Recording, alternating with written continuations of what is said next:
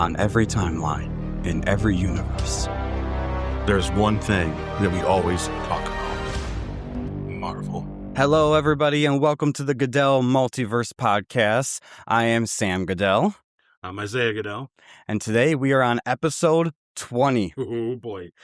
We are so excited for this episode because, guys, there are two big things that we're going to be doing today. We're going to be reviewing Avengers Infinity War, which is going to be really, really fun. But also, we're going to be live tonight on YouTube during our news segment for the Hall H presentation at San Diego Comic-Con, which is set to be a banger. Yeah. This is going to be fun. Yeah, it's going to be a good time. We're really excited. This is our first time doing a live version of the podcast, only for the news segment, the Multiverse Minute, but that's okay. Please stick with us because we're going to have everything else available to you as we normally do, and I'm going to go through our agenda. It's a little bit shorter than usual, but only because we got so much to talk about for just a couple of segments that we have. So, of course, Multiverse Minute, live from our living room, bringing you Hall H of the San Diego Comic-Con, and then we're going to roll right into the Doomsday trailer that finally was released. Yep. That is so cool. We got a first poster, and we also got the first official look. We're going to break down every scene that stuck out to us, guys, so please stick with us on that. Then after that, from our branch point breakdown of the trailer, we're going to segue right into Avengers Infinity War. And guys, I got to tell you, I'm wearing Thanos' glove. This dude has a big hand. Yeah. But it's calls for it when we watch this movie. This is so good.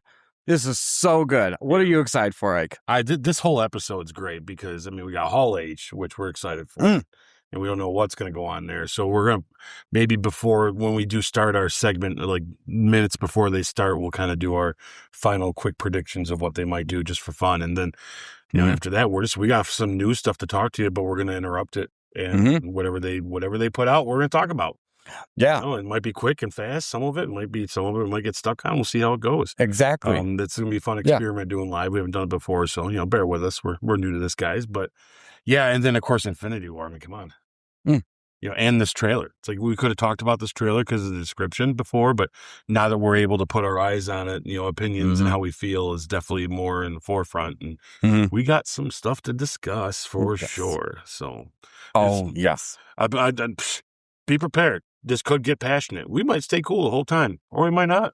There's a few things that, I'm pretty concerned about, but a lot of things I'm very excited about too. So, I echo that sentiment. We are very excited for that. We are literally minutes away from this Hall H presentation starting. Yeah, it's gonna be awesome.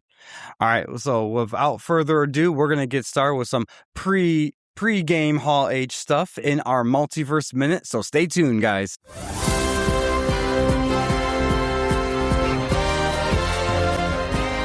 Hello, everybody. And we are now into our Multiverse Minute.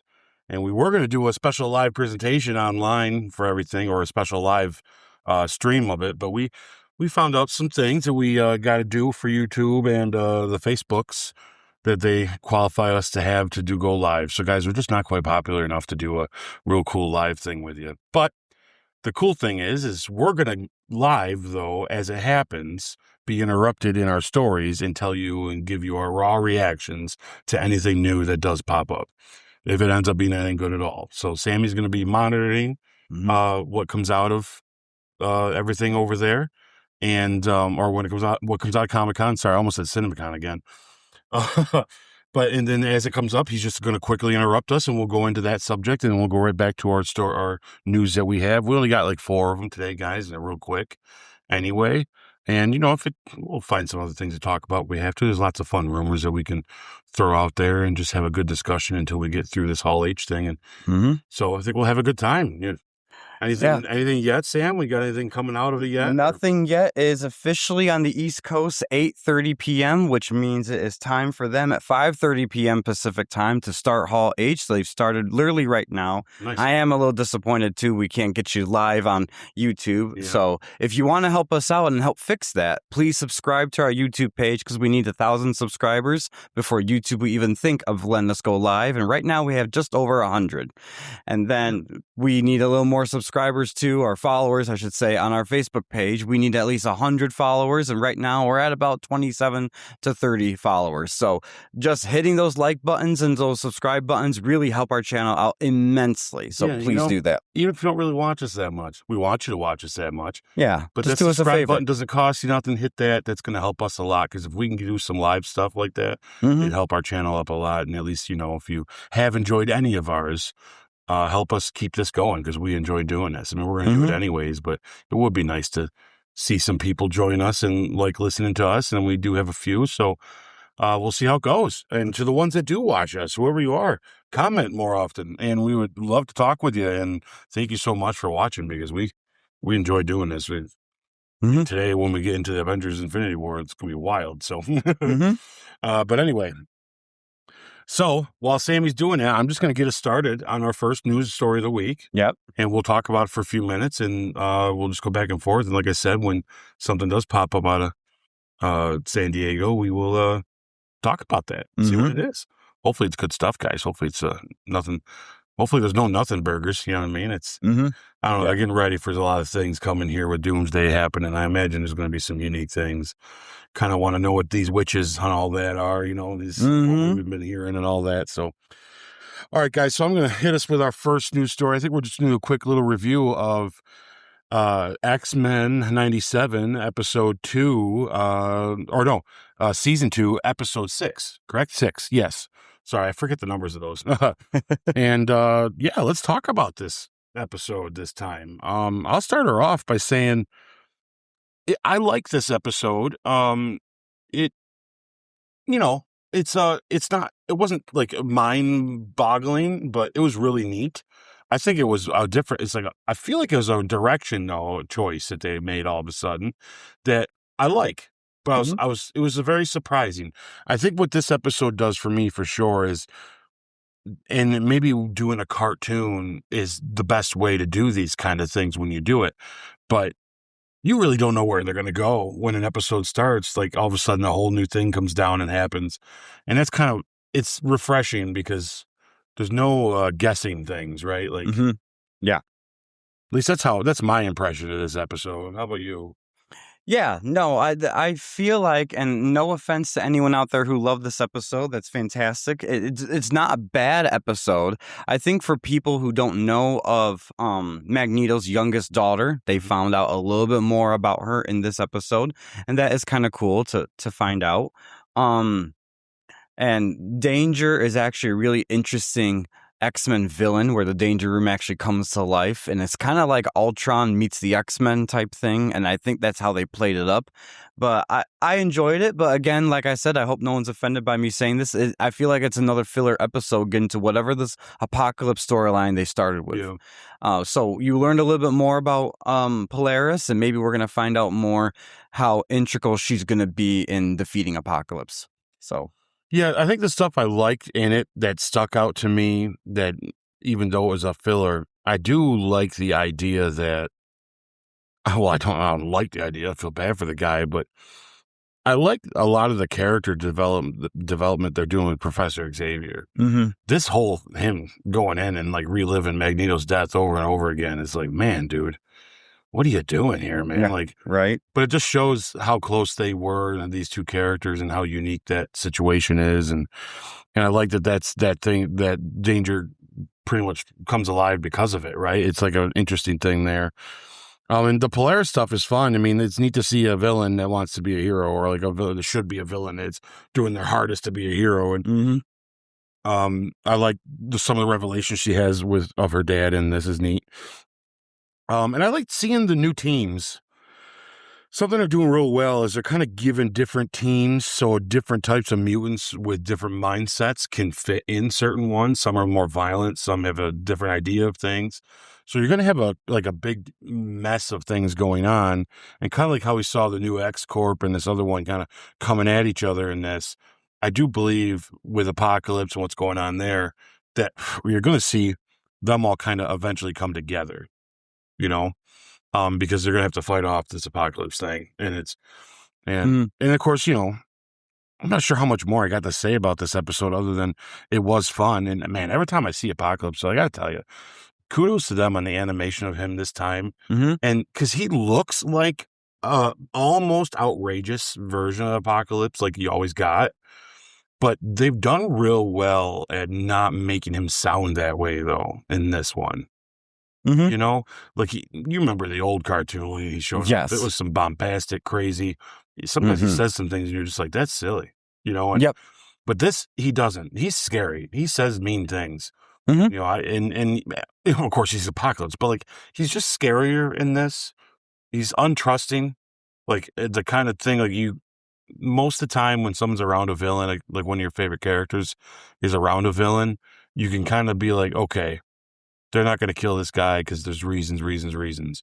Apocalypse looks like he could just whenever the hell he wants to. Mm-hmm. And the fact that they chose to kill Magneto like they did makes you feel like nobody's safe in this, which is why I'm more interested to see the ending of this season because I want to see some big characters bite it. And I don't mean that in a way of not liking the X-Men. It's just good storytelling when you take risks. As long as it's done right, you know, I don't mind them killing off major X-Men characters. Just make it worth it and fun and exciting. Yeah. You know, don't do it just cause, you know, we don't want X3 where you just kill Scott in the beginning, you know, like that should have went a different way. It's okay if you killed him, but it just shouldn't have been right. You know, it should have been more care should have been given to it is what I'm saying. Yeah. So but I do like the reveal of Gambit coming back as a horseman. I think that's cool. I'm all in on that. So. Yeah, that was a nice reveal at the end. Interesting reveal. I was kind of anticipating that. I kind of feel like that's something that was gonna happen, but there is a comic line where Gambit is a horseman of Apocalypse. I believe he's deaf of Apocalypse, because you know there's pestilence, death, famine, and war, and I believe he plays the character or takes the spot up of Death. So that'll be interesting to see. I'm more interested to see Rogue's reaction when that all happens. So, yeah, I agree with that. Yeah, I'm excited for that just to see how that's going to be. Other than that, like I said, I like this episode. I enjoyed it. And I agree everything of what you said about Apocalypse and everything. The 90s version of X-Men Apocalypse, who's very bombastic. He was very out there. And it always was a pet peeve of mine when a lot of people would say, oh, we need that in live action, because I always said it and I always say it, that sometimes in certain mediums, how one character is portrayed will not translate well in other mediums. And this actually, I feel like that the animation team or the creative team behind X-Men 97 realizes, hey, if we want Apocalypse to be taken a little more seriously, then maybe our version of him that's a continuation from the 90s, that's what the show is, but they're like, let's tune up the seriousness and die down a little bit of the bombasticness and find that happy medium. And that way, when the MCU introduces their Apocalypse, you kind of have a template to go off of. Yeah, because they definitely committed, though, to the look of him being ridiculous. But the characteristics of him, though, are now dimmed a little. And I like that part of it. I will say it. The thing that any like MCU, DC, any comic book thing that's going into a film, the one thing that the comic books don't do filmmakers good favors on is a lot of villains tend to look pretty silly. And when you look at the comic book version of a villain and then you think about putting it on screen, sometimes it's like, oh, we got to change that. You know what I mean? Like, and not always. Sometimes it's almost like I think there's a fine line where you got to lean into certain aspects that you'd think you'd have to change, but you know, but then there's some aspects of it that like, nah, we definitely shouldn't do that. You know, and that's ridiculous. Yeah. I think Apocalypse falls under the category of probably one of the hardest that they're going to do live action. Because if obviously people don't like the way Bryan Singer went with Oscar Isaacs as being more practical. So fine, we're gonna get a CG guy with like Thanos, which is fine. But I don't think he's gonna look like this giant, tall, looming thing like he is in this. It's kind of, it might look silly on a movie. So, you know, you're gonna have to change your expectations a tad, anyways. You know. Yeah. I agree with you to that, because like we're in this episode, guys, we're diving into Avengers Infinity War, which is completely objectively speaking, a Thanos story. And so I don't want to see them repeat Thanos exactly with Apocalypse and doing it that way, because I feel like they easily could, but it's at the same time, we've already got that now with Thanos. So and Thanos is still a tad different. Yeah. I'm actually surprised how close they do go with him. Yeah. But technically, when you look at his face, though, and if you grab a good picture of Thanos from a comic book and take a look at his face or his look, and then look at the movie, it's not the same, but it is close, But what's another example? Can you think of another possible example of a villain that they've had to change that looked way different in the comic? See, I can't think off the top of my head, because Ronan looked pretty close, right? Yeah, Ronan looked pretty close. Hela actually looked spot on. I think that's one of the cool things Marvel's been able to do is get them as close to what they look like in the comics as real possible. Well, yeah. But there are some that aspects are a little different, right? Like, yeah, I'm trying to think of one. Some of Thanos' henchmen in Infinity War don't look like that. Oh, yeah, no. In the comic, they were ridiculous looking. Yeah. So, there's definitely characters, guys, that they've changed around. But I think X-Men has more ridiculous looking characters. So one thing I'm going to say real quick, I'm just going to interject because I'm trying to do some live updates as things come out, whether they're big news or small news. Apparently, all the attendees at this Hall H just received official Doom costumes for them all to create, quote, an army of Dooms. Wow. So everyone there has a Doom costume. And Herbie just stepped onto the stage live from Fantastic Four. That's interesting. Yep. I bet they're having a good time there right now. Oh, yeah. Imagine what they're announcing.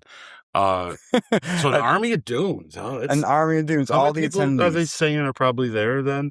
Because I remember you told me that they actually had to cut some people out to have agents come in of big actors, right? So. Yes. So this is all reported from New Rockstars, by the way, guys. So shout out to you guys. We do enjoy your channel. We love your breakdown. So I got to give you a shout out. But yes, apparently, Eric Voss of New Rockstars has a press pass for this, and they've cut the press passes down significantly to and I think earlier I told you it's only 10 people, but it's actually only 10 outlets instead of 20 outlets. But still, they only send usually 1 or 2 people from each outlet. Right. So basically it's still only about 10 people.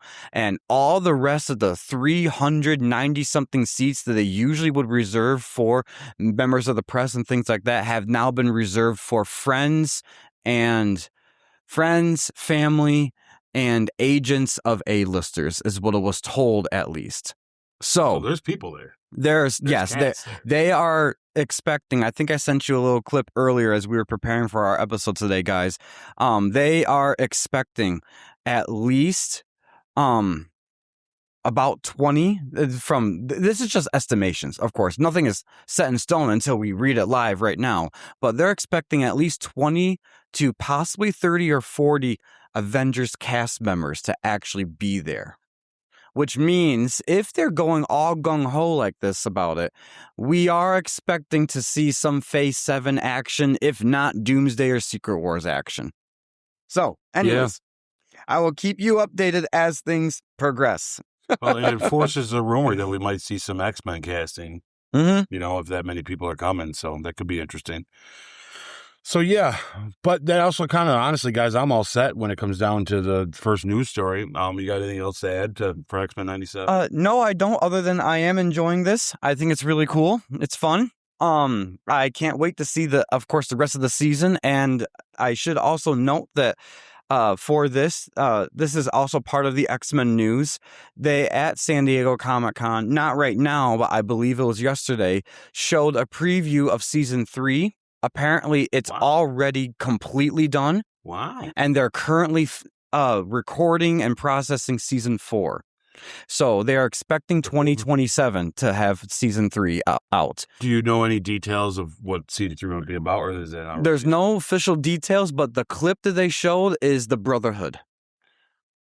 And they're all in their classic 90s outfits, but apparently, which it didn't dawn on me until actually when I heard about it, I thought, oh yeah, season 1 and season 2 so far of 97, we haven't seen them. Yeah. So it's Toad, Blob, Avalanche, it's your Pyro, it's your classic ones. That's some cool ideas then coming. Yeah, it's kind of cool to see that. All right then. Well, guys, comment below. Yes. Let us know what you think about X-Men so far. You still in? Did you like this episode? Did you not like it? Was it no big deal? Gambit showing up? Let us know. We're going to move on to the next one real quick, and that's going to be, I say we go ahead and jump right into Batman for a minute. Let's go to the DC.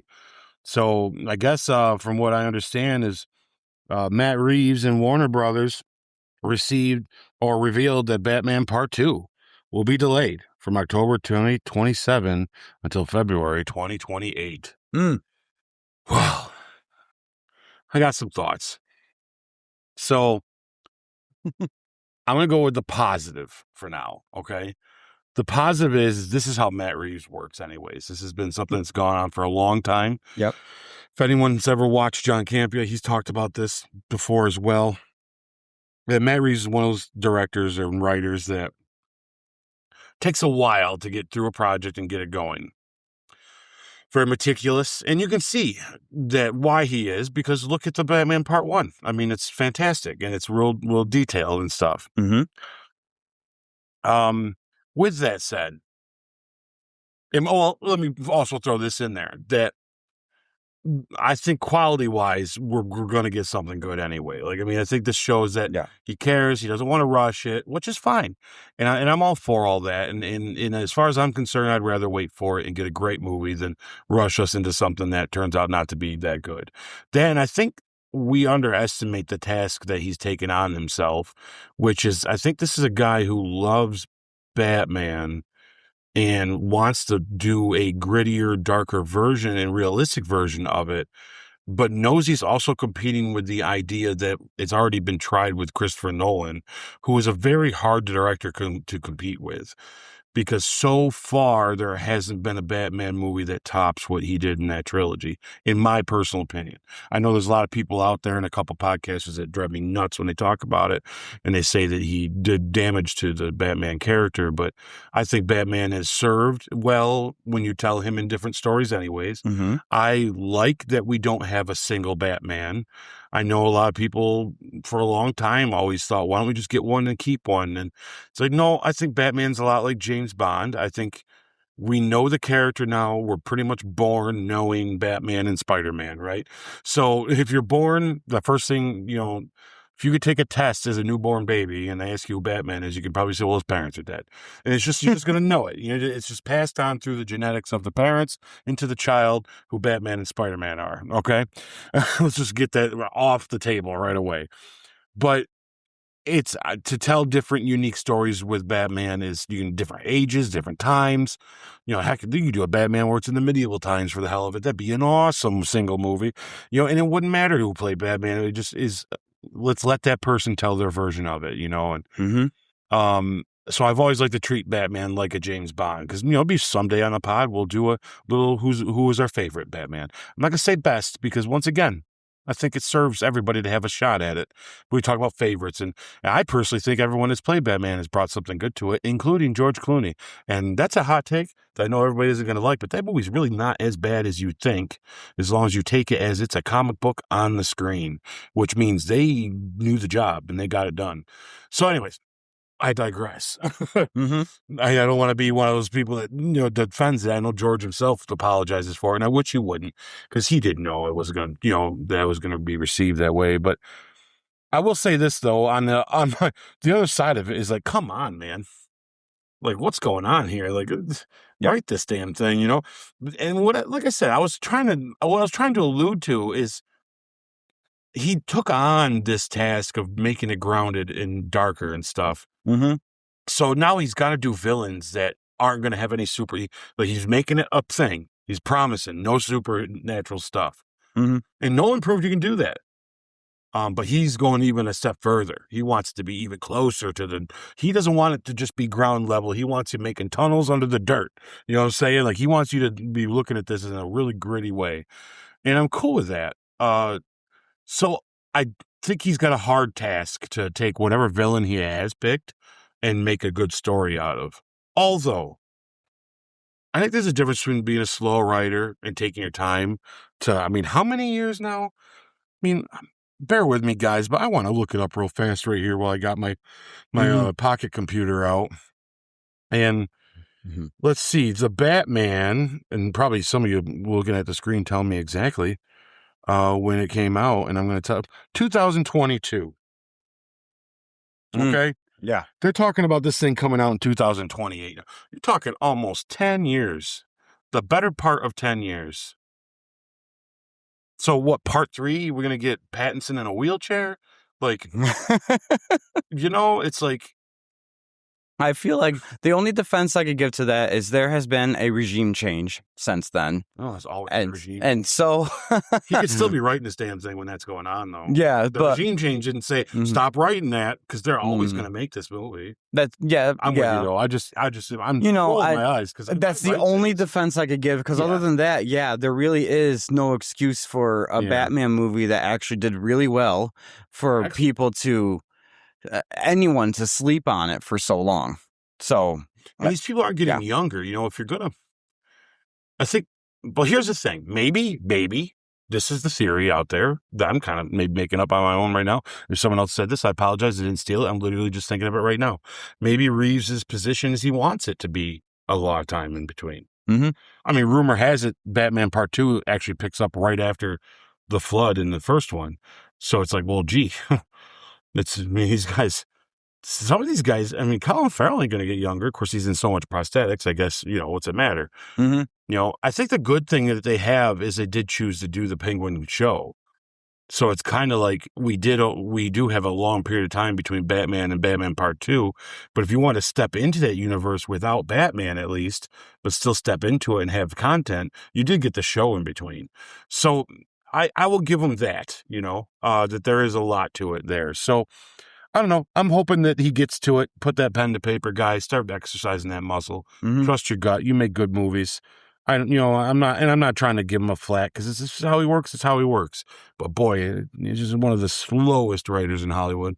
It's like, bro, it's like if you got an idea, hit this thing, have a good time with it, And I know they kind of blame the strikes and all that, but I think we're a little far away enough for it now where I don't see the blame, I just don't see it. There's franchises that we have. Look at how fast they write these Marvel movies sometimes, Okay, granted, not all of them are perfect, not all of them are up to par, but there was a time they were that we talked about on this podcast so far. So, it all does come down to that. And this has been in the same guy's hands, I just don't want to see Robert Pattinson be a senior citizen before we get part 3 of this whole darn thing, So, right. Or what happens if he decides I don't want to do the next one again? The longer you go, the more chances you take of actors like bowing out of something that, they're going to be like, 10 years ago, I didn't mind being Catwoman, but I just had 2 more kids or blah, blah, blah. I don't want to do that again. So now we got a new Catwoman all because you can't write this thing in a year, So let's get it together. Let's get it done. Do it right. Take the time you need. But I do feel like pushing it a year is like, yeah. It's definitely, it's not alarming. It just makes me, it's one of those franchise. The Batman thing I've learned from the first one. We waited forever too for that first one, from when they announced it to when we actually got it, that until I see a trailer, I'm not going to allow myself to get too excited. Because if I think about it too much now, what's going to happen between now and 2028? There's so many movies, guys. We're going to be on the other side of this Marvel stuff by then. You know what I'm saying? Like, right. When we do a review of the Batman, we've probably already watched Secret Wars. How ridiculous does that feel, actually, when you think about it? So it's like, I'm excited. We'll keep giving you guys updates on it as we hear it and see it. But frankly, I'm letting my level of excitement be dimmed down and held down enough until I see, actual...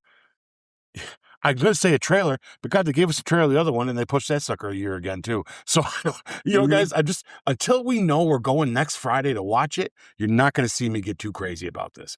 We'll just talk about all the fun stuff that comes with it. So let us know what you guys think. Or you think it's taking too long? Do you want to write it for them, see how it goes? Right. give them a call, see what's happening. Maybe y'all have better ideas. Who knows? Yeah, I mean, but if you care, if you don't care, do you like Batman? What do you think of it?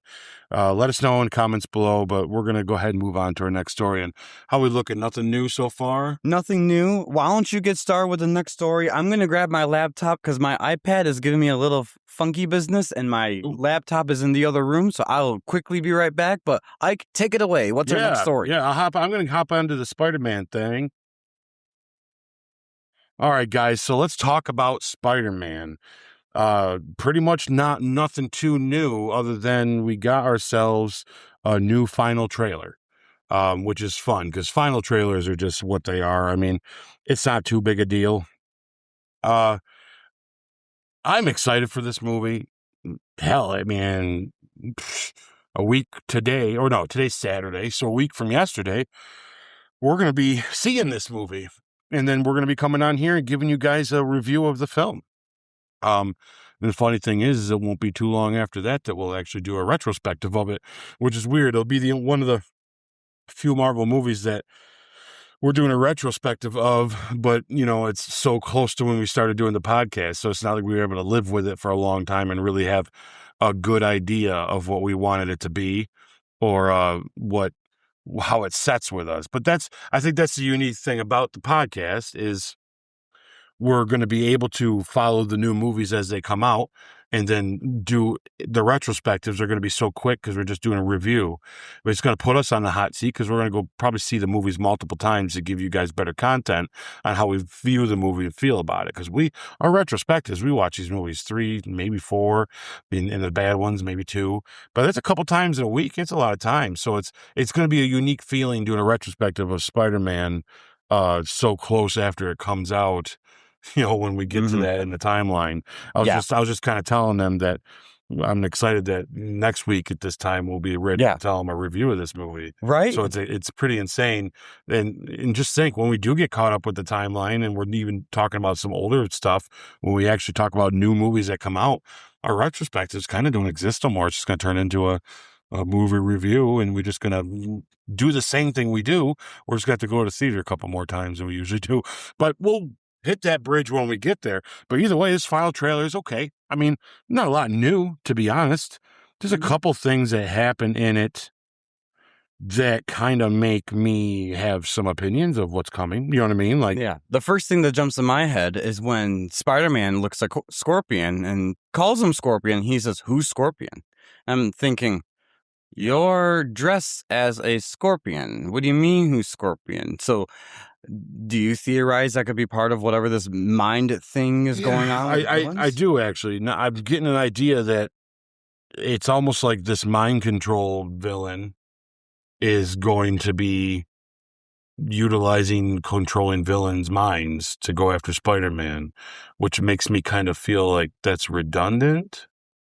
We're already set up with Scorpion to hate Spider-Man. Yeah. So why have him be controlled when he wants to do this anyway? It just feels like an unnecessary step. I get it because I'm 100% calling it, and I think we both agree this is obvious what's happening, that the Hulk is getting mind control, that this person's leaping into Bruce and causing the Hulk to come out. So the Hulk isn't the Hulk, right? It's someone making him do stuff. So why do it with it feels like now is it everybody then? It's like who's a real villain and not, I don't know. This movie's making me worried. I don't want to be worried, but that's the only real big takeaway I take out of this is you're going to have all these things going on and all these characters in it. Why dim the character down? Why not have a scene in the beginning where where Scorpion confronts him and they have a fight?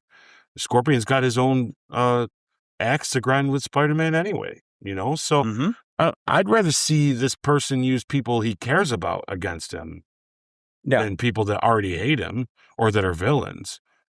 Yeah. You know? But that supports the idea if it's Jean Grey, she'd use villains because we don't want to make her too bad, right? But Tom has Yeah. come out and said she's not Jean Grey. Now, is that a lie? You know? I don't mean, know. maybe he's taking a cue from Andrew Garfield and be like, hey, I could be a good bluffer too, you know? Like, There is a storyline. What's the name of the person or of the other character that does other mind control in Spider-Man? Not Madam Web, but no, it's weird. It's like Chikara or Shifra. what's like Shifra. there's like a villain kind of name that's not just her normal name either. Yeah, I know what you're talking They about. call it like It's the Spider Queen or something like basically that. she's an obscured Spider-Man character. She's like immensely powerful. Chakra, something like that. You guys comment in the comment section down below what is her name, and do you suspect that that's who Say You Think is playing? Because I have no idea. So she's Queen Spider. Queen Spider. Okay. So, and from what I understand, I watched a video on this last night. In the storyline where there's the Queen Spider shows up. This is the powers this Queen Spider has, is going into people's minds and getting them to do things that she wants them to do. And she also causes Peter to have mutations in the storyline, which is what's happening in this movie. Actually, in the comics, Peter that doesn't have the webbing come out of him naturally gets the natural webbing from Queen Spider, which we know is happening in this movie as well. But Spider-Man also dies at the end of this one, in the comics. That doesn't mean they're going to do that. They could be taking so, I hope to God, you know what I'm hoping, Sam? This is what I hope. I hope we go into this movie and Jean Grey's not in it and everybody eats crow, Yep. All these people out there that swear it's her, they're pretty much just saying, yeah, we know it is, whatever. I think that they're honestly keeping it a secret just so we can talk about it. Mm-hmm. And when we get there, she's not going to be Jean Grey. I have a feeling that I am hoping that we get a good, pleasant surprise that Jean Grey does not show up in this movie and Sadie Sink is playing Queen Spider, and we get that cool storyline and we have fun with it, make it more of just a Spider-Man movie, and I still don't care I really don't care about the fact that we have the Hulk. It bothers me, but I'm accepting it because it's happening so much. It's in the trailers, which means we know we're going to get a ton of stuff. But I don't know, it might set the Hulk up for a really great Hulk movie someday. I hope it does. But it also kind of sets Peter up for a really unique storyline and him getting some extra powers, right? Mm-hmm. So let's see. I mean, the trailer's fun. It's more of an action-packed trailer, more action in this trailer than there is in the rest. It's a faster trailer. It's a shorter one. So like, it's just really getting to the point of what's happening and more visually stunning, just to get you pumped up for what we're going to see. And to be honest with you, some of the new action shots that we did see, this movie looks like it's going to be fun. At least to watch, whether the story's good or not, right? Right. So Kevin Feige has just taken the stage at Hall H, by the way, guys, and he came out dancing. Oh, wow. Also, reports have indicated at this moment that Ryan Gosling has entered Hall H, but he's not on stage yet. So, guys, let's theorize. Could this possibly be a Ghost Rider announcement, or is this just, hey, maybe we thought we saw you type thing? Because that's what some of the reports are coming out right now, is that someone has spotted Ryan Gosling going backstage at Hall H. Well, if it's true and he's there, clearly it's probably Ghost Rider, because he's on record saying if there's any character he would play, the one that's his favorite, and that's Ghost Rider. Which makes me wonder if Ghost Rider's a returning kid. Maybe Ryan's in for it. Maybe he's all about this. Maybe he's like, yeah, man, let's go forward and do this and have fun, and I'll do a bunch of movies. Or is he going to be a one and done, I don't know how I feel about that. Interesting, truthfully. What do you think, Sam? What comes off the top of your head on Ryan Gosling being Ghost Rider if he is on there? I am for it. I'm okay with. I like Ryan Gosling, and I like the revitalization of some of these characters. Obviously, I love the announcement of Mahershala Ali as Blade. It's just we never got to see that actually happen. So if we get this, I hope it's actually not a solo Ghost Rider movie, and it actually is. No, it's a buddy movie with Blade, because we finally will get both of them. You know what I mean? I still think that they're not quite sure how to dip into that world yet, which makes me worried. But maybe they figured it out now because we're moving on here. It's good. This is going to be later after Secret Wars and all that, clearly. Maybe he shows up in Secret Wars. Who knows? Anything else new? A trailer for Avengers Endgame Encore just played. Very cool. Which, honestly, Avengers Endgame Encore is basically Endgame with extra scenes. So it is not, unless they were showing some extra scenes, that's not too much of a big, like, this is news, but... I mean, they probably could fit the extra scenes in the trailer, so it's like maybe it's just a trailer of Endgame. Do you think there's one shot in it that maybe no one's seen before just to tease you? So it says here from a live reporting, there is no new footage. It really is a recut of the Endgame trailer, or the Endgame movie. It just states it's in theater September 25th. So anything new footage is going to be, you have to go see it. Yep. I get that because honestly, they were only going to add about 15 minutes the most of extra footage. So 15 minutes is a long time. Yeah, but you wouldn't want to show any of that because it's so small of a footage on that. So just getting people hyped for it is enough. Yeah, it might have enough spoilerage kind of stuff where there might be enough to connect and figure things out for Doomsday if whatever they show, because it'd be the first official video stuff of Doomsday other than the trailer. So yeah, interesting.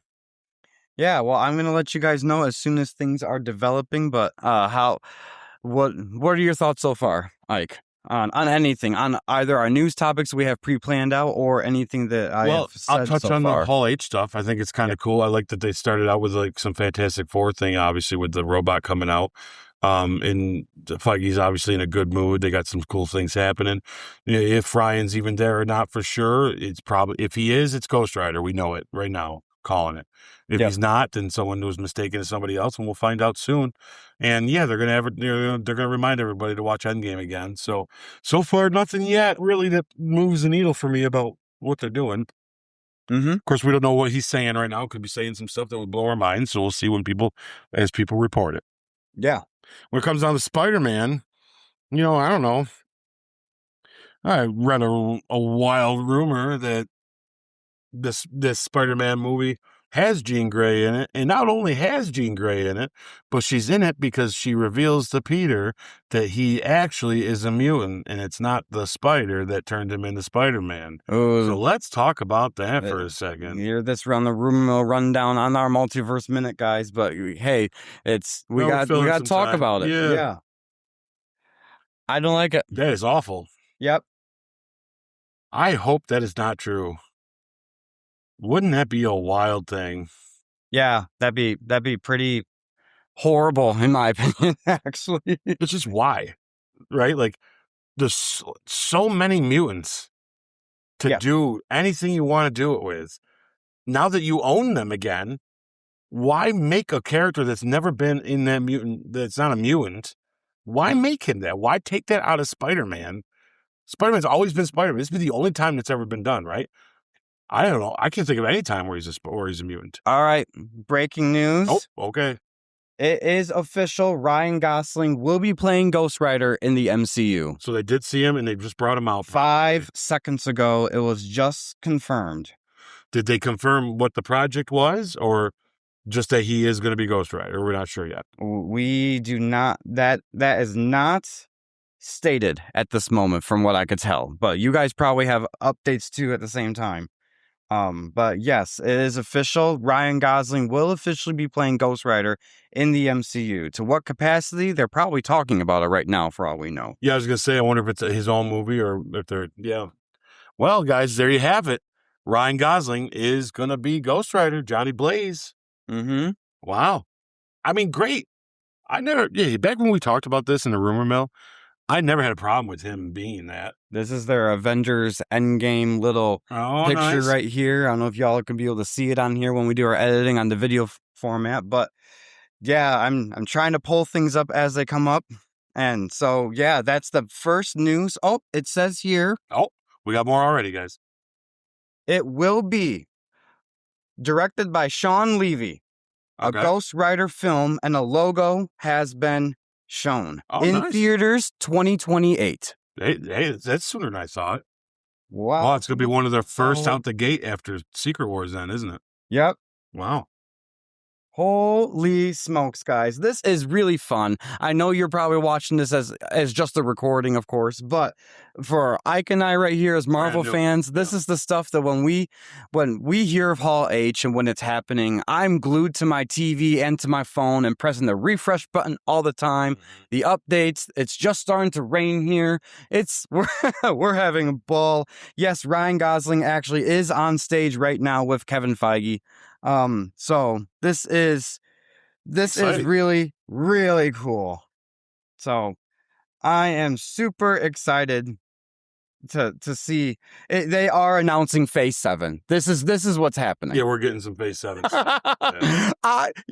Guys, if you've been listening to our podcast, I said months ago, they're not doing Phase 7. Yeah. It's Doomsday all day right now. But I'm like, maybe next year when they have to look forward from Secret Wars. Oh no, they're coming out with a bang, and it is now the question I have. The first thing that pops in my brain for the Ghost Rider movie: how long will this one be delayed?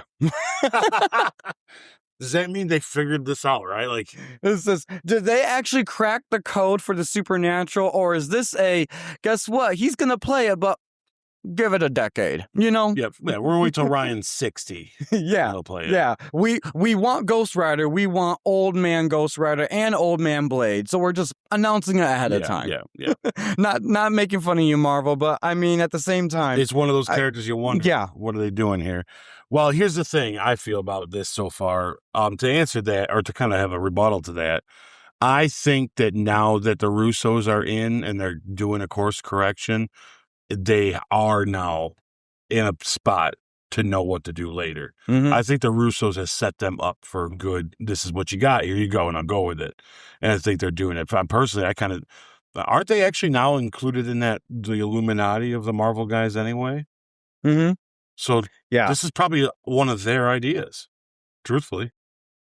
I tell you what, guys, and you could probably put this under the rumor at the moment, but from what the online talk is right now, of what insiders are apparently insiders inside are saying, that Vision Quest is expected to get a trailer. So we have it. That's not official yet, but they're in the middle or just beginning their Hall H thing. But people are suspecting new Doomsday footage, which makes sense why they aren't specifically live.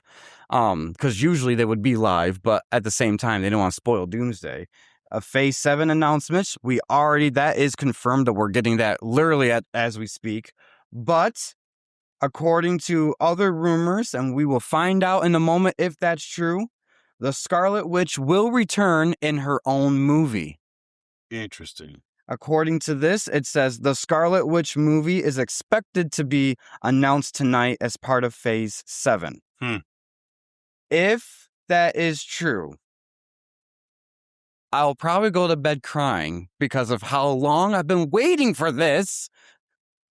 I got mixed feelings on that. But I also want to know how the heck are they going to do this, because you killed off the Scarlet Witch. Well, is she dead? Is she dead? That's the thing. Maybe she's in a cocoon. Ryan Coogler also has officially entered the building, I guess. We're going to see Denzel soon then. Yep. Denzel has already been rumored to be there doing stuff. So apparently, also, this is interesting. Marvel Studios Hall H has the most security Marvel has ever put forth. They want to make sure your phones aren't playing, I guess. Yeah. Well, yeah, they want to be secret about a lot of this. And, interesting. Yeah. Yeah, so I don't know how I feel about the Scarlet Witch stuff. I'm not going to react to that until it happens. Yeah, not until it's official news. But I am just gonna I'm just gonna keep navigating the webs. I'm sorry I'm not paying too much attention to our visual audience on the camera. I'll try to every now and then. For anyone who's just listening to us, you already got the perfect visual of me in your head, so who cares? But yeah, so while we're still waiting for them to stop talking on the screen, I'm looking to see if anything else has happened. Okay, nope. Nothing really new except John Bernthal has stepped into Hall H, but that could be Spider-Man promotion as the Punisher. Yeah. So, Yeah. Well, and he's going to probably be in some future stuff too, most likely. I feel like if well, we see all these award shows with the Golden Globes, the Emmys, all that. I think Ike and I actually talked about this, and not just for the movie industry itself, but I think also for just presentations like this. We need an MCU, not award show, but we do need it as a live presentation because I think this is kind of cool. We're being like, who's here? Who's that? What's all this going on and all that stuff. So, yeah. Anyways, real quick, Yanni's final thoughts on the Spider-Man trailer, the new one. Anything that stuck out to you the most? And are you excited to see Peter become a mutant? All right. Answer to your second question. No, I'm not excited for Peter to become a mutant. As you have said so eloquently already, we have enough mutants in Marvel Comics. We do not need to rewrite existing characters like Spider-Man and Kamala Khan into a mutant. And heaven forbid they become the first ones we see in the MCU. Good God, man. Who dropped someone on their head? Just for funsies. What if that is what they do? I want you to just for a second put it in your head that you are in Spider-Man right now. We get towards the end. The reveal is there. Jean shows her true intentions and she's misunderstood because okay? Exactly how you said it. Yeah, exactly. That's what they're going to say too.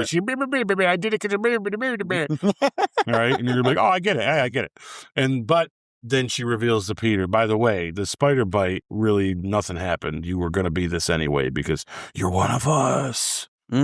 What do you... And it is... And it goes... I want to know, what would you do? What would you do in the last 10 minutes of the Spider-Man movie when that's the... Now, I am a Christian man. And I am not a fan of cursing. Every time I download a song on iTunes, it's a clean version. But that will be the one time I will look at a Marvel movie and say, "What the F?" I'll be like Aunt May at the end of Homecoming. Be like, "This isn't what I signed up for. What are you doing?" I would be so upset. Oh my gosh. I got to be honest with you. Sweet Jesus, hold me back. I got to be honest with you. If they really do that, you might have to talk me into continuing to do this. Right? Because I'd be like, I don't even care anymore. We're not the only people, too, that have said if they mess up Doomsday or they mess up the X-Men and all that, there are some bigger YouTubers out there that are saying, if you mess this up for us, we might have to do this for our job, so to speak, but you've lost us as a fan. The only way I would keep doing... So here's the thing. They make Spider-Man a mutant, okay? Mm-hmm. In this crazy-ass thing we're coming up with. Then... that right now is the one thing that would make me almost not want to go watch Doomsday. Mm-hmm. But then let's top it with, what if Doomsday sucks? Yeah. And the Secret Wars just is like, okay, at least let's deal with what we got. And then they give us X-Men and it's worse. Mm-hmm. They screw up the X-Men in Spider-Man and Peter Parker's in the X-Men movie. Right? Because that's what would happen. I would just be like, we're not making money on this, so yeah, let's start watching. Let's do the Saw franchise. We'll turn the Transformers and start doing those movies. Maybe we'll still do a pod, but it won't. It'd be tough. I mean, I don't ever want to say I'd walk away and not give them the benefit of the doubt. I guess it's DC. Here we come at that point, right? I'll just jump into DC stuff and we'll have a good time. But yeah, if they do that, I mean, guys, that Spider-Man one, that's a big red flag to me. And like I said, I'm just having fun by speculating. What if it's true? I really don't think they're stupid enough to do that stupid thing. Like but at the same time, I didn't think they'd be naive enough to think that people are going to be okay to have Jean Grey in this movie. Think that's exciting. And anyone out there that does think it's exciting, I really want you to comment so we can give us some thoughts, man. Change our minds, because I got to be honest with you, this movie could be really good and she still be in it, but there's going to be that small part of me going, why though? This just doesn't need to be in And the other part of me is going to be worried that they might not be taking this character serious enough that they think they should be, you know? And I think they're going to underestimate how important Scott, Jean, Storm, and all that is when it comes down to the X-Men. You could throw me this bull crap all day about, well, they got the new X-Men. There's a bunch of different teen scenes now. The comic books have gone all different directions. Okay, fine, whatever. But you know what? You want to maintain this group of people that you have when it comes down to fans of these characters. You know enough to bring back X-Men 97 and make it what you're making it, which shows us you know these characters. So what makes you think that we're all going to want to go in to see a bunch of new young versions of them? Don't start thinking that your crowd and that everybody that watches your movies and stuff are Harry Potter guys. Because that's what you're going to do. You're going to start making these movies just for kids with all the brand new, young tone kind of thing. And you're going to lose me because I want stuff that's a little more adult. And I'm still okay with having the young and they're mixed. But I also want the seriousness of what the stuff brings. And so if you think that, you know what? We're doing something totally different with the X-Men, but you're going to like it. We're going to keep the core characters. But it happens to be the core characters are characters that we're not thinking of anymore. Or you think that Cyclops isn't somebody that everybody wants. And you are mistaken. And what's going to show me if she is Jean Grey in this movie, it's going to show me that they're mistaken about what people really think about having Jean Grey around. Yeah. And that worries me. That's going to worry me. So we'll see. I hope Tom Holland's not lying. This is a weird lie. If it is, it's a weird one because I don't know the context of the lie and I don't know who he asked him or how he was told. But he said she's not her, just so you know, kind of thing. I don't know. Why would he have to lie about it? He could have easily just said, "Yeah, I died. You know, they'll kill me if I tell you anything." You know, he could just make a joke, but he literally comes out with a definite answer. I don't know why he'd have to lie, but they've lied before for funsies with all this stuff. And all right, personally though, my gut's telling me she's not Jean Grey, and they're just letting us go wild with that to keep the publicity going and to sell this movie. And anyone out there that wants her to be Jean Grey is going to get in there and be disappointed. And I'm going to look at you and say, good, because you'll get over this. We wouldn't get over the Jean Grey shit. But anything new so far? Well, it looks like the cast of Avengers Doomsday has entered. The whole arena turned green for Doomsday. Okay. So we have the... what cast we got so far? We have only the ones that have been officially announced already. So we have Simu Liu, Anthony Mackie. Yeah. We have the Wakandans. We have the Avengers that we know of. And we do have the X-Men that are there, like Rebecca Romijn and James Marsden is there. And so we have some people there. Apparently, Haley Atwell just walked onto stage with Chris Evans. So Mr. and Mrs. Captain America have walked on stage. So she's going to be in Doomsday then? Yep, she is officially in Doomsday. She wasn't in Chair Watch?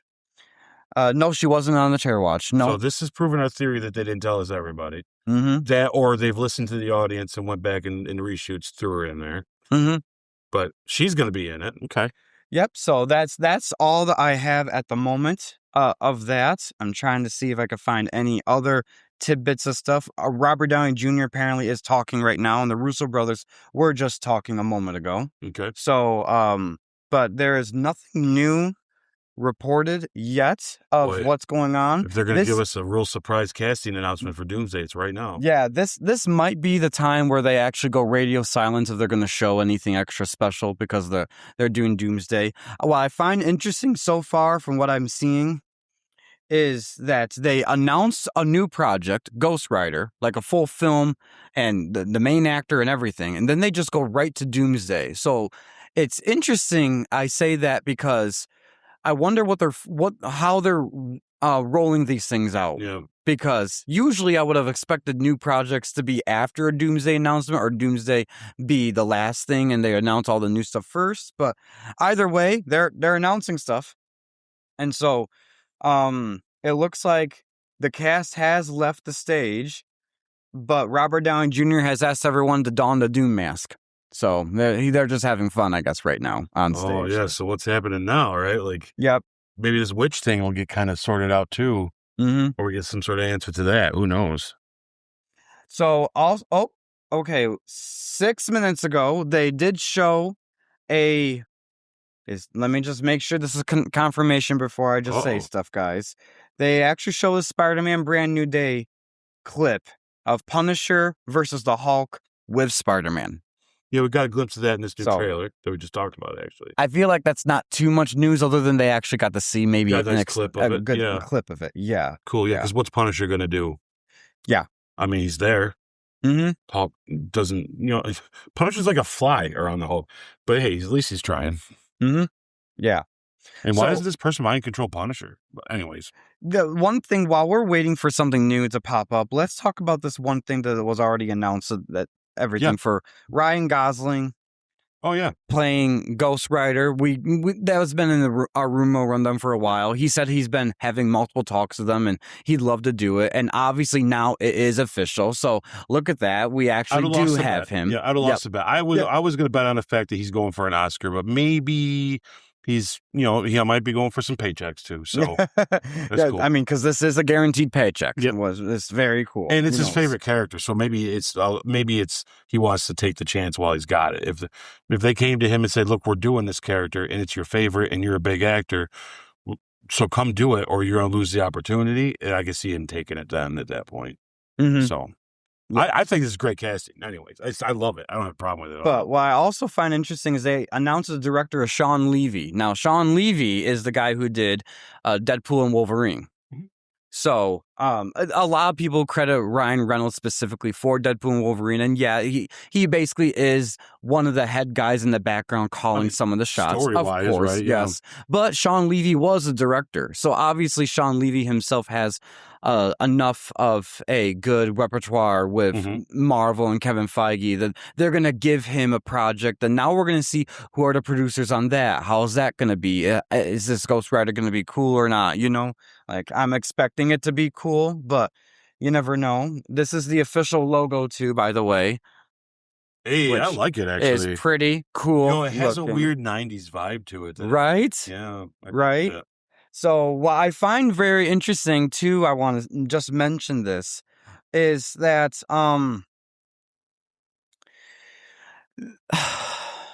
they're trying to figure out how to do the supernatural in the MCU, and they already announced Blade, so we thought that's going to... I know Doctor Strange is trying to get us into that supernatural mode with Multiverse of Madness, but really never really fully fleshed out. We actually just did a review not too long ago of Werewolf by Night, and we both agreed that that is the best way to introduce the supernatural into this world. I agree. They already did it. They just probably didn't realize that, hey, that was your ticket, and you did it. And you did it actually really well for that part, at least. So they've announced Blade. It's not happening at the moment, but it's not shelved according to Kevin Feige. So we might see Mahershala Ali walk out on stage. Who knows? Yeah. I hope he's not. I don't hope he doesn't have a cane this time because the last. Have Wesley come out and just be done with this. They could do that. I'd be like, hey, guess what? We're still doing Blade, but we're just gonna go back to the Wesley Snipes and make Blade 4. Yeah. But anyways, Just to throw in there real quick, Sean Levy, it is interesting he did Deadpool, but Deadpool shows you he can handle these characters or handle superhero characters. But also he did Free Guy, Real Steel, The Atom Project, and things like Night at the Museum, The Internship. Ah, okay. And so he's got definitely a comedic realm about him when it comes down to this. But Free Guy and like The Atom Project, Free Guy more so is more funny, but The Atom Project's not really a comedy. Have you ever seen The Atom Project with Ryan Reynolds? No, I haven't. You'd like it. It's real good. It reminds me of the Tomorrow War a lot. It's a whole, he comes back to his young self and from a weird future, and they have to do a task to help their dad, played by Mark Ruffalo. So it's real good. It's actually a real good movie, and it's got a little comedy in it because it's the Ryan Reynolds style, but it's not full comedy at all. It's actually quite dramatic and sad. It kind of gives you an idea of what Ghost Rider is going to feel like in a way when I look at this guy's movies, which is good because this guy's movies, they're funny. The ones that he's done that are real funny is like Date Night. The Internship is funny. Just Married is one old one that's funny. he's done a lot of good movies over the years that actually the comedy is real good and grounded and neat that will fit when it comes down to the Marvel stuff. And so and Ryan's funny. So I think it's going to be neat to see that. So We have a new poster for Avengers Doomsday that was just released of Doom. Okay. So now we get a front shot of him. Not too significant. It's just a front shot. No, but he looks great though. Pretty cool. If this is the vibe they're going with for Doomsday, I'm digging it. I think that looks pretty cool. It's hard to get Doom wrong. I mean, it looks awesome in the comics. Just do it. Same way. And Ryan Reynolds has officially showed up dressed as a blue Deadpool in front of the Doomsday crew. No word yet if that means he's in it or not, but he's there in costume having fun. Well, rumor has it he's been writing a new Deadpool, so this might be an announcement of that too. It might be an announcement of Deadpool 4 for all we know. That'd be kind of cool. Yep. Yeah, we don't officially know yet, but that new poster just hit the webs, so you're going to see it on our screen. Yeah, it's pretty nice, honestly, guys. Yeah. Pretty nice.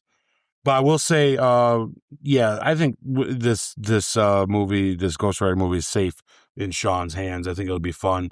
It shows that it might be a little more lighter, but I curious to see probably one of the darker ones he does, if there is any darkness to it. It's got to be a little bit, right? Because there's a little bit of all the mystic stuff and the scary stuff. So I imagine there's going to be some sort of darkness to it. So we'll see. On that one, how do you feel about that? When I told you some of the films he's done. You know, I like Night at the Museum. I didn't realize he did that, so that's cool. Yeah, I don't know if it's the first one or not, but it's one of them he did. Mm-hmm. It's the second one or whatever, but still, he did. That's the style. Yeah. One of the styles he has. Yeah, no, that's pretty cool. Yeah, I have no I can't say I've watched too much of his movies other than that one I recognized. Going off of what we know of so far, I like it.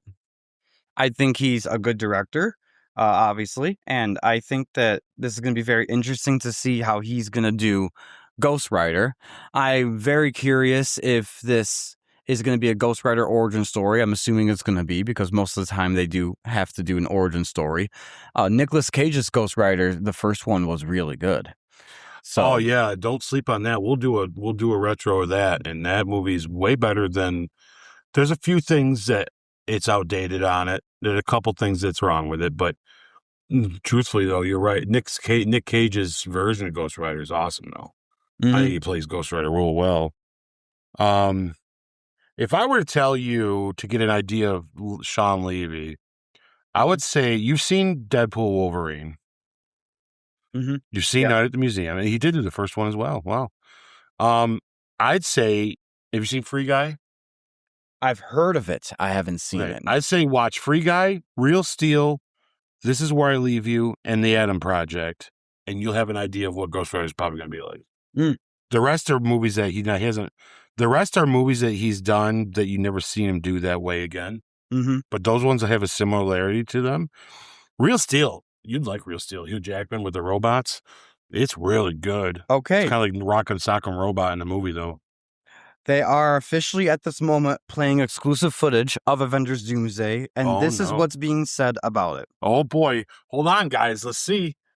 The focus of this footage is on Victor Von Doom's fall and a lot of Sentinels in this footage. It's already said in this footage that there is history between Dr. Doom, Reed Richards, and Sue Storm. So he's from their universe. Yep.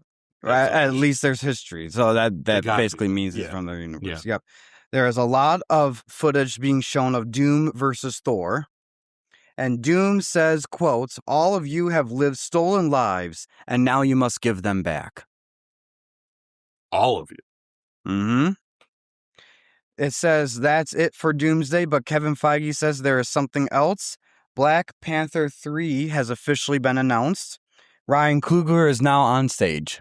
Cool. We'll see what the casting with that in a minute here. So let's talk about this. Let's talk about that Doomsday stuff. We're just about to, after this Multiverse Minute, go into our review of just the trailer of the first trailer of Doomsday that just came out this past Monday. So we're saving the new stuff for this segment in particular. Well, we have seen the trailer, so we might talk a little bit about what we saw or compare. So a little bit. Yeah. So Yeah, so we now have full confirmation that this is Doom from the Fantastic Four universe. Yep, I'm okay with that. Mm-hmm. That actually, I'm pretty sure I kind of called that too at one point. Mm-hmm. Didn't I say the flag thing? I bet you it is when he was overthrowing that government. That's why he wasn't there. Yeah, that was a great theory that I think is actually paying off for you. Yeah, I think so too. I'm glad he is. I'm okay with it. I don't have a problem with that. I like the idea that he was from somewhere else. But I wasn't married to it. It wasn't going to make a difference to me. It'd be interesting to see what their history already is and what that relationship's already like. The cast of Black Panther 3, sorry to interject. Nope, go ahead. The cast of Black Panther 3 has walked onto the stage, and it says December 15th, 2028 will be the release date. No indication of who's on stage? Or let us see. I am not seeing. It just says he's entered. It does not at the moment say. Because are we talking that this is a new T'Challa has entered the stage? Because that's big news.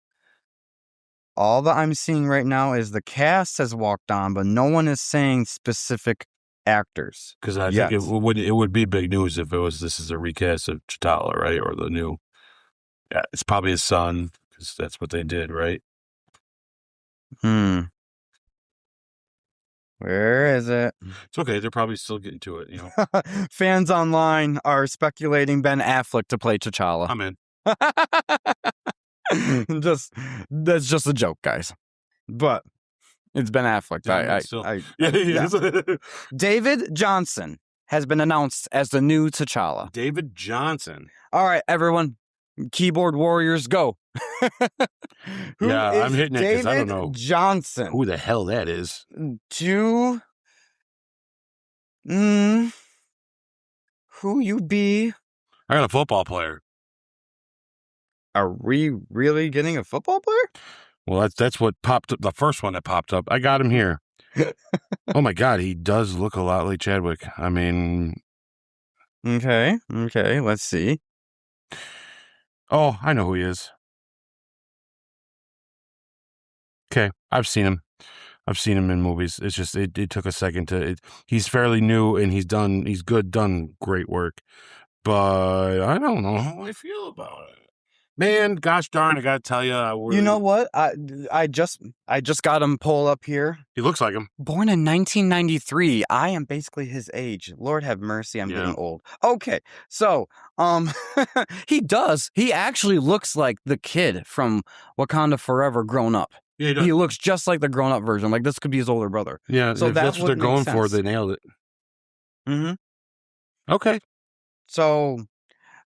We're not completely sure, at least nothing that I'm seeing so far says to what context is this a multiversal thing? Is this not? Is this just many years later? This is supposed to be after this multiverse crap, right? Yeah, but is this just so many years later? Because he was a kid in Wakanda Forever, so. Right, well, we don't know. We don't know the context of the MCU after Secret Wars yet. This could be years later. You know what I'm saying? So this could be a thing like that. Well, I tell you. He's officially T'Challa, though. He is officially T'Challa. He is known for 3 movies, according to what Google says, and you're probably seeing this too. The one that sticks out to me is Alien Romulus. Yep. Yeah, he plays the android in that. Does a real good job. I mean, he's a good actor, guys. There's nothing wrong. I don't have any problem with his acting. I had a soft spot in my heart and kind of hoping that Damson Idris got this role so much, though, to be honest with you, because I just loved him in F1, and I think he's an up-and-coming star, and it would have been a great one for him to have.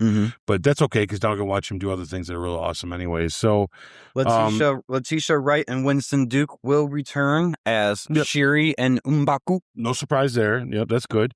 But I'm all for this casting. I'm good with it. I like it. I like this guy. I think he's a good actor. He definitely looks the part.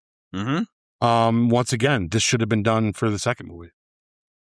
So, I mean, yeah, we're going to get to that when it gets to Wakanda Forever, but I completely agree with you that I was one of those people on board with, it's sad that Chadwick Boseman passed away, but I always have felt I don't think the character should go with him. And they basically did that.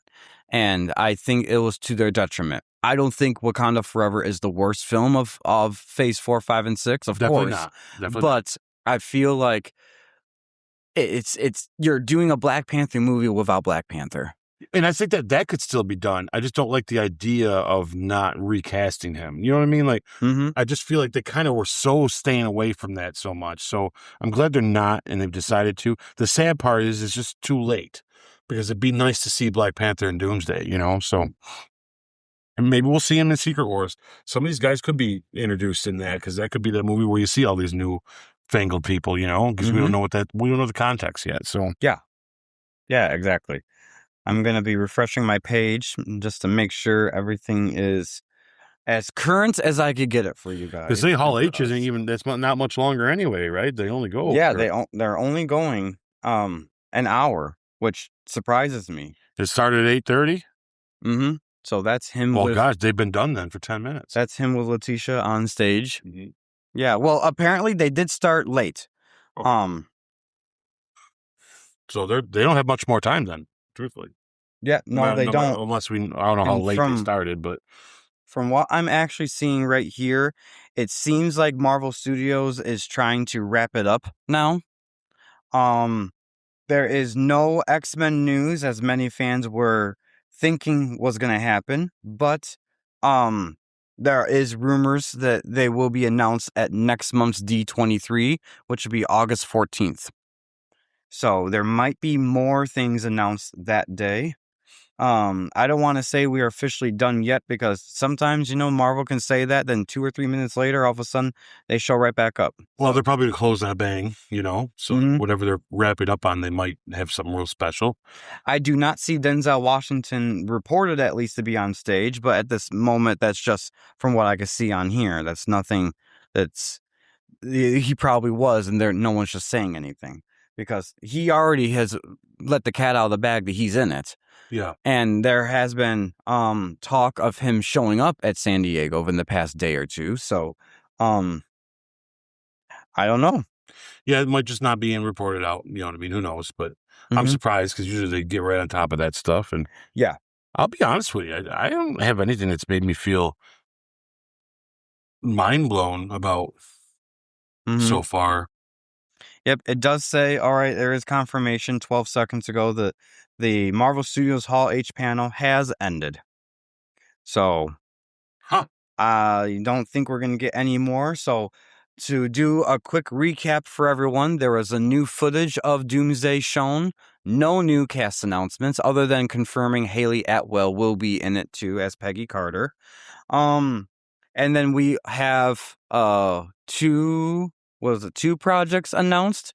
Ghost Rider and Black Panther 3. Yeah, which the Black Panther 3 we knew that already. Yeah. But the best thing we got out of that is a new casting for T'Challa in this David Johnson fella. And then Ghost Rider is a new one that I don't think we saw coming, honestly. We didn't know that was going to happen. No. So yeah, that was definitely a surprise. I imagine the footage was good for Doomsday. I imagine people probably enjoyed it. I can't wait to read more details of what that is when they come out and report that.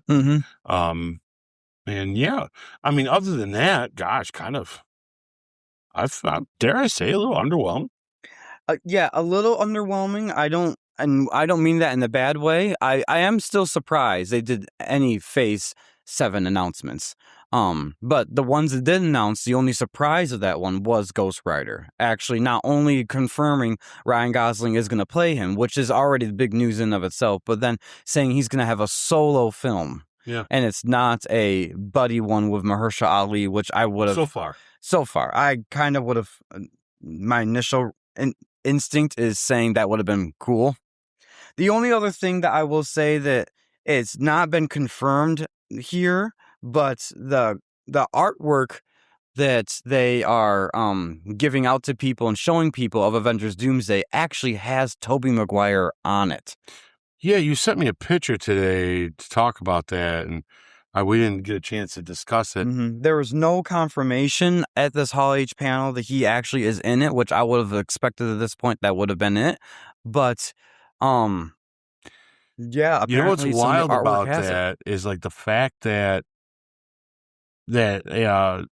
what's her face, Haley Atwell come out on stage, kind of makes this artwork have more validity, right? Because she's in this artwork And it's like, wait a minute, they never said she was going to be in this movie.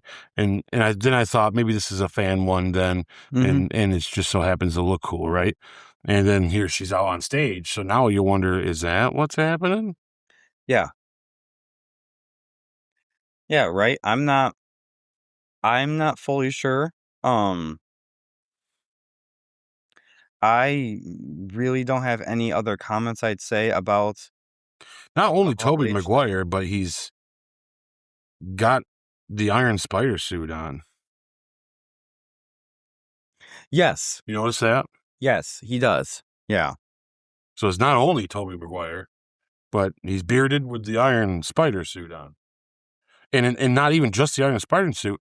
It's even got the hand like it's the Iron Man suit. Mhm. So maybe Peter 2 got something from Peter 1.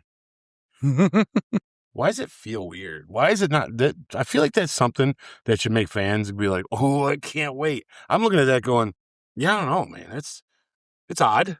Mhm. Odd choice, but hey, like I said, So we got to just put the faith into the Russos, right? So the theory or the rumor that was circling around what I announced earlier did not come to pass. There is no Scarlet Witch movie.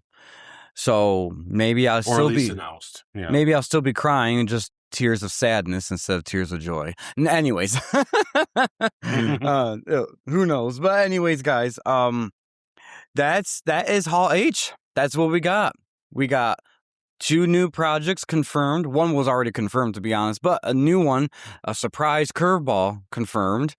Some new footage confirming that Doom has some history with Mr. Fantastic and Sue Storm. So that in of itself confirms he is from that universe at least. We could get in there and maybe he is not from that same universe, but he still knows Sue and Reed. We don't know that part. He could be cosplaying as an Earth 828er, but he's an Earth 4000er. Yeah, no, I got you. We have no idea, but at least from what we know that he has history of them, there is a lot more footage of him versus Thor, which makes me think that there is an epic battle between the two of them. If we got that much in the first trailer and then they're showing more footage there, that means they got a buttload of more footage to still show you. Mhm. So we're going to get some sort of big fight with Thor and Doom, which would be awesome. Yeah, which we kind of been alluded to already, but Yep. yeah, it does look good. Yeah, and let's see. We know that Doom and the Sentinels appear in this film. That AI footage that supposedly is leaked, supposedly not, but everyone seems to confirm this is AI footage of Doom controlling Sentinels, may actually just be inspired by the actual script and what they actually did. That's true. I mean, So I that think might that's not something that's be out there. it Yeah. might not be that specific footage that was supposedly leaked out there, but it probably is as close to it that you could get for right now. So yeah, there's nothing else new to report. There is no casting announcements for the X-Men. There's no confirmation of Sadie Sink's character. They really are waiting until like within 5 days, basically, this is coming out. I don't think we're gonna know until we see the movie.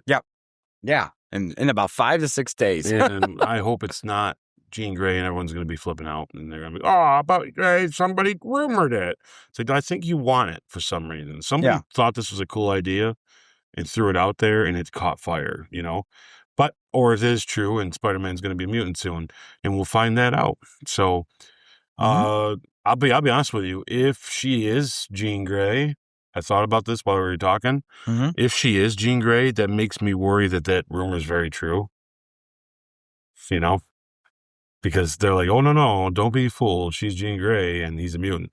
And I'm gonna be like, what the F? But yeah, no, it's exciting. I like Ryan Reynolds. I like the choices for not Ryan Reynolds. I do like Ryan Reynolds too.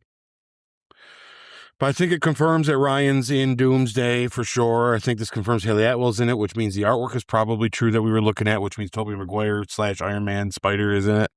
And that's kind of neat. Don't know what that means. I like the casting they have for Ghost Rider. I like the casting that we get for the new Black Panther. I'm sure the footage was exciting.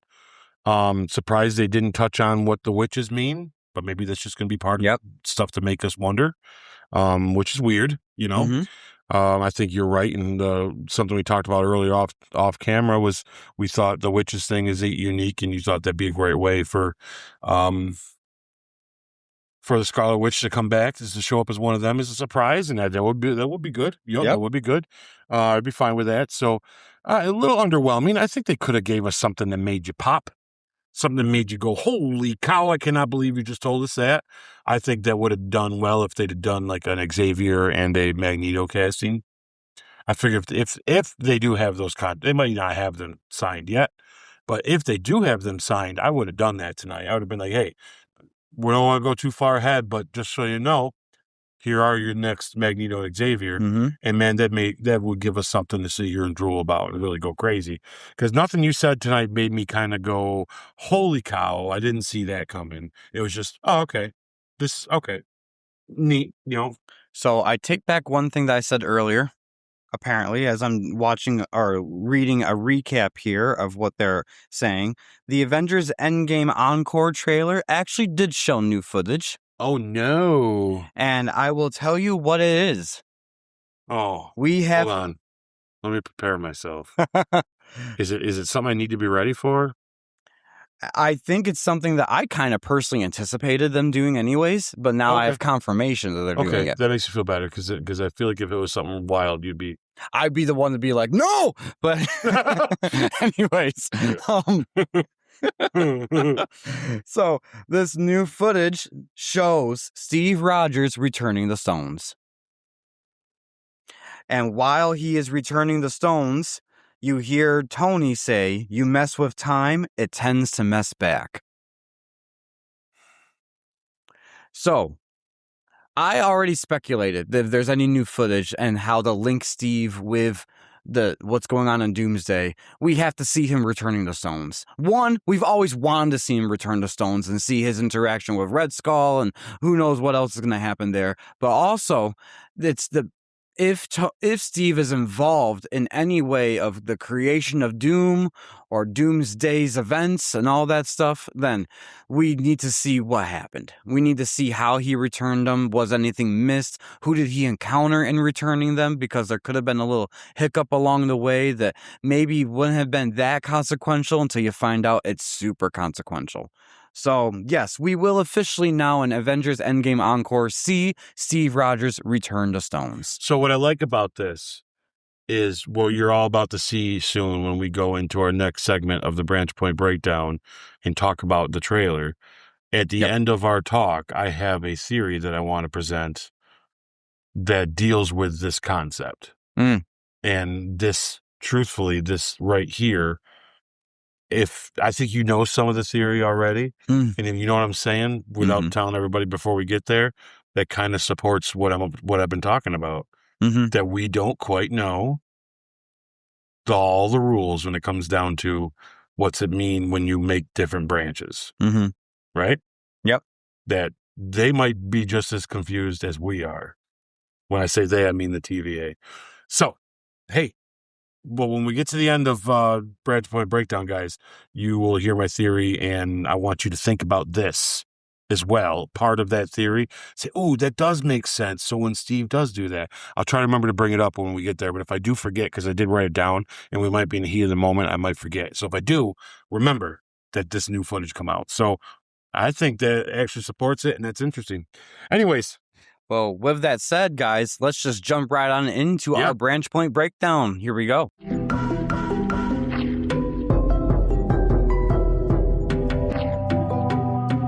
Whew. Hey, guys. Now we're moving on to the Branch Point Breakdown now for this trailer. After all that fun excitement, let's take a breath and get into even more hyper stuff. Yeah, right? That was intense. Yeah, pretty interesting things we got to talk about. But now we get to get a little more passionate and deep down and really talk about this trailer for sure. Been waiting to do this all week. So let's move on from all that nonsense and let's get to this, and let's go ahead and work on our breakdown and our thoughts and feelings and, have a little fun, maybe even some speculation, you know what I mean? And talk about this trailer. Yes. Excited for this? Oh my gosh. I feel like we've been waiting for a long time for this trailer. Like this movie, Doomsday has been announced 2 years ago, like almost 2 years ago to the day, actually, because it's San Diego Comic-Con Day, and that's literally when it was announced, and Robert Downey Jr. made his grand entrance and all that stuff. So ever since then, we've been like, what's this movie going to be and look like? And Marvel likes to make us wait for stuff sometimes, you know? And, yeah. man, I think I was 5 years old when they told us they're going to make Blade. So I'm pretty sure, you know, what to see. At least there's a trailer to this movie. Oh, it's good. Yeah, that's actually unfortunately true. So all right, guys. So let's dive right into this trailer. I'm sure you guys have watched it just like we have. So how do we want to do it? Do we want to just play it real quick and start live reacting, and then we talk about certain things that pop out to us? I've watched it probably 50 times, so I don't think we need to watch it again, to be honest. I think we just go ahead and jump right into when it starts. Okay. But I do want to, before we start, I want to say this up front. We're going to be honest about the trailer, about how we feel about it, guys. I don't want you to get any impressions that we're not super excited for this movie. But there are some concerns. So, if you feel like we're maybe crap talking it a little bit, then I apologize. We don't mean to. I do have a few things that I got to talk about, though. And a lot of it is going to be speculative stuff. And thanks, bud. Yeah. A lot of it's going to be speculative stuff. So some of my worries, I will admit right now, right off the top, because I'm not going to repeat it again in this whole thing. Some of my worries could all be proven wrong when we see the movie. These are all just things that make me feel about what I'm looking like I'm going to get. And that's the point. That's what these trailers are for. So if you're going to put a trailer out, you want us to exude a feeling of what's coming. And if you want us to be super excited, we will be. If there's things that worry you, that's going to worry us. And there's a few things I'm a little worried about. There's a lot of things I'm not worried about, so I think Sammy and I are going to have some differences on a couple things, but nothing serious. But I think you feel the same way, right? And when it comes down to it, we're going to speculate. We're going to throw a theory. I got a theory I'm going to throw out there towards the end for fun.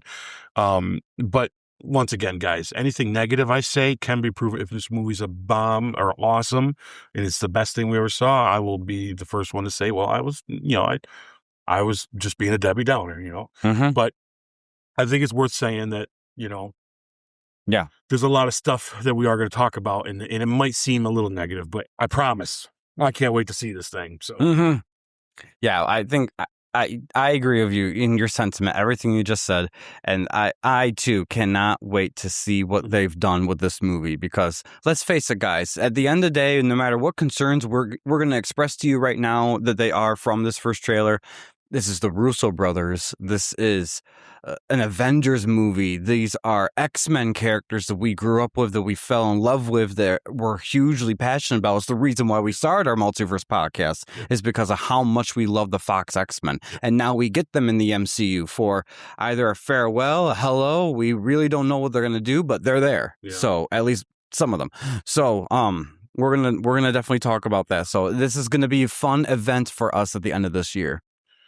Yeah, I think right off the bat, I'll start this off in a way just to overall say this too, because I think it's worth noting with this trailer right away, is I don't have the level of excitement or that inner child of me that goes, oh my God, I cannot believe this is happening.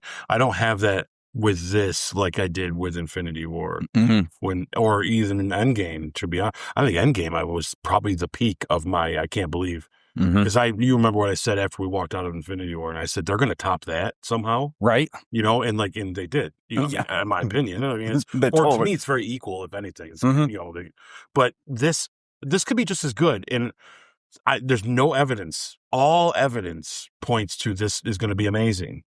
Because of the guys who did this. When we get into our next segment with our retrospective, you're going to hear me tell you right off the bat, I'll tell you right now, just to tell you that because of how well those other two Avengers movies are, that gives me the faith that these guys know what they're doing. With that said, with the faults of the MCU or the misleadings or any of the down stuff that has made us feel uneasy, it's definitely bled to this. And I said a while back before we started our podcast to Sam that, the next when if Thunderbolts is good, or what do we say? If Thor: Love and Thunder is good, then we're gonna be back on track. And we're the only two people in the world that like Thor: Love and Thunder for some reason. Even Chris Hemsworth doesn't like it, and I don't understand that. But I want to sit down with him and say, stick by your... Anyway, because it's awesome. What did we say? It's the first time in this new, The new phase. Yep. That we felt like we were back in the MCU. I mean, other than Guardians, but see, Guardians still always kind of feels like it's not part of anything, which is the brilliance of Guardians, right?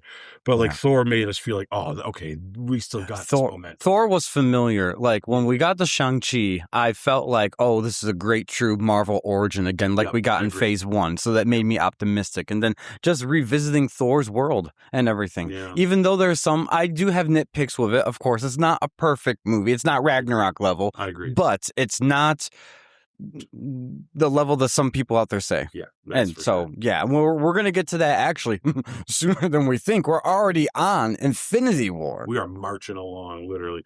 Yeah. Yeah. But, and then we also said, so, okay, if Thunderbolts is good, then we're getting good momentum. And it was good. It wasn't the big pop we were hoping, I guess, but it was exactly what it should have been. So, I mean, really no reason to not have a problem with it. And the only thing Thunderbolts did for sure was reaffirm us that they picked the wrong person to be Captain America afterwards. But like, we'll get into that when we get there because it's a very good argument there that we have. And then we put it all on Fantastic Four. Like, this has got to be the one. And I really thought Fantastic Four had a lot on its shoulders, and it delivered. Yes. But yeah, why do I still feel uneasy, right? And I think that that's the thing that Marvel's got to accomplish with these two movies. Or specifically, I'm going to say it again, this one's got to do it, right? I do think that if we got an Avengers movie that hit that level like they were in like some of the old, like during the golden era of the MCU, I feel like we would be restored. And the thing is guys like us, I think they chose the hard way for two reasons. You were very hype about Dr. Doom. It's one of your favorites, right? If you had a list, he'd be on your favorite side. Oh, yeah. We've always liked Fantastic Four. You've always had a lot to say about it. Dr. Doom was never one of my big favorites, but I've gotten to like him overall.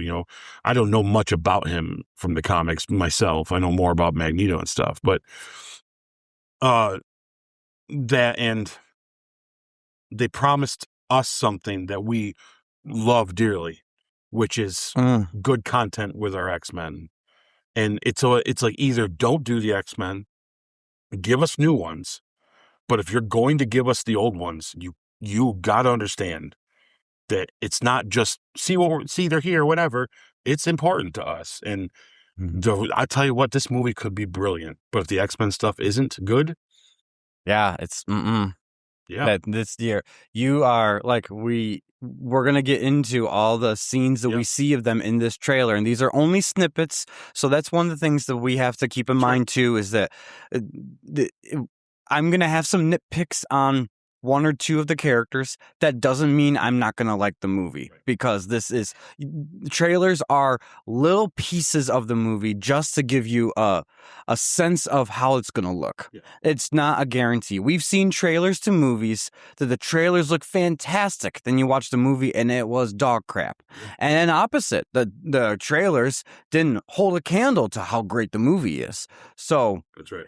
And like I said in the beginning when we started the segment off, guys, Russo brothers have delivered time and time again. We're about to review one of their biggest deliveries they've ever done. And so I'm going to put my faith in that until I see otherwise. I've always said that I think Eternals got a bad rap because the marketing sucked. Yep. Because, it's a better movie than they ever promised us. Yeah. Other than Feige saying it's the best Marvel movie, which is a little calm down, dude. It's not. Yeah. But the trailers aren't good to Eternals. It definitely made you go, what do we get? The trailers made it feel like a slow and lagging and somber. Yeah, it when you watch the movie, there's a lot more to Eternals. It's more philosophical. It's more of an origin of the Earth to a degree. It's huge. It was much better, I thought. It was, yes, and the rewatchability of that actually is very high. But so, anyways, we'll talk about Eternals momentarily. Let's get into Doomsday, guys. The first trailer finally is released. And we already gave our initial thoughts. Now, is there any scene you want to talk about first that sticks out? So, I mean, we can talk about everything. Right? But, I mean, there's really not too many things. I'll say I like that they're just going ahead and just giving us some X-Men right off the start. Seeing Xavier, and it's official, and it's not just a blurry image or people telling you that it's there, that that's what they saw. Mhm. You know, I've heard online people talking that they think that when he's looking out the window, this is when they all die. I think it's just them, stopping an incursion. I don't think I don't think they're going to show us the moment of their death in the movie, in the trailer. I mean, I'd hope not. I don't think that's the case. I think they're just seeing an incursion being stopped, There's one moment in the trailer where I will say I think you do see it, and that's when Johnny is holding someone. Oh. Now, I think that's Franklin. But yes, I agree. Your first thought is, oh, he's holding Sue because you just saw Ant-Man holding Cassie, all that stuff. But no, I really think that he's holding Franklin. And what's behind him, I do think an incursion is happening. Something's going down. And he looks distressed. Yes. And I'm okay with that. Yeah. But because we don't know, it might not. Yeah, exactly. It might not be that. And I just don't think they're going to blow the pooch when it comes down to seeing these X-Men die right away, unless that's their plan. Right. I mean, I think that's where some of the concerns come in. But other than that, I like seeing the X-Mansion. Obviously, it's been through some crap. Always does. Yep. Every time. Mm-hmm. Poor buildings, but been built 15, 20 times. Hell, we destroy it 3 times our own script. Yeah, all right, right? Yes. So, yeah, holy smokes. Yeah, so I do like the imagery of Xavier witnessing an incursion appears like. I think everyone is universal in saying that's what it looks like. And you get your first image of Doom. He looks pretty comic accurate, looks pretty good. And I gotta say, that voice of Robert Downey Jr., the thing about this trailer is you could have still not announced those Robert Downey Jr. and you would have never known. Yeah. So we'll just touch upon it right now because the poster that came out is kind of an ambiguous poster. It's just the back of Dr. Doom, and it looks like he's either looking down or looking up at this big mural that's got something to do with his background of some kind. We don't really know. Is that his wife and kid? Is that supposed to be him and his mother, Cynthia Von Doom, that's very big in the comics for the origin? Are they redoing some of that? The big thing that I take away from it, though, is he has his mask off in that poster. Yeah. And when he meets Franklin at the end of the post-credits scene of Fantastic Four, he has his mask off. This dude is taking his mask off a lot. So it will shock me if we go through this whole movie and either we as the audience or any other hero doesn't see RDJ right there. Yeah. It will shock me because it's if their plan was, and we've talked about this before on the podcast, RDJ, you're an expensive dude. Like, we love you, but you don't come cheap, sir. So if you're doing this whole movie and you never see him, why? Yeah, that's and then I'll say this then right now to enforce that. Okay. That is a point I wanted to get across, and I'm glad you brought it up, and we'll do it right in the beginning. First of all, the voice is fine. It's great. I don't have a problem with it. It's not mind-blowing, but it doesn't need to be, right? It's fine. Yeah. In fact, if you didn't say this is Robert Downey Jr., you wouldn't know it's him. But when you do say it's Robert Downey Jr., I still hear his cannons in it. So, but it's only because I'm listening for it, knowing it's him. Yeah. So yeah, I can see that. Other than that, you could have been somebody else, We only see things in this entire teaser trailer, truthfully, that we already have been told and confirmed that's happening or that's true. So the only people they show in this are people that were on Chair Watch. The only clips they show are ones that they all reported they saw at CinemaCon, and maybe little tweaks here and there, right? So there's nothing new that we can be like, oh, wait, no one talked about that. Like, they didn't give anybody anything new released in this trailer that made everybody go, what? You know what I mean? So with that said, my complaint here isn't as valid as it could be, but I will say one red flag for me, or one, I guess what's the word, deal breaker for me, is if we get into this movie and they don't have Storm and Jean in it, okay, and we never see Robert Downey Jr.'s face, then I'm going to wonder why they wasted that money on him when they could have had them too, especially if it's because of money. Because they could say, Yeah, we could have got him, but we had to pick the best team we could with how much money we had, and these guys were more willing, and we had the better story with them. But yet you're going to drop millions of dollars in a guy that you're never going to know is him. That will bother me if that's the case. So I really pray that it's just a big secret and they really want that to be a pop. Maybe, you know, who knows? Like I would like them to be in it. Is all I'm saying. Yeah, there's a scene in particular that I think is going around for anyone who's like deep diving into this trailer where everyone is standing around and people are placed in positions where you easily can fit one or two people between. Like the Fantastic Four don't need to be spread out that far. Yeah. There is definitely one or two people standing there, whether that's supposed to be Doom and they just edited him out, or X-Men because Loki. Yeah. Yes. Yeah. Yes. So that Marvel has been pretty good at being deceptive of their trailers. Oh yeah, especially Infinity War was the big first. Yeah, I was just thinking the first one is Infinity War. Like, well, we saw in one of our last retrospectives, Thor Ragnarok, how deceptive that was. That whole scene completely changed for introducing Hela. But then, Infinity War, there's a scene of them running through the jungle and Hulk is right there. You don't get that at all. Like, Hulk. you don't get Steve running like that. You don't get any of that. And it's like, whoa. Like, so we're taking the trailer with a grain of salt when it comes to certain scenes because we're like, okay, you could squeeze a couple more bodies right there. You know what I mean? And Endgame is famously known, that trailer was famously known for completely wiping people out. And then they're there when you see them. Pepper Potts is one of them. Yes, and just their outfits. The fact they're able to get them to walk and they're wearing their regular outfits, then you watch the movie and you're like, oh no, they're in a totally different outfit. Yeah. Some of them, like Thor, a totally different figure. Like, it's crazy what they could do. So it's smart. Yeah, it is smart because it makes us surprised. And I hope that with that, I hope they don't treat the X-Men in this like Deadpool did in his. Because in the Wolverine and Deadpool movie. Now, I'm not saying that that's bad how they did it, because for that movie it worked.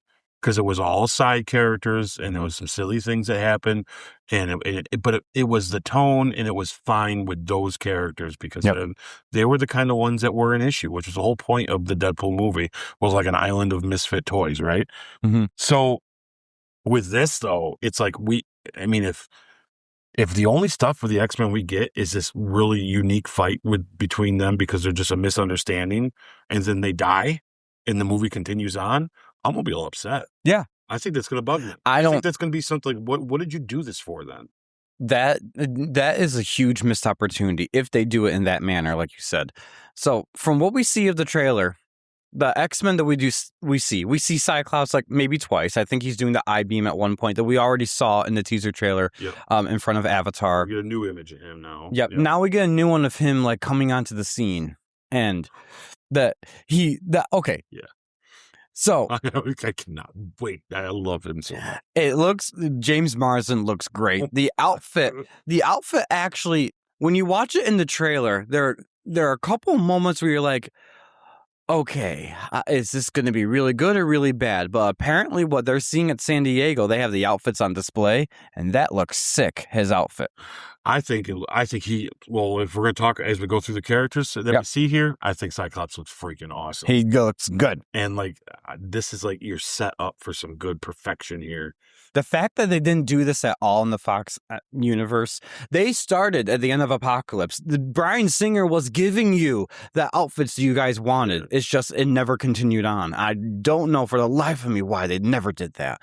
But anyways, there is him. We really don't see Nightcrawler in this trailer. We don't see Nightcrawler in this trailer. Actually, he's in the movie. Yep.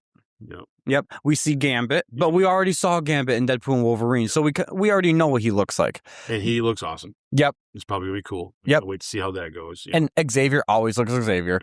Magneto with the beard, looking older. I'm excited to see what that's going to be like.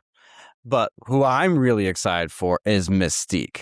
Yeah, and this is where we have some difference of opinion here, but not in a bad way, guys. It's just critiquing stuff. And this could be an ownership thing. We've talked about that before, where when you really, really like a certain character, therefore you have a higher, what's the best way to say it? Critique of them. Yeah. So I'm fine with no boobs, blue boobs. It's okay she has the white outfit. The thing I don't like about her outfit is the parts that are blue on the outfit are blue parts of the outfit. They're not her skin. Like, I'm saying it right now in a flattering way. Rebecca Romijn, you are still one hot woman. So if it's a body feel image type thing, like, oh, I've reached a certain age, oh, I don't do that anymore, or I can't pull it off. No, you can pull this off. You are beautiful. So let those little parts show off the mystique that we know from the Fox X-Men. The one cool things about the Fox X-Men for Mystique, we did a retrospective on X-Men 1 where she was like my favorite character, basically, next to Magneto. She was like, whoa. They reinvented her, how she walks, how she talks, every bit about it, her fighting style, of course, everything. So we only saw a little glimpse of the fighting. So I think we do. Gross spider fighting, whatever the hell. But it was fantastic. Anyways, I feel like I need a shower. But anyways, it was good, and we only saw a glimpse of her grabbing a staff and turning into Yelena Belova. Right. And I will say that part actually, I think, has the upper edge compared to the Fox X-Men, the transformation. I always loved that it was kind of like scales that turned up and you got her image. But when you freeze frame her turning into Yelena on this and you go real slow, you see even the hair does it this time. Yeah. Like you could tell this is Disney money they've poured into this, Disney visual effects to make sure that Rebecca Romijn looks so good. Yeah. And I don't mind her outfit. I really don't. It's just those couple parts. And it might be the shading on our screens or at the scene that she's in that we see, but she doesn't have that dark, deep blue that we saw in the original X-Men. She has closer to the Jennifer Lawrence Dark Phoenix blue, which was atrocious throughout that whole movie. Honestly, I gotta say, it was not good. It didn't bother me as much in the others, but it did bother me in Apocalypse. Mm. But I was fine with how she looked in Days of Future Past. Oh, Days of Future Past is like the best way of doing a younger version of Rebecca. But see, for me, you know how I kind of chalk that up to be is she's young there. So maybe the older she gets, the darker she gets. You gotta think, like, her natural look, everyone's natural look changes as they age. Mm-hmm. So maybe, mature Mystique, like we see here, should be darker. And so I agree with you, if we're going to be continuity wise, why she's so bright blue. But I also think it's just the MCU being like, yeah, listen, we have the money, we're going to make it look a little better. And I think that's really what it comes down to, is because I don't have an issue with any of what she looks like. Actually, I like the new haircut. I kind of like the new look. I do like the longer hair for a change, just to try it out a little bit. And I agree with you. I hope she keeps her character intact and walks and acts and fights the same way she did. Yeah, I have a feeling she will.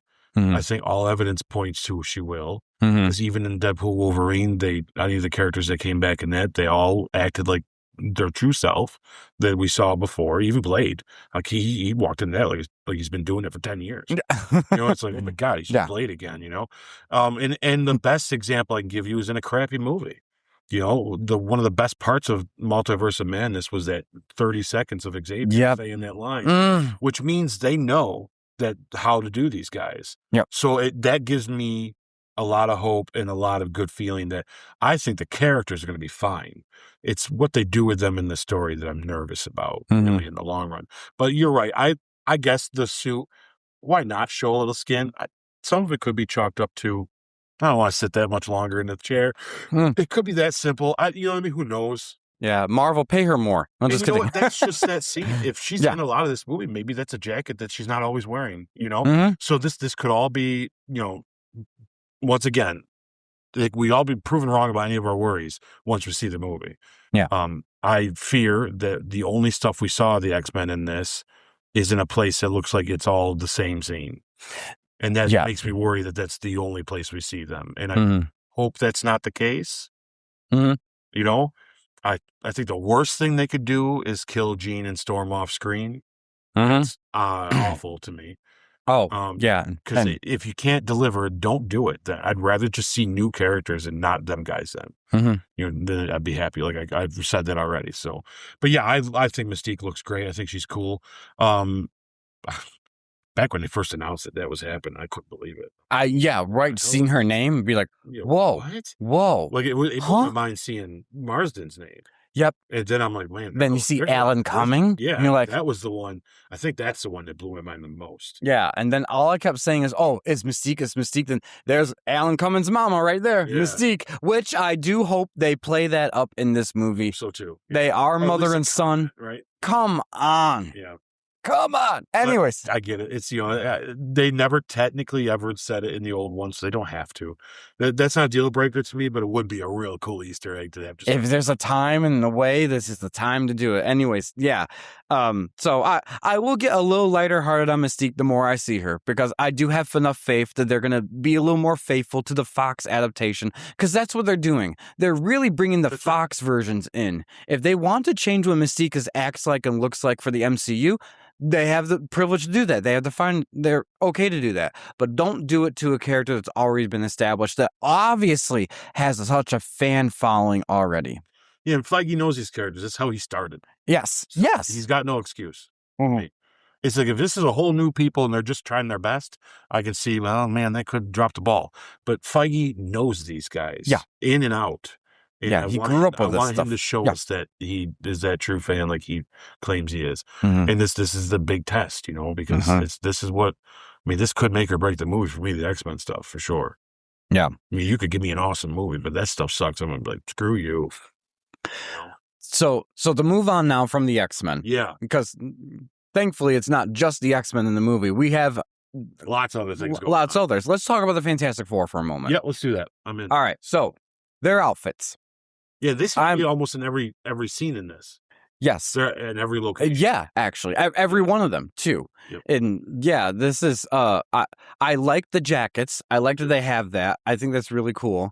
You definitely can tell they are the 60s sore thumb standing out there with how their outfits look. But I think they're doing that on purpose because it's kind of like its own metaphor of where the MCU is. It's all disorganized. Right. And so when you see the Thunderbolts, and then you see Sam Wilson and his new Avengers type team, and you see the Fantastic Four, they all don't look like they belong in the same movie. And I think that's supposed to be kind of like this little metaphor or like a meta thing for us to be like, yeah, they're trying to piece this together and make something a little more cohesive now with all these characters. Yeah. But I will say, Sue Storm looks beautiful. Yeah. The blowout they do with her hair, I feel like she's one of the only ones in this in this whole trailer that's like, all right, they got the makeup right, they got the look right, they got every nod right, like everything. Like she was a standout in the first Fantastic Four movie, and obviously she has a lot more scenes in this movie, you could tell. Oh yeah, there looks like I think they're going to be an emotional core of this film because I think Franklin's got a lot to do with things that are going on. And I think that when I tell you my quick theory at the end is actually going to really reinforces some of that, to be honest. And it looks like Johnny's getting like a good scene here. Something's going on. Even if it is just that moment that he gets, already you can tell it's like there's that lot going on there. I don't know what that is, you know what I mean? But we'll see. Yeah. And it looks like I don't want to move on to Namor and stuff, but since we're talking about the Fantastic Four, it appears to me that they're having a little skirmish with Namor and their people. Yeah. Maybe there's a disagreement and they have to kind of, like how two dogs fight for a second before they decide they're going to work together, Yep. Because I think clearly Namor does join them, but it sounds like he's kind of a jerk and gets a little mean with them. Yeah. So from what we know of Namor, he isn't trusting of any surface dweller, so to speak. Yeah. He has now a relationship with Shuri, the Black Panther. So I think she will help calm those waters, but I bet when he sees the Fantastic Four, it's that's his gut punch. Like, okay, something's wrong here. It makes me think he sees them first before Blair or Shuri gets involved. It's, whoa, wait a minute. Yes. And they're just kind of defending themselves, and he's doing the same thing. Which I'm excited to see, because I will talk when we were talking about the outfits. I like Namor's outfit. It's awesome. It looks like the weaving that is from Wakanda, because now they've traded and stuff. You know, you see even in her costume. As much as I hate the fact that she's Black Panther, because I think it's a big mistake, her costume though, even though it has like the green in it, like from him, right? Like, so they've definitely traded goods, and it's even incorporated in what they wear and what they do, like technologies and stuff. So his costume looks like Wakandan fabric. You know what I mean? Like, it's actually really neat. I actually enjoy that part of it too. I agree. Well, there was one part in the comics where, see, in the comics, he really is shirtless most of the time. Yeah. And we see that in Wakanda Forever. He is shirtless most of the time. Like, this is his staple is green swim trunks. That's it. And wings on his ankles. But there is a part in the comics where he does wear a black outfit. And I think that the Russo brothers were like, we're going to put that in here. And that was really cool. Yeah, I like that. Yeah. I like Namor. I'm not going to lie to you. Like, I've never had a problem with him. I think the story in that movie is, when we get to that movie, we'll talk about it. Yeah. But the casting and how he did with it, I agree. The casting, the performance, and what he did with it, great. Yeah. When we get to Wakanda Forever's review, I'm going to tell you, he's one of those characters. I'm like, he's a standout, but he's also a disappointment for me. Well, so we'll get in. Yeah, right. But we'll get there. Yeah, that's true. Yeah. They could fix that with another story, which Russo brothers are great at. Rehab. This seems to be most of their problem. Is usually their casting is pretty spot on. It's just what they're doing with them gets you concerned, you know. And yeah. So I like that. I think the Fantastic Four look great. I hope they stay looking like sticking out like a sore thumb. I know we talked about it. We thought it'd be neat if they change costumes at some point, but I mean, they got to be true to who they are, where they came from, and I think that will be supposed to look like they fit, because they don't. And I think that'll be its own evolution. Yeah. I think actually after this movie and the events and what they see, they'll be like, I'm going to take some fashion advice from this other place, and maybe no more white and have it turn to black, like some of the classic outfits now we see of them, where it's a little more sleeker. I think that style is going to change as their world changes today, because I think the world is going to progress too in that, you know, and which is one of the things about everyone's theorized that Steve Rogers is in their world, but he's definitely not dressed like he is. So I feel like but we're going to get to Steve in a few minutes. Yeah, well, we'll put a pin on him. There's a lot there. Let's talk about the Thunderbolts from what we see of them in here. We really don't see too many. No. I think we see them all at one point. I think we see them all in that group shot, but the only ones that I remember that actually stick out is Yelena. Honestly, fighting Rebecca Romaine. Right, which I think that's going to be awesome. Yeah, that's going to be really cool, yeah. But other than that, there's not too much in this trailer of Thunderbolts. Of Bucky, but that's about it. Yeah, and then it's actually the same thing with Steve. I'm sorry, not Steve. Sam Wilson. Yeah. You see him in the trailer, but you don't see too much. Right. So I think that's just how they wanted this trailer to look. I really think that they've picked the best people, the fans were receptive of, and they were like, we're showing them first in this trailer. Just to remind you they're here. Yeah. Yes, yeah. Because you can see Sentry in that big shot, but you only see his legs and his socks where he sits. You know what I mean? Like, but it's him, because it's so that when you saw in Thunderbolts, he sits there with that book. So I think he's just there chilling, because he's trying not to be, the Void. You know what I mean? Yeah. So it's like, I'm, how they handle the Void in this too is a whole other question. And that's what makes me wonder what this movie's going to do, because that's a very powerful character that's got to be dealt with. And I have a feeling Doom's going to handle things, because he's, he's going to surprise us. And, I agree. Yeah. The Thunderbolts look like they fit, though. I think it's going to be fun. Those are probably going to be a lot of our comedic moments, comedy stuff. Yeah. Which is fine, because that's, that's what we want, right? Yeah. I do notice that Walker there has a beret on now. So he looks a lot more like his actual what he does in the comics. So that's cool. Yeah. He's going to have I think he's going to look a little more accurate to who he, like, finding his identity and not just being a leftover Captain America. Right. Yeah. No more Walmart Captain America there. Right. So let's talk about the two big, let's see.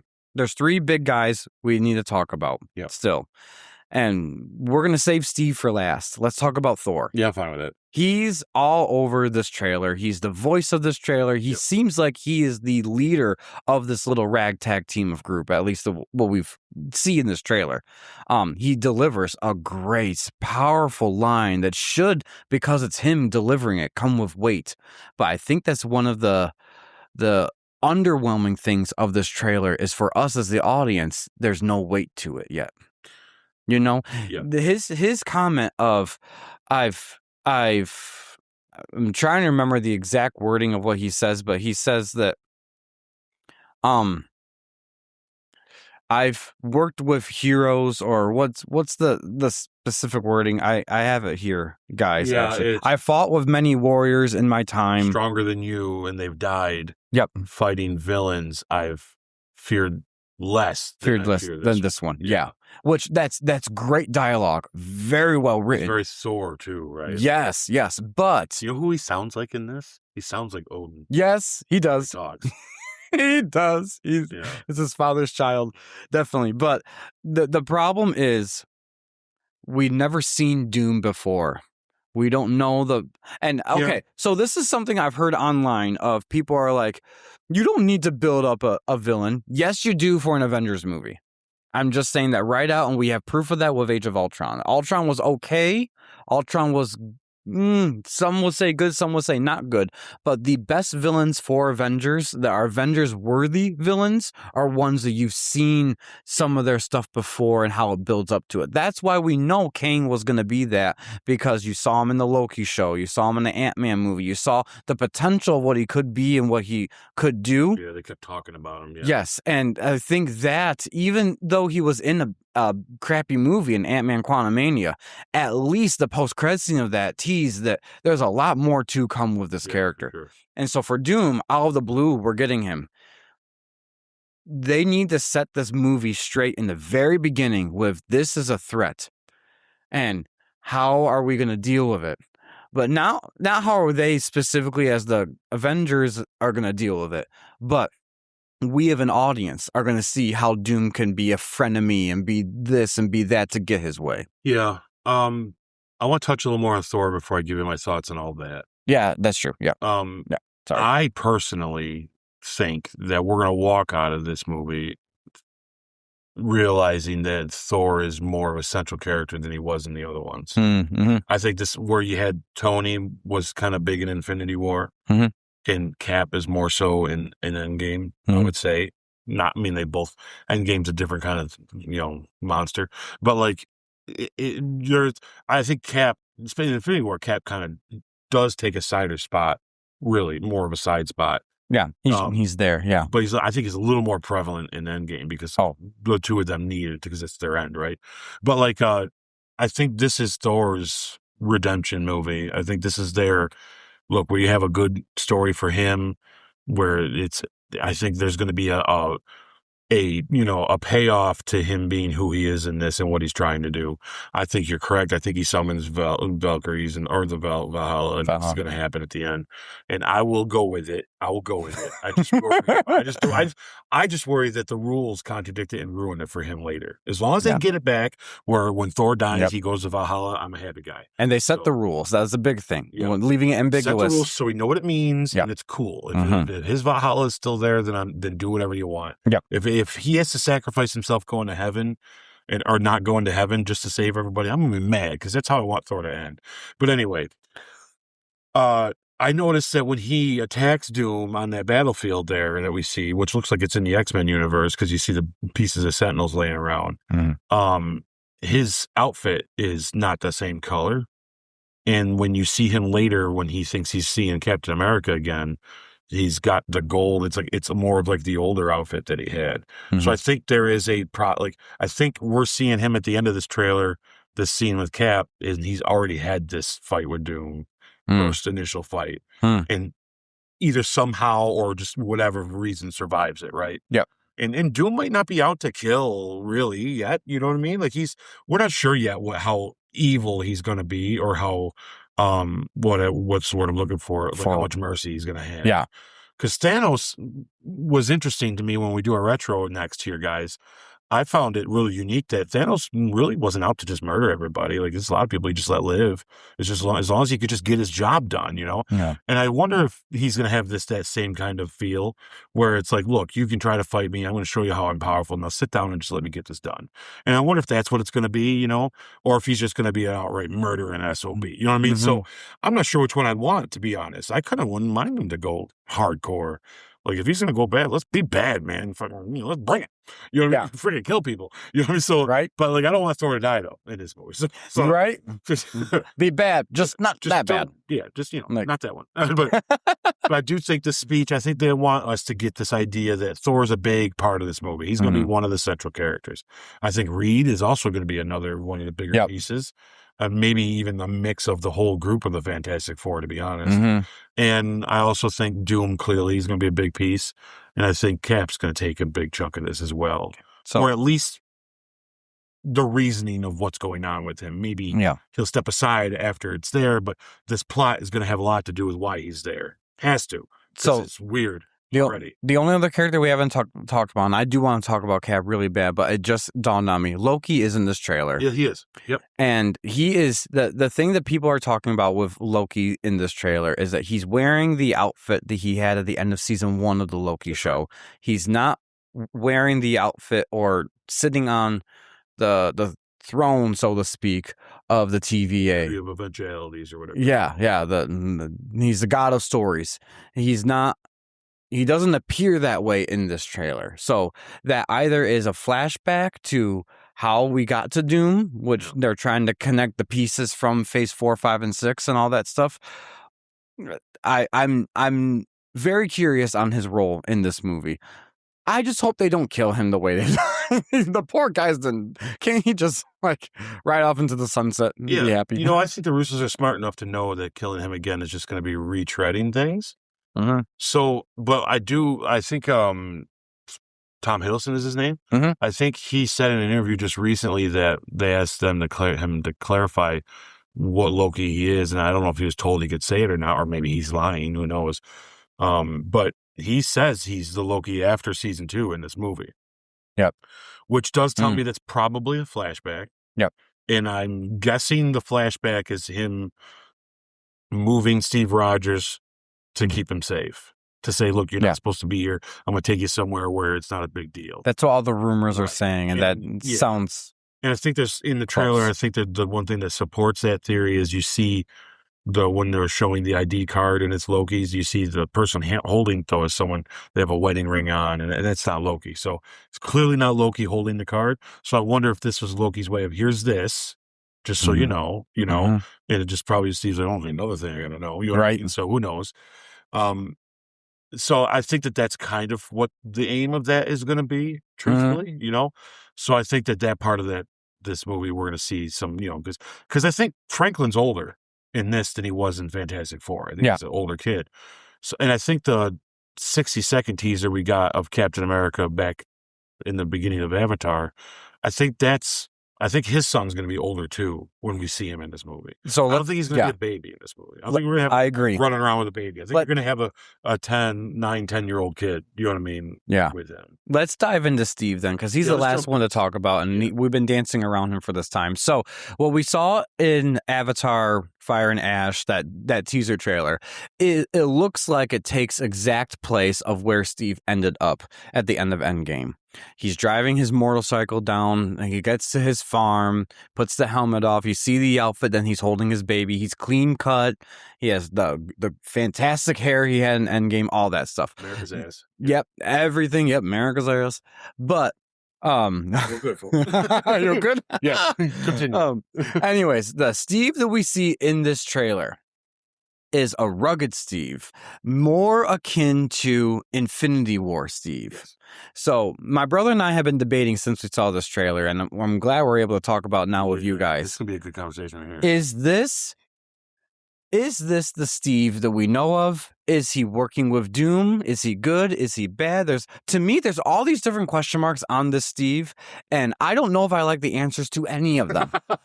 I think I agree with you. To be the honest, more you dive in, the more worried you get. Yes, because I could come up with some cool scenarios and some cool thoughts on this is that, but I don't like any of them. Yeah. I wish they just left Steve alone, but I get it. I guess I get it.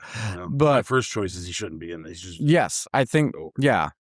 But I love seeing him, so I don't want to say no to him. But at the same time, they ended his character so well in Endgame that what's the purpose of bringing him back unless they were going to make him a central figure in this movie of some kind? And if so, how is it? Is this going to be a variant Steve? Is this going to be the Steve that we know? Is this going to be the Steve that accidentally calls an incursion? And I don't know if I like any of these options, but I think I'm okay with some of these options. I'll tell you the one I don't like. I don't like variant Steve. I don't like it. And because of that means I don't like evil Steve, because that would have to be a variant Steve, because Steve's not evil. I think that's dumb. I'm not a fan of that with these guys. I never liked that gimmick anyways. I think it's fun when you put it in the context of a fun time, like Deadpool Wolverine did. But that works for that. You're taking our Steve Rogers guys. I mean, come on. They clearly want us to know about I'm going to throw it out there. Let's say he's the variant. Evil or not, doesn't matter at this point.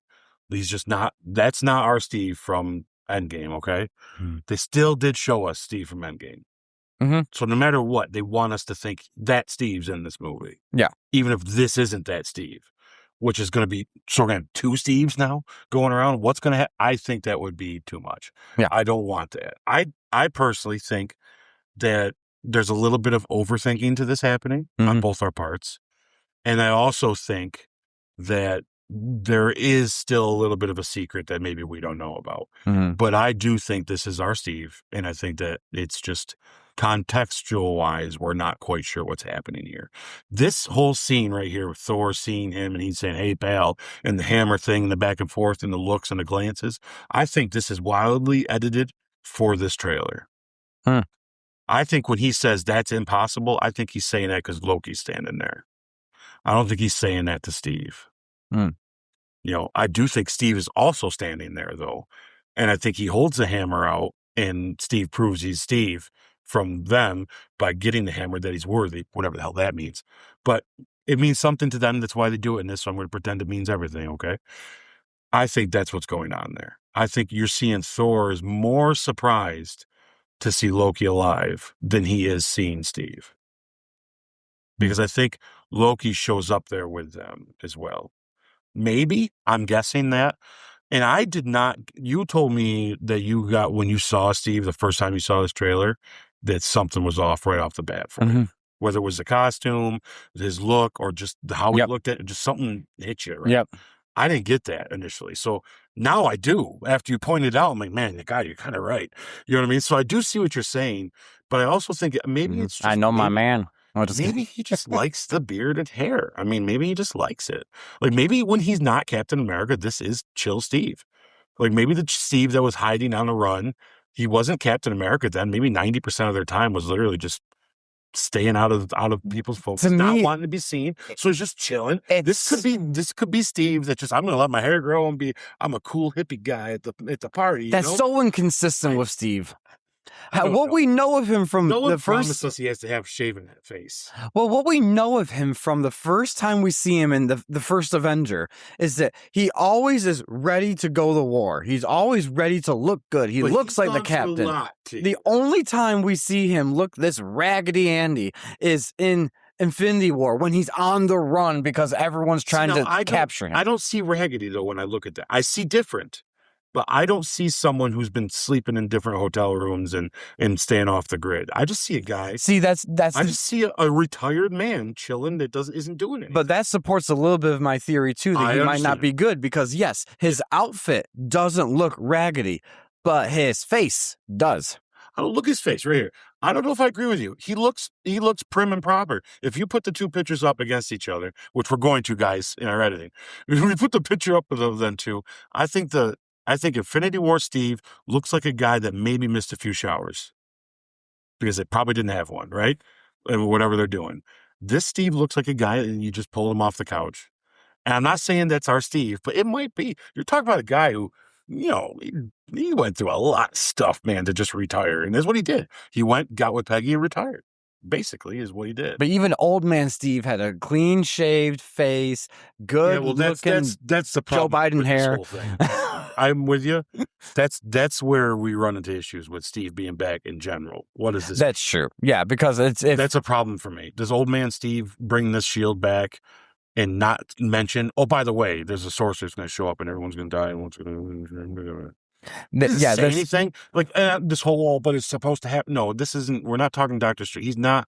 I don't think he'd not prepare these people. And I don't think that Steve becoming a father means he has to be like every other dad in the MCU and be a jerk to everyone. Right, like, I'm not going to tell you. Tony and him probably. Yes, right? We have established that if you guys have been paying attention to all of our retrospectives and you haven't, you better watch it. Even our latest one with Black Panther. Bad dads. Yeah. What the heck? Reed's on the edge because he did set his baby out as bait. So, but I'm going to give him a pass because this is part of him too. I agree. So he eventually still becomes a bad father because he's in the comics he becomes a bad guy, right? Like, so he still could be a douche. Yeah, yes. It's lucky he's got his mother because Reed would just logically get rid of him somewhere. Amen, just sue. Yeah. But, yeah. So let's hope Steve doesn't. I don't want Hydra Steve. I don't think the story's going to call for that. I think that's too much. Watch this movie. All the dads, Thor, Steve, and Reed, they're all going to be like, let's just put our kids in the middle of the field and see what happens. Yeah, let's just give them. It's like, you're like, I'm on Wanda's side at that point. I'd rip the multiverse apart. Because even though it means nothing to be worthy of the hammer, okay? Yeah, we've established that. Yeah, they want us to think it still means something, so we're just going to pretend. And hey, it's cool, you can wield the hammer. So I think that must be him. I think that proves even more they want us to really. Now, of course, that could be me saying that, and that's their ideas. They want to subvert it, right? I want to think that they're not going to surprise us with this twist that the hammer doesn't care if you're good or evil. They just want someone that's pure. I think they want us to think people that wield the hammer are good. Okay. I really do think they want us to think that. They're not clear on it, but from the way they treat it and anything else up in all evidence points to the hammer recognizes good pureness. And that's why Steve was probably able to wield it back in Ultron. He was just being nice. Because he didn't want to embarrass. Then how did Hela wield it if she wasn't good pureness good? I should say. Well, we did talk about that though. Remember, it's also she was the first to wield it, so it may have been more of a recognition thing, and maybe it's a power thing and not a. That's true because that is her power as wielding weapons. She was so powerful enough to do it. Because remember, they survived her; they didn't beat her. Remember, Surtur had to kill her. Yes, they weren't gonna. That's for sure. So that's one of the, I still say she might be one of the top 5 most powerful villains that's been in the MCU. So funny that you mentioned that. I did some digging a little bit on the Secret Wars comic because I'm not too familiar with it as much. We have all next year to get ready for Secret Wars. So we're going to be experts on the comic version before we get to the movie. But in the comic on Battle World, there is a space that Hela rules. Mm-hmm. In the comic. Not saying that Cate Blanchett's returning, but I'm not going to say no. Yeah, I would love it. But anyways, you never know. Back to Doomsday. Yeah, and I like that. Like the hammer thing in Stormbreaker is different. Stormbreaker is made for a certain purpose. Stormbreaker doesn't have those same properties. It still has like that mind of its own thing with the Thor thing because it's funny and it's cool and we like that. But it's not. I don't think anyone picking Stormbreaker up is a big deal because I think you just can. I mean, Groot did. Yeah. Well, as we saw, Groot helped made it right. The only other thing about this that could be a real cool trick is something I thought of, and I'm going to throw it by you and see what you think. And it might be real dumb, but it might be kind of cool. What if this Steve we see in a trailer and they're talking, and I'm right about him seeing Loki, but what if when he sees Steve first, that it's actually Loki disguised as Steve, and he recognizes it because Thor's used to this crap? And how cool would it be if this will show us how good Loki's come if Loki could actually wield Mjolnir like that. I'd be fine with that. I think that would be kind of unique, right? I would be fine with that. Because it would prove to Thor that this is a legit thing, too.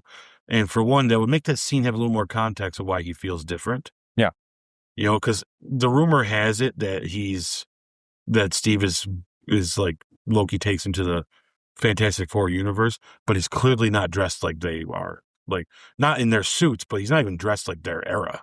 Mm-hmm. He's got clothes on that are like what we'd see today. Mm-hmm. You know, so there is something wrong with what's going on there. I don't know what but he may have changed in the clothes. See, the context, guys, is because they can just clip things how they want us to think.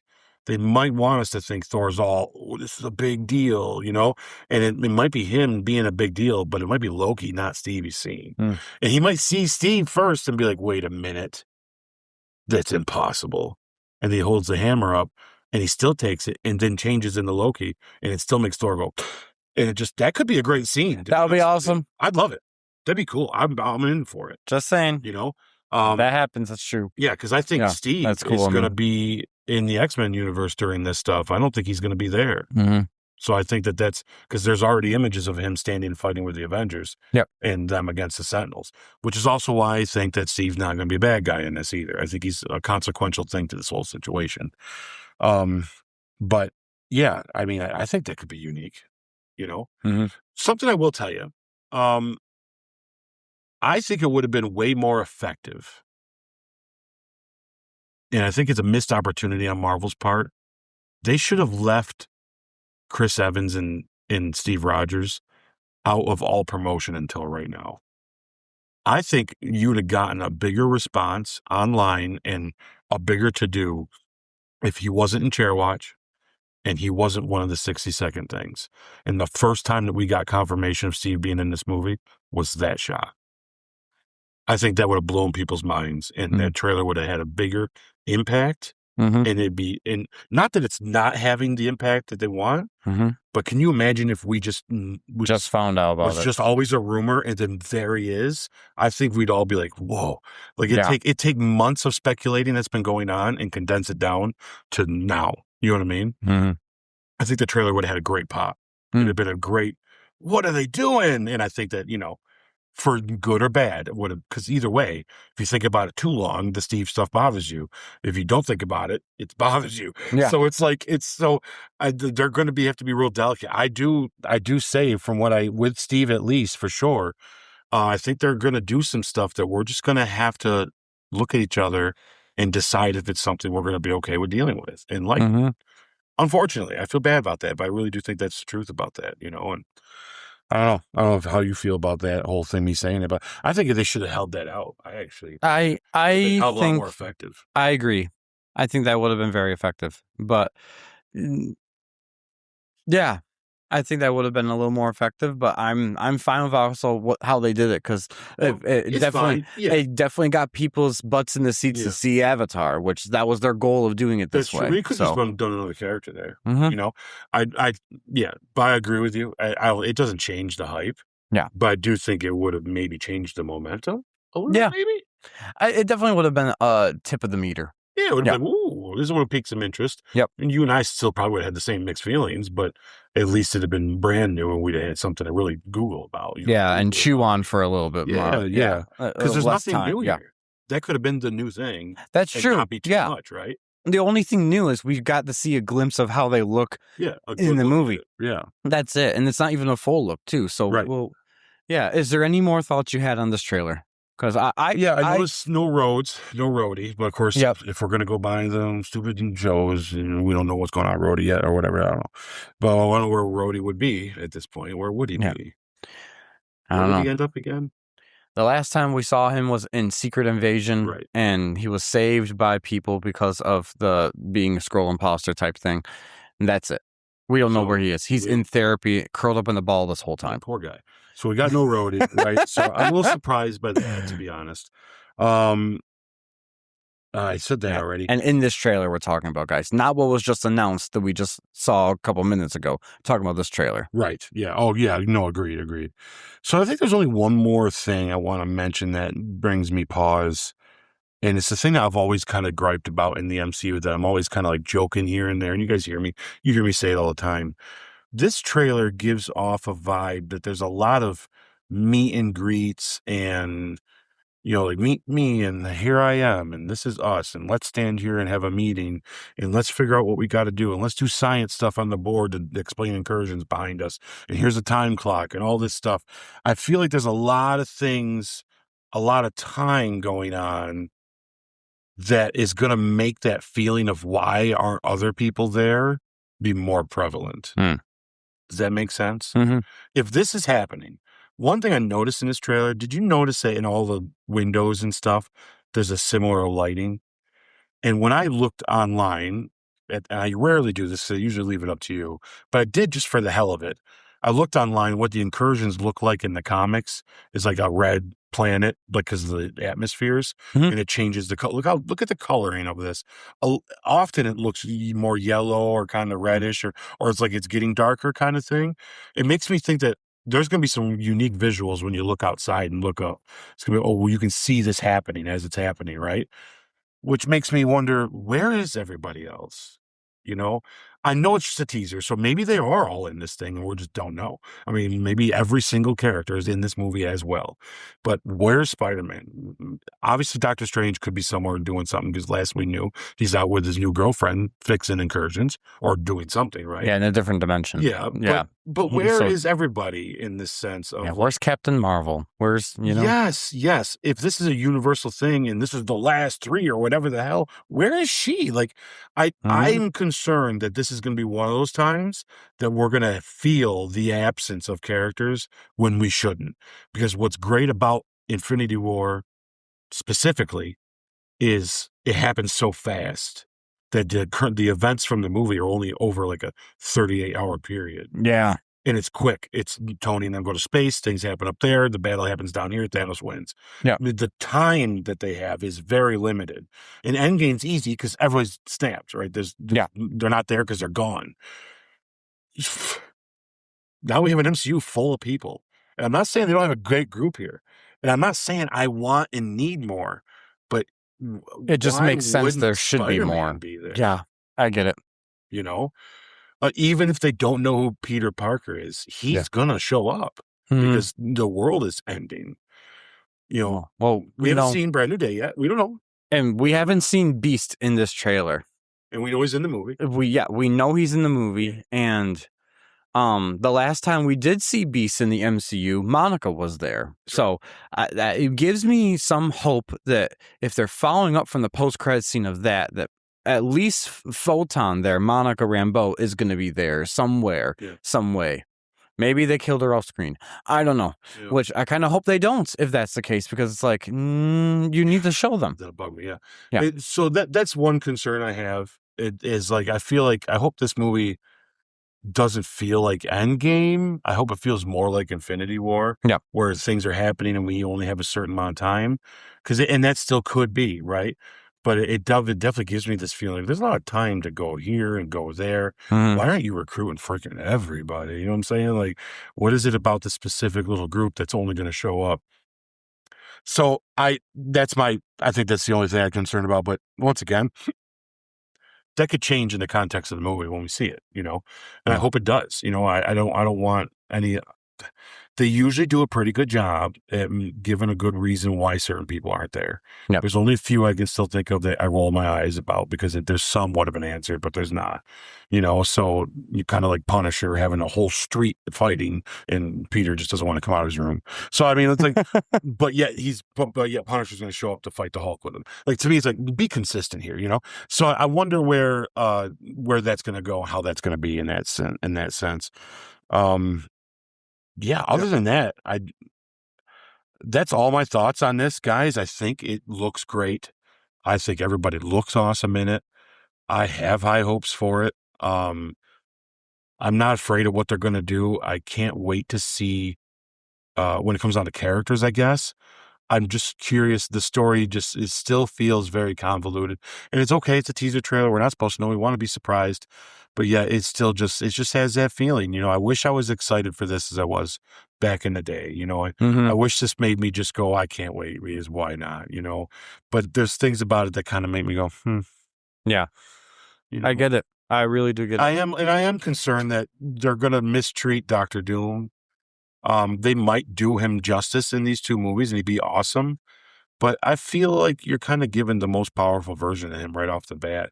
I feel more worried about Doctor Doom of the future. Yep, you're than I do shorthanding the this. future one. Yeah, and I fear for that. So And I think you do the most because I remember you saying that, man, what's that mean does that mean he's just one of the villains that's going to go away? Because in reality and story-wise, he's always around. Somehow, right? he's in every there's even an X-Men line where he's there. Yeah. Whether he's the big bad or not, he's there. So he's everywhere. And so to put him in just 2 movies at his most powerful, and that's all you're going to see, even when they do the MCU version, so to speak, we already know the best he can be. So it's kind of... How are we going to have that? You're going to have to be extra creative to give us that wow factor every time we see him then. Yeah, they're going to have... Well, what it is they're going to have to do something different with him. That's going to be... It goes back to something you said before. Russo brothers spoil us too much. They spoil us way too much, yeah. I do have a quick little theory about this movie real fast, if you don't mind me running through it. I mean, I put it in my notes, guys. I'm going to read it to you because I even confuse myself when I say it. But like... So I remember when you sent me a picture of all the times Professor X dies, and to be honest with you, a couple of them he really didn't die in. You know what I mean? Like, I don't think he's dying in this scene in that. No. But like, what was the other one there's the Logan one? There's Logan, there's X3. Is the best way he dies. Yeah. X3, stupid as hell. Yep. Multiverse of Madness. Yes. Multiverse of Madness pisses me off. It's just... Yes. Okay, yep. Anyways. But one of them was Logan, and I thought that was like his best death, but it hit me for a new theory of maybe something they could do for Doomsday and Secret Wars. I thought that it's possible we could take Logan as continuity in the MCU like we have the Spider-Man movies now. For sure the X-Men, it's all explained as a different universe. So let's say they do decide to save or even close up the multiverse by the end of Secret Wars. But what if when the universe go back, they may have consequences still, and it leaves the X-Men universe in shambles, and the X-Men are still dead, and you can easily say that the events of Logan take place after Secret Wars and all that stuff. But then I realized that doesn't work, all right, because it's still kind of different at the same time. Because, you get Logan is technically in Deadpool, but that version of Logan is only the bones that he uses as weapons. We have a different universe Logan in Deadpool. So my theory started to fall apart, but it did all of a sudden have a light bulb go off, though. I said, just the idea that the dead Wolverine we know was part of the movie establishes, though, its spot as MCU canon still, because it's still in an MCU movie. So it might be a different multiverse, might be a different universe, but it is the universe of the one we're getting in this movie that technically the dead Logan is. Via the multiverse, basically. But it at least links to the idea that Gambit gets pulled out of the void by someone with a sling ring. And just so you guys all know, that kind of leads me to another theory about how Doctor Strange goes past the events of fighting Thanos and actually goes all the way to end the Secret Wars, and he's like orchestrated a lot of this stuff and allows a lot of things to happen. And I'm going to do like a 4, 5, or 6 part mini short series to explain that one in each iteration of where he is from when he uses the time stone and looks forward to the end of my theory of what he's doing. So I'm not going to get into that one right now because it's like an hour long of figuring that crap out, and I think that'd be better done in shorts so you guys can watch it. And we talk about that one day in a pool. Yeah, or do it in one of my mirror dimensions or something. Get that started. So anyway, Gambit is clearly now, though, he's taken out, and he's clearly like we're clearly allowing him to establish himself as one of the legacy X-Men because he was kind of supposed to be at one point in time. Yeah. And we're cool with it. I'm fine with it. I say let it go. I don't care. And it gave me this closed loop theory. Okay. So maybe when it comes to understanding the multiverse compared to different timelines and how messy that all feels in the MCU, maybe something our heroes haven't learned yet, or maybe they haven't been told by even the TVA yet, is just how it works. And maybe the TVA are just a monitoring force due to the mess of the multiverse, and they still don't even know how to truly fix it. But either way, what if we learned that it wasn't good enough to just put the stones back where they got them? But it's also important that they not allow for branches in the timeline, and it all has to be a closed loop. If we go off of what the Ancient One tells Bruce on the top of the building in Endgame, when you alter the past, it doesn't change the timeline you come from. It creates a new branch, and they still exist together simultaneously moving forward. Am I right about that? Because she says if you take a stone out, it makes a branch. Yep. And the main timeline keeps going, and now a new branch is formed, and it's something else differently. Yep, that's true. Yep. The only way that branch gets is if you cut put the time stone right back to where it was. Yep. So what if the thing they're lacking, though, is it's more than that? That it can't just be a time stone. It's also events that have to happen a certain way. That's where I think the TVA falls in. And the part of my theory is I think we're going to find out that the TVA, as much as they know and how involved they are, I think we're going to find out that the only reason they exist is because they don't know how to fix it. And something is there to try to fix it. Does that make sense? I'm trying not to dive too much into too much of the Loki stuff in the show, because I think that they abandoned a lot of that, to be honest with you. But we'll see if that plays a thing anyways. So it creates a new branch, and they exist together simultaneously moving forward. That also could possibly mean everything at that moment also follows in that new branch is now on a different path from the main timeline. So now you have a different version of a character going in a different timeline in a different way because of what was taken out or changed, right? So ultimately, these branches are of different timelines by definition, but they're also by that definition what you could consider a new universe, or what we could call multiple universes, which is what the multiverse, because of branching timelines from the main timeline. They could imply that at some point there was a main timeline and nothing else, but because of others, and also including Deadpool and also including the main timelines, Avengers failed to really close all the loops. So the other things they did may not have changed the main timeline at all, but we don't really know how many branches they actually could have created. Let's think about it. If they go back, like even something as small as Tony faking the heart issue in the lobby could have caused a new branch. Loki taking the Tesseract and disappearing caused a new branch, obviously, right? Tony even having the conversation with his dad never happened before. So if it isn't supposed to happen and you can't change the future of the main timeline, the only way for that event to ever continue on, because that moment didn't ever happen in Howard's life, now you are on a new branch all of a sudden. So how many branches could they have made? I mean, there's a ton of them, like Cap saying, "Hail Hydra" in the elevator could have changed the branch, because beating them guys up compared to making them think he's a Hydra agent could have made now that branch goes on thinking of different things in different ways of what that means, right? And Rhodes even knocking out Peter Quill. You got to think the whole chain of events there. People are coming to look for him at that moment too. There's someone in his spacecraft that's sleeping. You know how many things change all of a sudden that now you are on a different. That's a new branch now created because of them being involved, right? So I think that we can go on and on. There's a bunch of these, right? But this could also mean, and say the biggest one is Steve going back and staying with Becky, and having a kid with her. That kid technically isn't supposed to exist. Yep. So, but this could also mean that there are things that are not supposed to be, and at some point, the strings are tangled, and it's hard to know what is what and up and down. And maybe Loki isn't meant to be the god of stories, but it's a fix for now, because even the TVA isn't sure how to correct it and successfully replace or make the loop connect.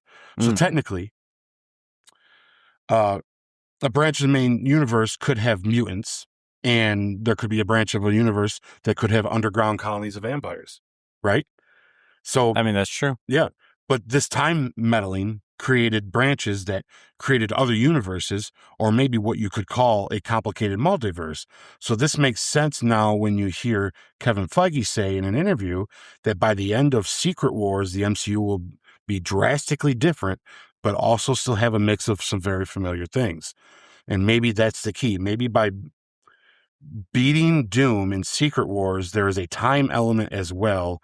And in the struggle and correction of everything, they realize they have to somehow close the loops. And when they succeed, the timeline corrects, but also has a mix of other branches or universes mixed in.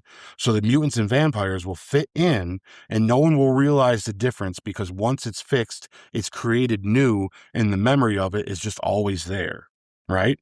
So these things could be included in the new version of whatever's after that, okay? I like that theory. So now when they talk reboot, they can just have their choice to introduce characters that we already know, but with new casting, because now it's a new world with new things and no one would know otherwise.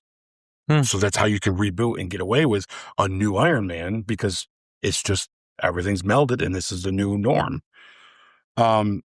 And this is where the story has characters that have bigger purpose, like anchor beings. What if what qualifies as an anchor being is that the being in whatever universe it is from or branch it's in, if this theory is true, is the being that makes or has the biggest impact on that universe's universal scale? And what if we thought ours was Tony? Because duh, right? I mean, he saves half the universe with a snap and all that stuff. But what if it's not? What if there's a character that had helped being molded to be the best version of himself by using other universes' versions of him and other universes' villains of his, making sure he gets to the core meaning of who it is, even like for who he is supposed to be? And what if another character seen this and could see that in the future, this character plays a huge part into the correction of what Doom actually accomplishes? And I'm obviously talking about Doctor Strange allowing Peter to be forgotten. So what if Peter Parker's actually our anchor being in this? And that's why he's not in this movie. And that's why he's kind of, of course we haven't seen a new movie yet, guys. We don't know what's going on. I'm just saying, this is a possibility, right? So what if he is the anchor being, and that's why he's being kept safe, right, by Doctor Strange? Because his part in Secret Wars is going to be to bring everybody's memories back, probably, all that bullcrap. Yeah.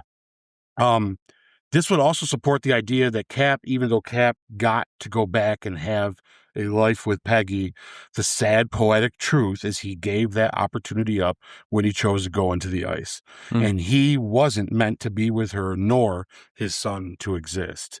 So let's remember that from Loki, it's called the Tree of Eventualities, meaning things will work out even if the timeline main universe has to correct it with incursions, landing them together or reset and close the loops itself. So it's doing it by itself already.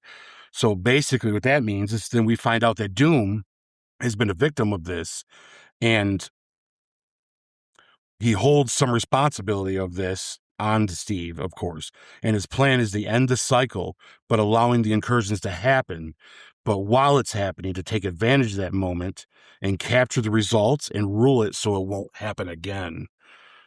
And he uses his big brain, because, he's Victor Von Doom, to make the tech, to acquire the magic, for the strength, and also collect children with reality warping abilities to accomplish this goal.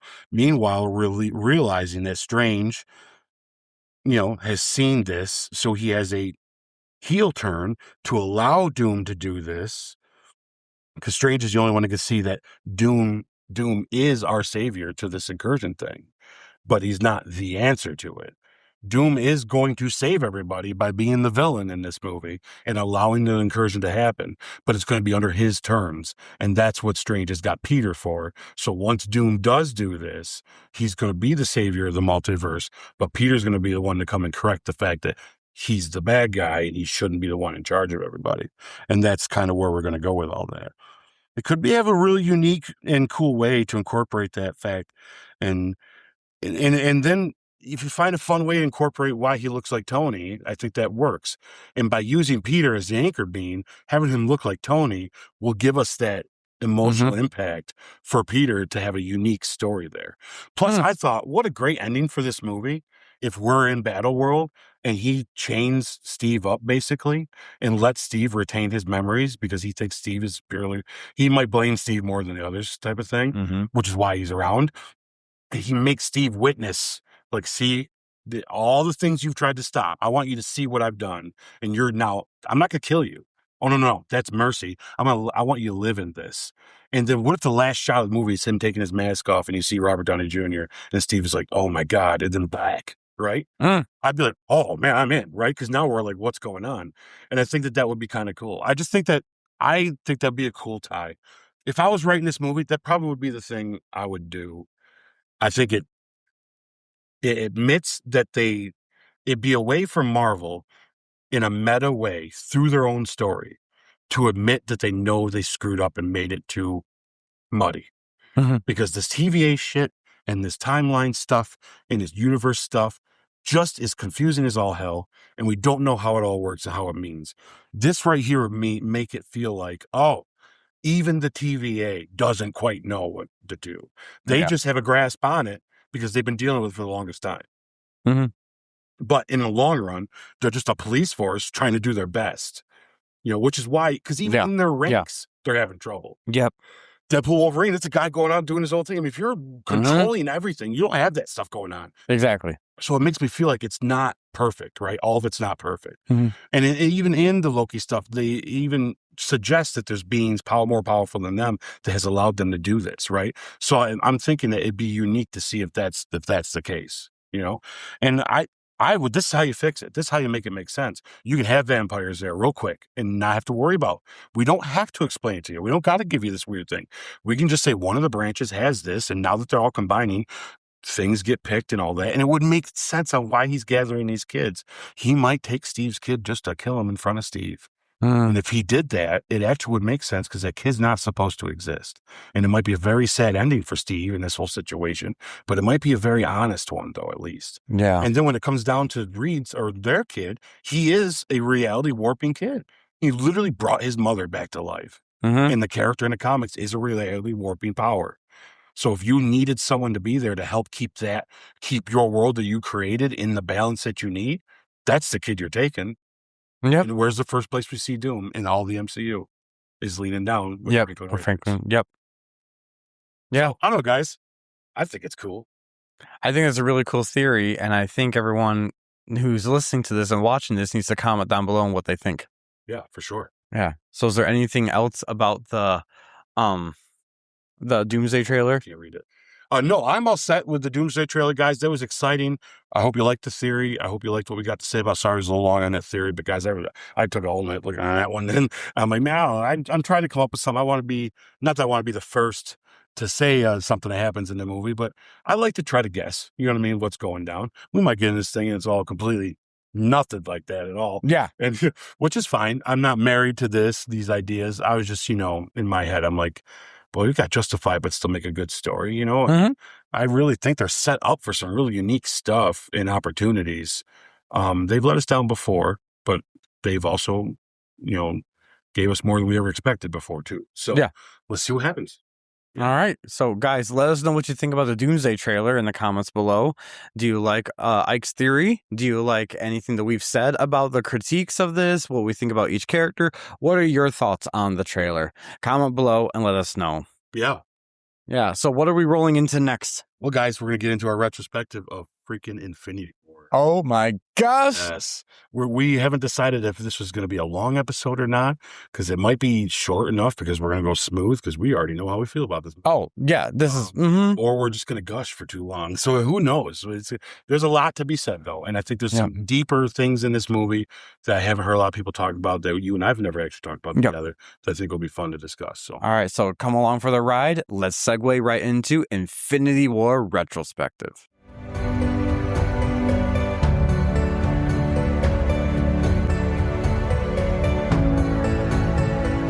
Hello, everybody. Welcome to our main event here on the Goodell Multiverse. We're going to be jumping into our retrospective of Avengers Infinity War.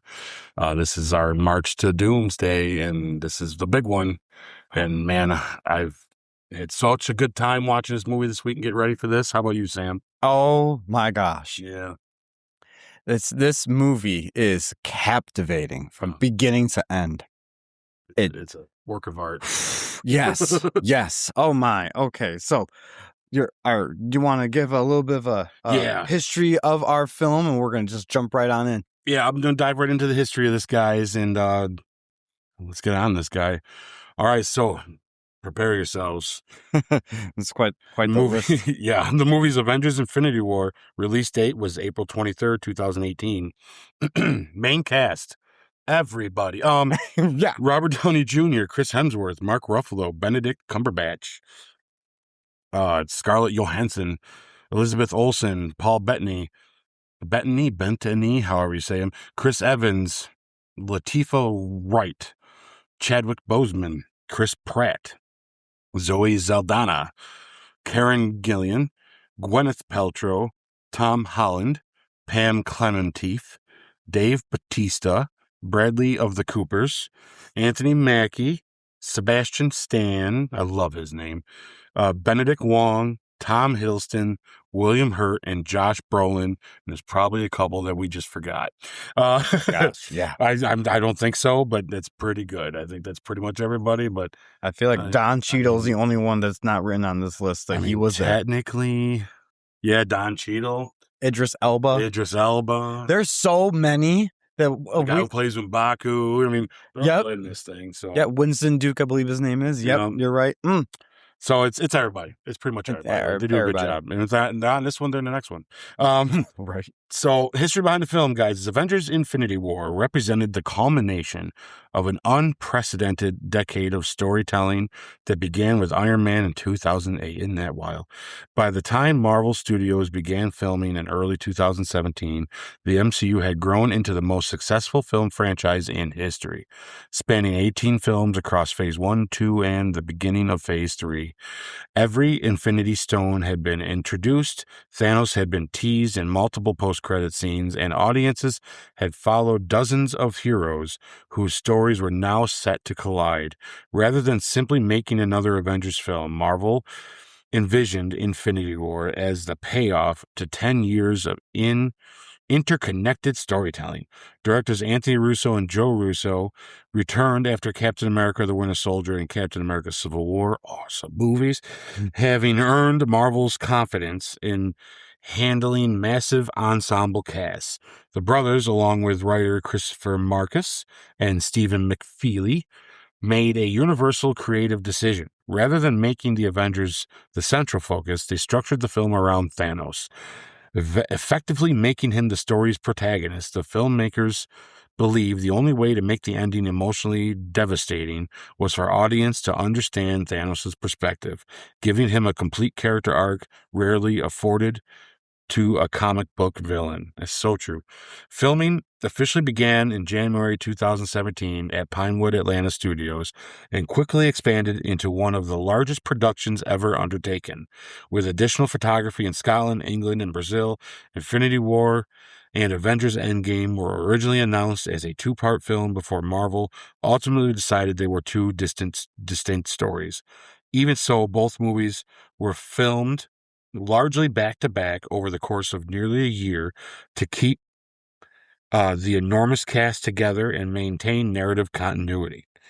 At the time, virtually every returning actor had become synonymous with their MCU role. Robert Downey Jr. remained the face of the franchise after a decade as Iron Man. Chris Evans, Chris Hemsworth, Scarlett Johansson, Mark Ruffalo had become global stars through the Avengers films, while newer additions like Tom Holland, Chadwick Boseman, Benedict Cumberbatch, and the Guardians of the Galaxy cast had quickly become fan favorites.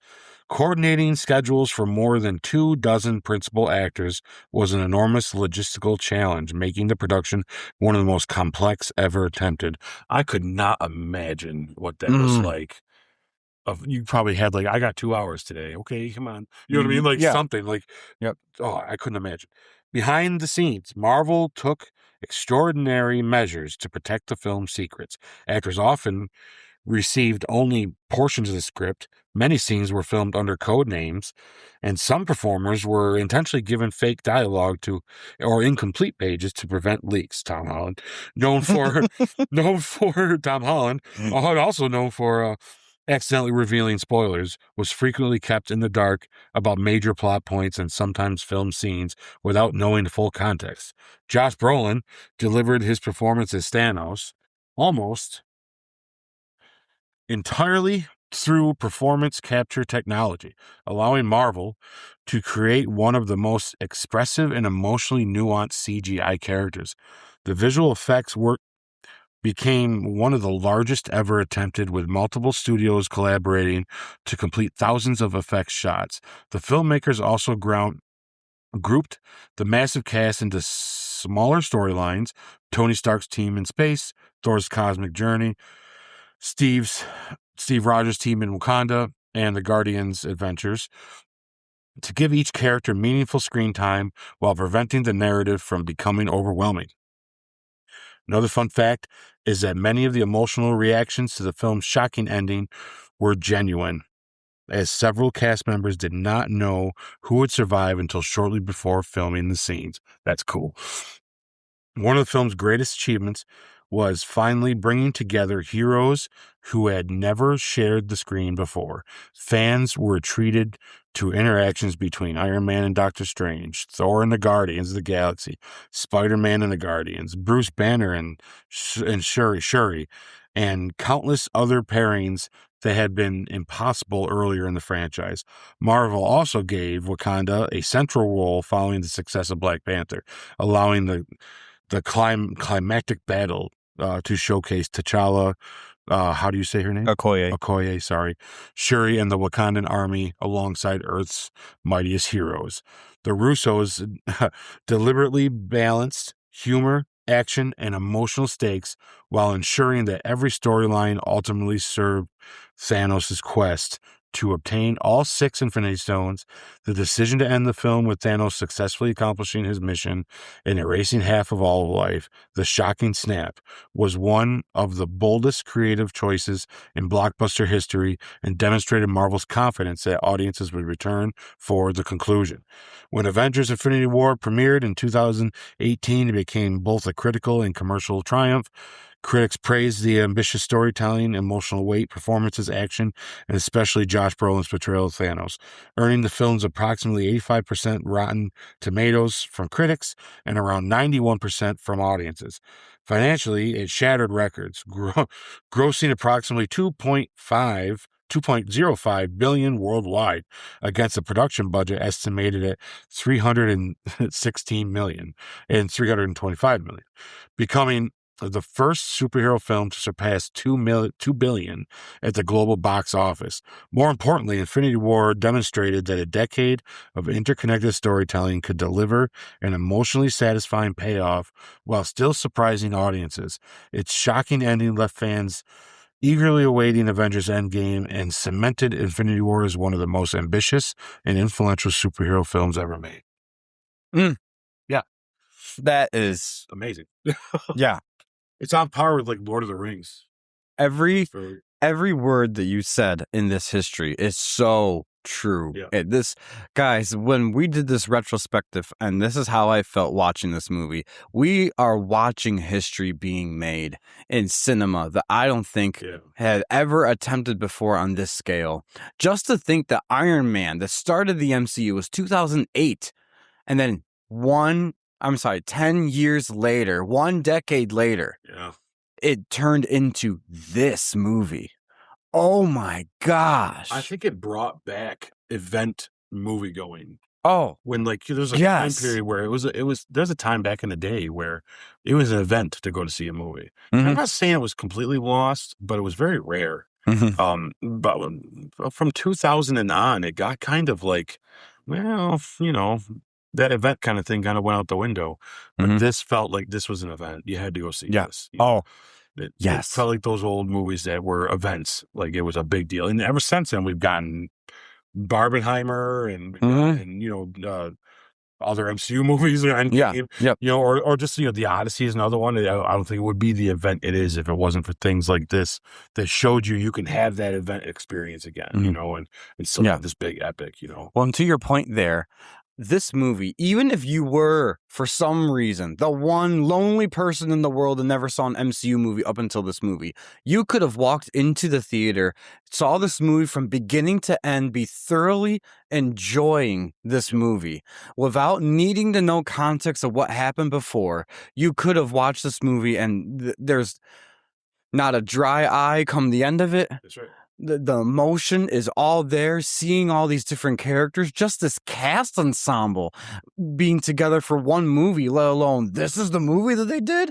Wow. Yeah, that what you just said is the most astonishing thing is you can watch this and not be lost. Yep.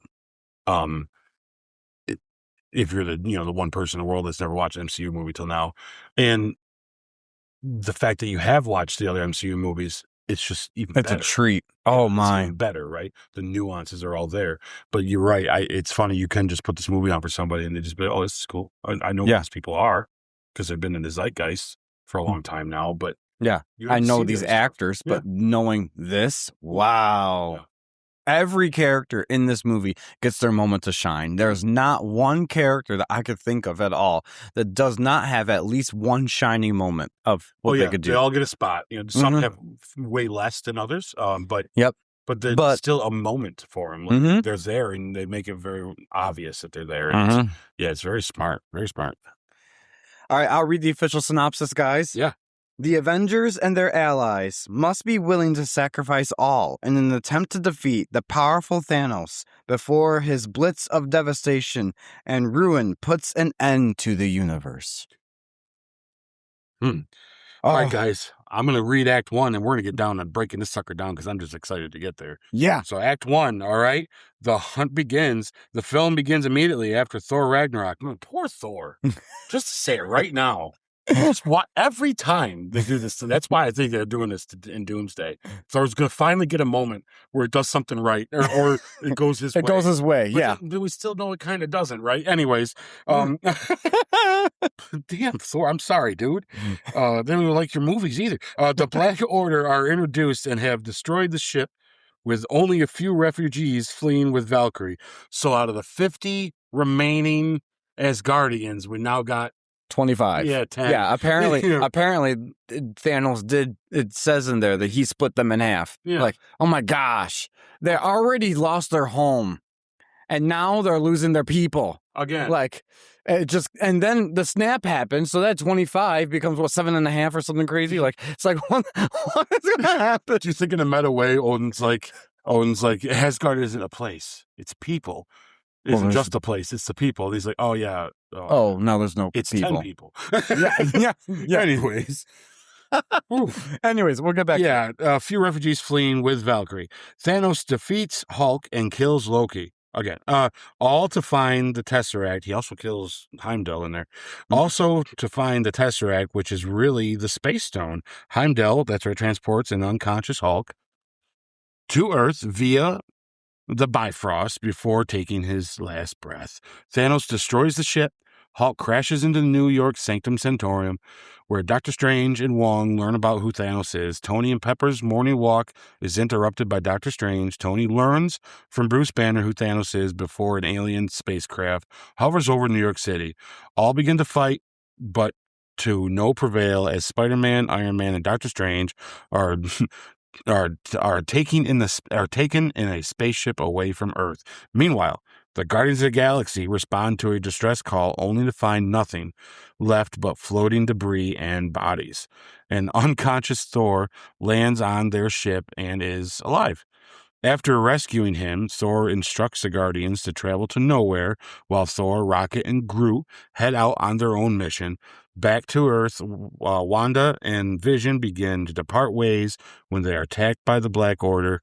When Captain America, Falcon, Black Widow join the fight and the Black Order retreat. After regrouping at the Avengers compound, Steve decides to take them all to Wakanda. So that's pretty much, it's hard to describe that without splitting it up like that because everything's happening kind of on top of each other. Yeah. Yeah. So, Yes. So technically, guys, some of these things happen during the other events I was talking, but that's how you got to explain it because this is about this movie. And this is how we kind of saw it as it was going. Yeah, so one thing I'm going to say about this movie, and I'll start off right off the bat, and then we'll get right into what worked, didn't work, all that fun stuff, is this never stops with the action. Oh. There's very seldom moments where you get just maybe 2 minutes of like take a breath time, and then there's something always happening. Yeah. Whether it's heroes meeting each other and don't know it and they're fighting each other for a brief moment, or it's Thanos and the Black Order wreaking havoc on Wakanda, on Vision, on everybody. But like, what the heck? Something's going down all the time. Yeah, like you said earlier in our podcast, Infinity War is so fast paced. It happens within hours, like a day, and it's like, it's crazy. I don't think this thing ever gets to night except for where Wanda and Vision are, but that's another part of the world. So that's already night. It's like this happens so fast. Yeah, I don't think we see nighttime again on Earth. Yeah. Until the snap. Yeah. Anyways, yeah. So what worked for you? So this is how I structured this time because there's so much here. Okay. I'm going to give you a basic thing of why this works so well. And then we can, you can do the same. And then we can go ahead and dive into like the specifics. Okay. Okay. Because to list them all, I'm going to need an hour. You know what I mean? Yeah. So right. We don't want to do that. So, this is what Act 1 worked real well at. Okay. The setup and build to the meat of the story, worked real well. And like the pace and the timing is perfect. Like, I think that's an overall statement, which is why all of it works, because it really is like you just said, it starts and it just goes, this first part right up to when they get to Wakanda. And it's just like, holy cow, man, this is one scene after another of just, I can't keep my eyes off the screen. And there's no pee break in this movie. Oh, no. Because you're going to miss something. Oh, yes. And there's a few spots maybe you could have, but it's not worth the risk. Yeah, right? You don't know. You know what I mean? And it's not far from something good happening. So the pacing is, this is pitch perfect pacing. So the storytelling, the build, the utilizing the characters, the putting them together, it just is the groupings they chose to put together, the story they chose to tell works awesome in this. So that's what works in this Act 1 for sure. I'm going to tell you what didn't work. I have no idea. I haven't found it yet. So until we discuss it and maybe change each other's minds, if we do, maybe we'll see something in a new light as we go. One thing I'm going to do during this entire thing, just for forewarn you, is if you go online, there's a small list of really big, obvious potholes this movie has. Or at least plot holes. Man. Anyways. They'll step in them. Yeah. I did. It hurt. That hurt. Anyway, I sprained my ankle bad not too long ago. It's a freaking a plot hole. Yeah. So there are a small list of plot holes in this movie that the online universe, you could call it, has decided that the only thing wrong with it, that they still forgive, because they're not, I haven't met too many people that don't like this movie. Really. I think they all say it's one of the best, but they do complain about some things in it that I think I can answer, and some of them are pretty obvious, but as we go through our thing, I have them on my notes.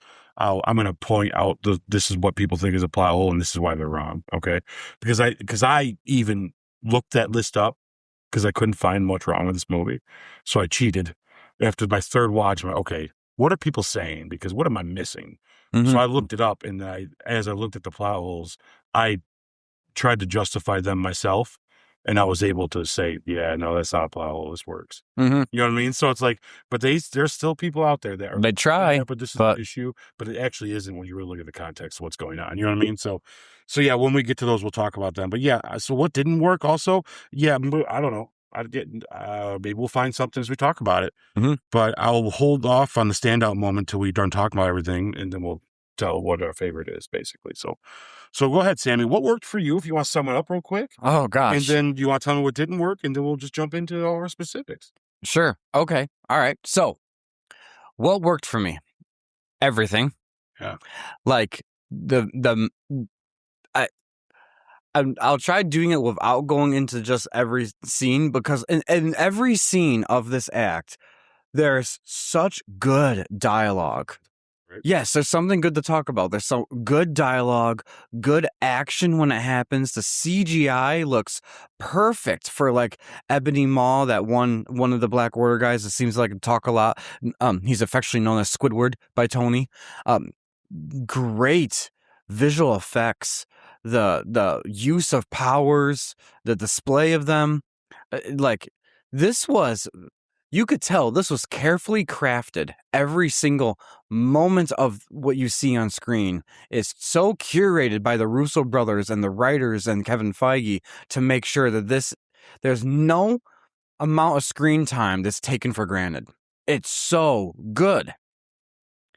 I love it picks up right after Thor Ragnarok. Yeah, poor Thor, poor guy. Yeah. But wow. It just, even the death of Heimdall, the death of Loki, it's crazy. And then going down to, this is one of the things that I love a lot about this whole movie in general. And it starts off, of course, in Act 1. Connecting each character with other characters. You know, Hulk goes down, and now he just so happens to crash land in the Sanctum Sanctorum with Doctor Strange right there. Now you've introduced Doctor Strange or brought him into the Avengers world, so to speak. And then later on, when Captain America is taking everyone to Wakanda, be like, now he's intermingling all of them together. And then when Tony and the Guardians meet later on, this is one of the coolest things we all thought about this when they were doing this movie. How are they going to make it where all these characters meet? They all get screen time justice, and it works out. This is the best way to do it. They have organic ways that they meet each other that actually fits how the characters react to each other. And then they all join together as one big team, and it's separated into 2 or 3 different missions. And that way they each have their own time to shine. Yep. It's so well crafted. Yeah. And they basically do the same thing in Endgame, but just in almost better. Yeah, well, see, it's a strange way. So the thing about Endgame, the only part of Endgame I see that copies this formula is the end battle, when they have everybody, because then they give everybody their moment to shine. You can see it in the background. You get the 1-2 seconds of Wanda, T'Challa, Spider-Man, everybody. But that's just other than that, the rest of Endgame really is your core 6 characters. And you do see them separate into missions to get the stones, retrieve them, all that stuff. But it's still just those characters. It's not as many to go. It's not like this. This is still every character. This is a monster of a movie. Like, this is a giant right here to tackle. And it blows my mind how they were able to pull this off. Yeah, it's amazing. Of course, only the Russo brothers, after they've proven that with Winter Soldier, that they can do this. Of course they can do this. Like, it's hard to believe that these guys weren't that big before this. They only did TV shows, from my understanding. I think so, yeah. And it was mostly just comedy shows. And they do everything in this. And that's another part I want to say real quick. What you read in the history, it is so true. The comedy that's sprinkled throughout this movie, it doesn't feel too much. It doesn't feel forced. It feels organic. Yeah. You laugh at everything. It's as characters would say it. Like, yes, it made sense. There's not one time where I thought, "Ooh, they didn't need to say that." Right. It was perfect. Everything. I just even Tony explaining to Peter, "All right, what's going on now? Oh, an alien wants to get this necklace off a wizard." Yeah. For us, we're laughing. We're like, well, really? That's true. You boil it down. That really is what it is. It's oversimplification, but it's just, he delivers it the way Tony would. We laugh at it. Earth is closed today. Yeah. Go back home, Squidward. Yeah. Like, it's awesome stuff. He interrupts him too. Like, I noticed it this time again. As he's talking, he's like, Earth is closed today. I forgot to say it. And I love when he's looking at Bruce and he's like, dude, you're embarrassing me in front of the wizards. Yeah. like, this is so good. Anyways, so yeah, that's Well, he even gets meta when he refers the Bleecker Street Magician, which is funny because it's also talking about like Sherlock Holmes and stuff like that. Who Benedict Cumberbatch plays in another thing, and so does he. RDJ. Yeah, it's so awesome, right? Yeah, it's so cool. Yeah, all that. I love how they got Spider-Man into space. You finally get the Iron Spider suit. Sick. Yeah. It's that was so cool to do that. And the emotion was felt in all of that too. And speaking of emotion, I gotta tell you, it felt so good when the Guardians came on the scene. Rubber Man as the song was perfect.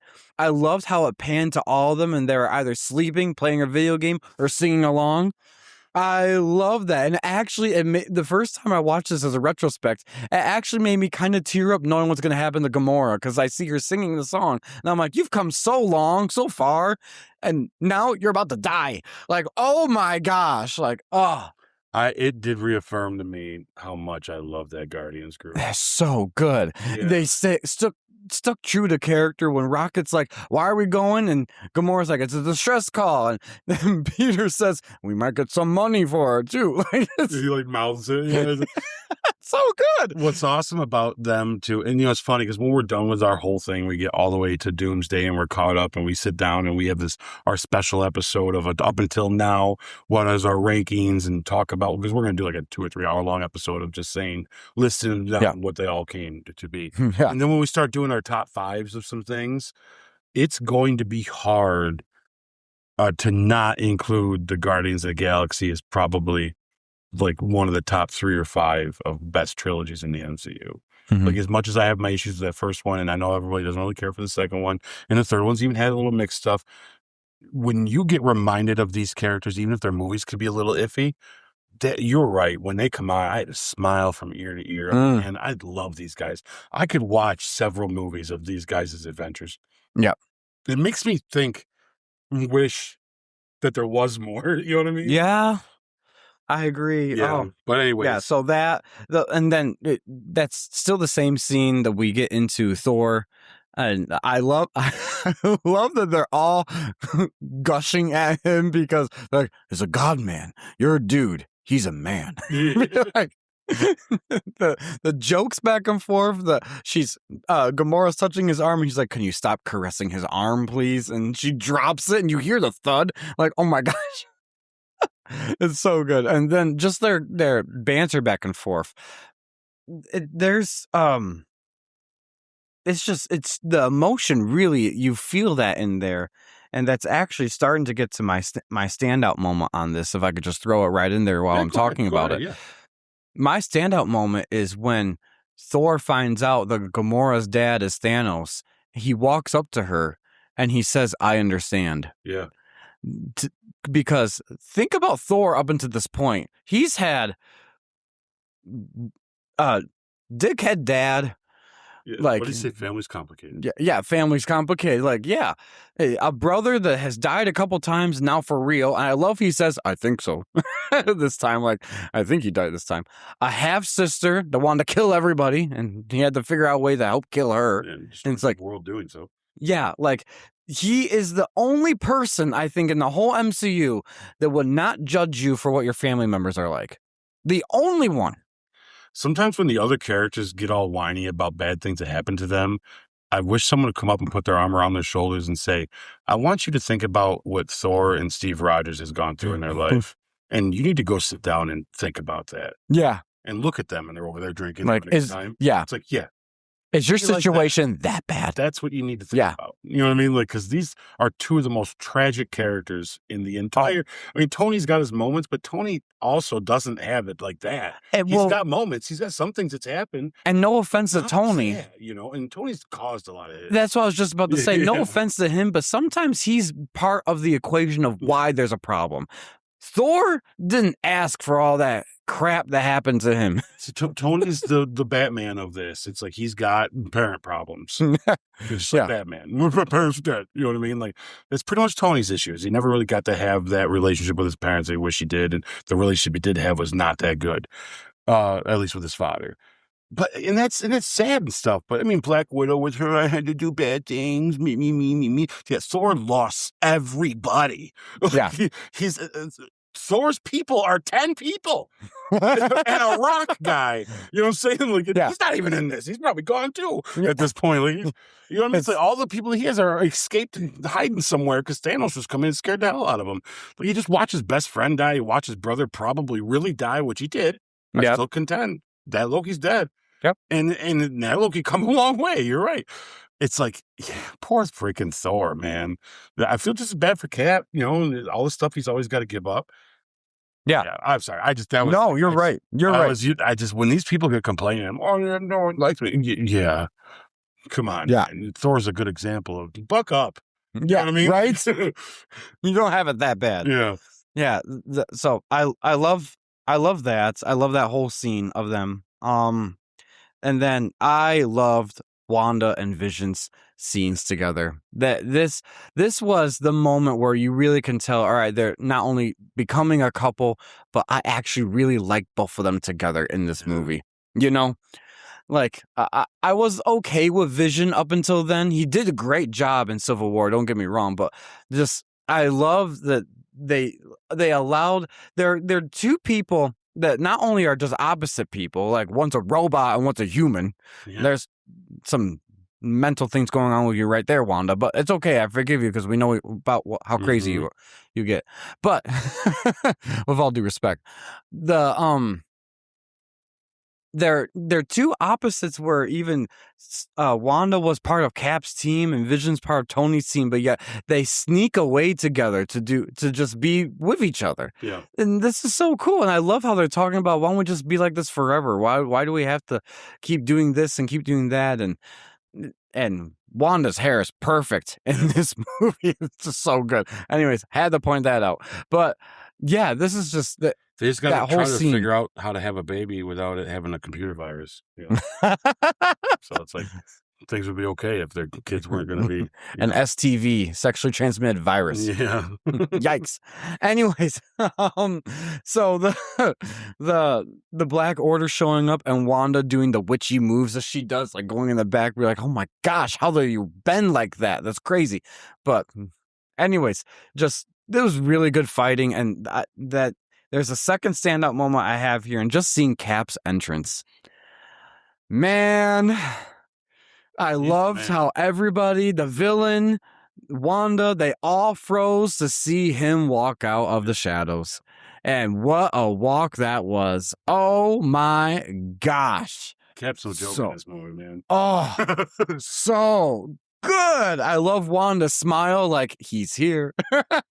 And he's not that powerful compared to her, but it's Captain America. He gets it it's done. Captain America. He can do this all day. Yeah. That's what it comes down to. Yeah. Oh, that's so cool. And I love that they make the decision to go back to the Avengers compound, and there's Rhodey. And William Hurt's character is Ross. Yeah. Secretary Ross. He's like, arrest him. He's like, will do. He turns away. It's like, well, that's a court-martial. Yeah. And good to see you. At that point, yeah. Yeah, and then seeing that little moment of Natasha and Bruce saying hi to each other, that was really cool. And just the whole talk about what to do with Vision, that really is the end of Act 1. I literally just laid out the whole movie because the whole act, because everything just worked. Oh, yeah. The only thing I can say that if I had to be nitpicky on what didn't work is I wanted to see a longer fight between Hulk and Thanos. Thanos is a brute. He already had a Power Stone. I get it. But part of me is like... Well, he used the Power Stone. No, he didn't, too. So it's like, I've never heard of Hulk being that scared himself that he... Like, okay, when Thanos knocks him down, yeah, it's a pretty powerful punch, but at the same time, like, I didn't see that would have been an unconscious punch down. Was this just to demonstrate Thanos' natural brute force? I think it demonstrates that Thanos is strong as Hulk, for one. And for two, it's also you're talking about how many things beat Hulk. You know, Hulk's not used to losing. So I think if Hulk was more strategic, it'd be a different kind of fight and longer. But the Hulk come in and does what the Hulk does. Smash. And Thanos is like, well, I'm just as strong as you and smarter, and I know how to fight. When the Hulk doesn't know how to fight. Mm-hmm. When you watch that, the Hulk's just throwing arms. Thanos is doing moves like he's a boxer. Yep. And it's like, so when you get those hits in, yeah, man, if you're just as strong as the other guy, all you got to do is tap that chin and you're sleeping. Mm-hmm. And that's what they did. So I'm with you. I think the fight could have been longer, but you know what? I think the fact that it wasn't is exactly that reason, is because you got a Hulk that it just is used to winning. Mm-hmm. And in fact, even if you told him he lost, like he did in Ragnarok, he denies it. He denies it, right? Yeah. This is like, oh no, this guy just whooped my ass. Yeah. Like Hulk was the biggest thing walking the street until Thanos showed up. That's just the only thing. That's the only thing I could put in this section, because other than that, there really is nothing to work. Yeah, it doesn't work. That's even kind of just trying to find something you just want. And that exactly that on like a scale of 1 to 10, that's like a 9.5. Yeah. That's the only reason why I could put it there. Other than that, it's just everything's just perfect. Because when you watch that fight again, it's like the Hulk is throwing him around pretty good. But Thanos then gets to dipping and weaving. Yep. Then the Hulk's like, oh no. And then you see him getting those gut shots and you're like, oh, Thanos is a fighter. Like he's done this before, man. Like he's not. Yeah, that's awesome. So what are your standout moments then? Okay, so I want to talk about a few things before I get to my standout moment. Yeah, I think it was a great choice to start the movie right off with, like, right where the post-credit scene ended us. This is like one of the best pickups from a post-credit scene in the MCU. Yeah. It was like the definition of what that post-credit scene should have done. Yep. They did that, and they're just like, in 10 minutes later, and here we are. You know what I mean? It's like, whoa, this is happening right now. You know, having Thanos beat the Hulk, we just got to talk about that. It's amazing.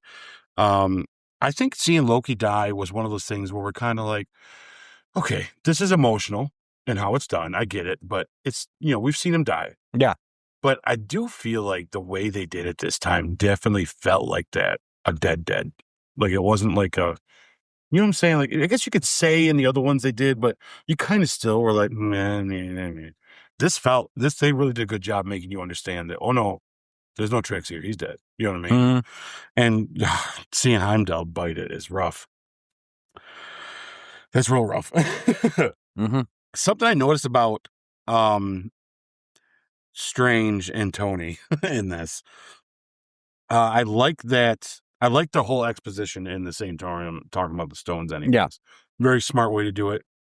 Wong is great at just telling you shit. Yeah. You know what I mean? Like, I think if he's around for anything, it's to just give you information. He should do, like, you know, sexual harassment classes online. He's the librarian. Yeah, that's all. He's supposed to know. And he's great at it, though. But I do notice something about Tony that we don't talk about often, but we know it's true. He is such a jerk to people, man. Like, I know he is. Like, we know he is. Me saying that isn't a surprise.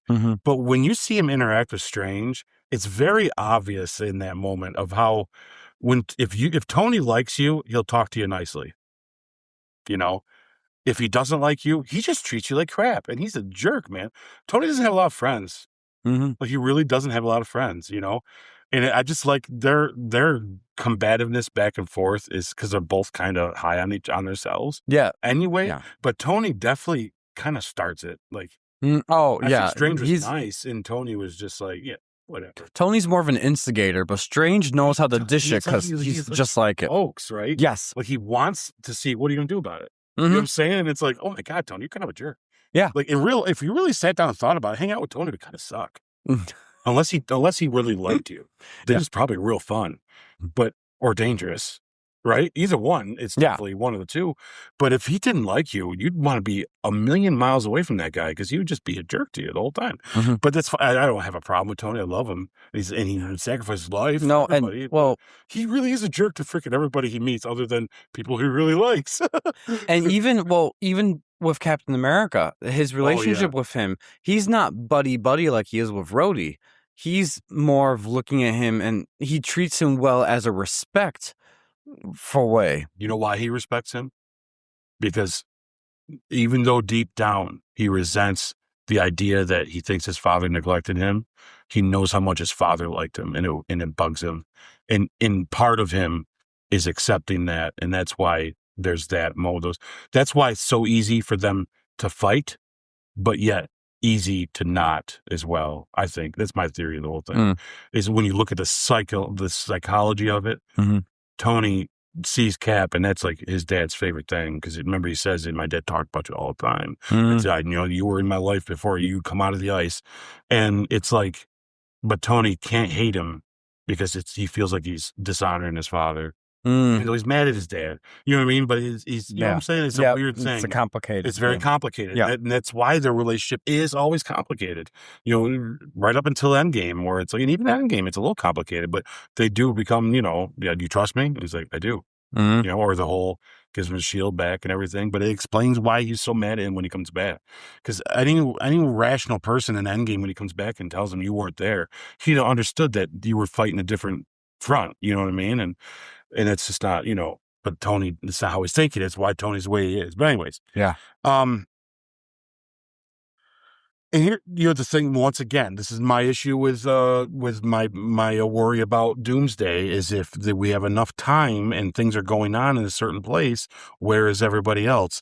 And in this movie, the Russo's shown us that they think of that already. And obviously the character's part of the story anyways, but it's how it fits is because he happens to live in New York City.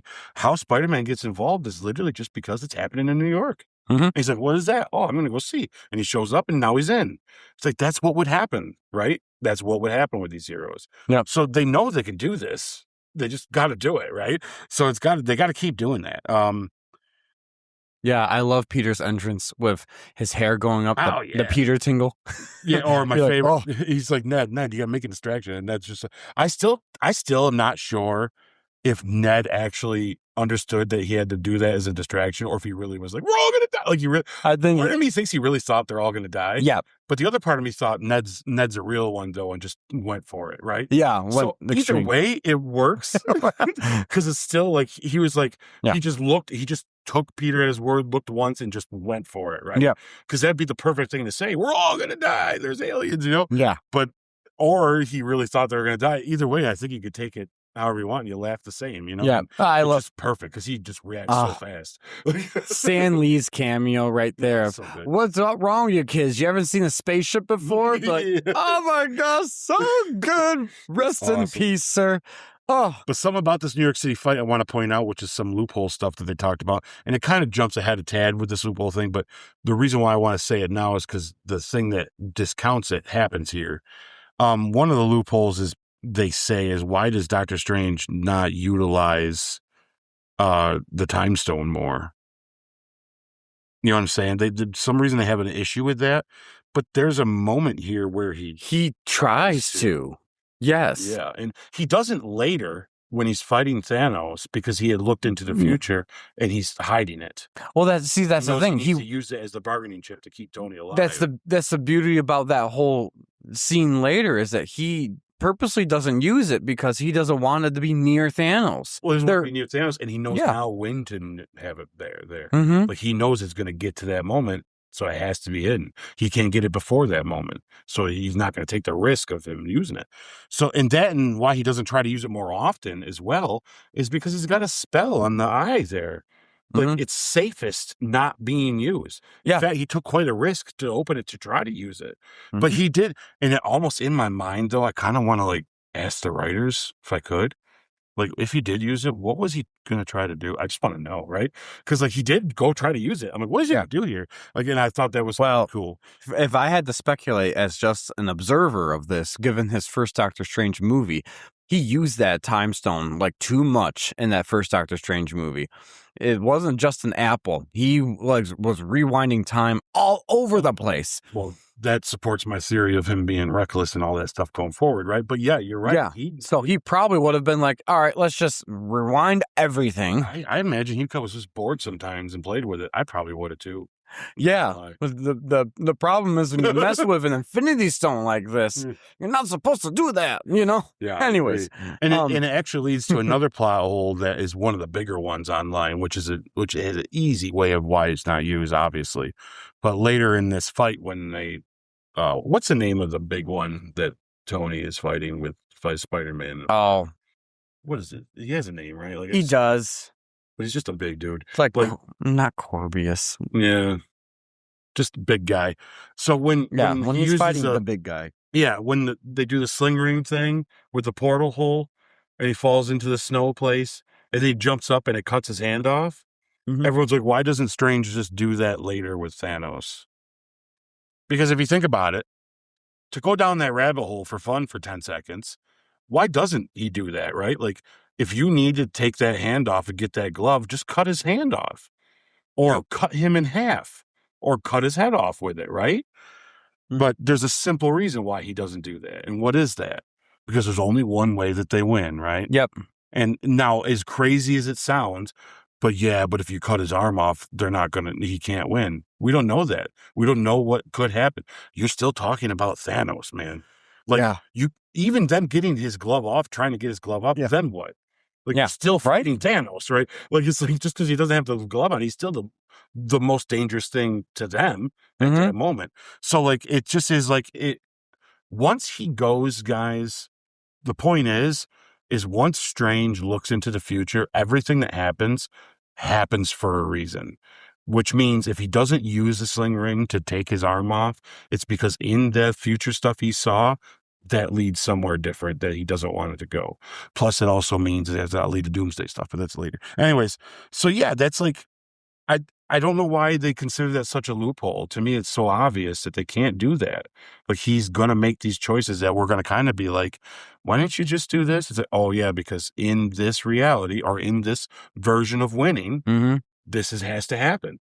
And so they can get off all that crap. Anyways, I do want to say something about Wanda and Vision. I mean, I do like that their technology, like, wounds Vision to the point where he's not as powerful anymore. Like, it takes that power level off the table, which is cool because he does have this feeling of like a Vision could do a lot of things, but like wounding him like that I think it made him kind of took him out of the fight. Which is because he's very powerful in his own right. Yeah, he could do some things that that would make it real hard for Thanos and stuff. But that when he just that's how violent just and gets him. It's like that right there was it for him in this movie. Like he's wounded to the point where he's not like later he's a little better, but like he could do stuff. He's just not formidable. I think it damaged him to the point though where he was out of the fight though. You know what I mean? Which is as you see it, he never gets back in it. Yeah, and I want to know where those blades are made from because that is up until this point, vibranium is the strongest substance that they can find, and he was made out of vibranium. So, like, what is that? Is that it's adamantium? They just never said it. Well, see, we never got adamantium introduced to us into the Celestial. Well, that's why they never said it, though, right? I mean, we could assume. Well, also, what I will assume I feel like would be a little more plausible is that they got vibranium from a space rock that we found on Black Panther that came to Earth. So where that space rock originate from probably was where that guy was born or something. We have no idea. Lived on it, Or they just knew about it already, probably. You know what I'm saying? Like,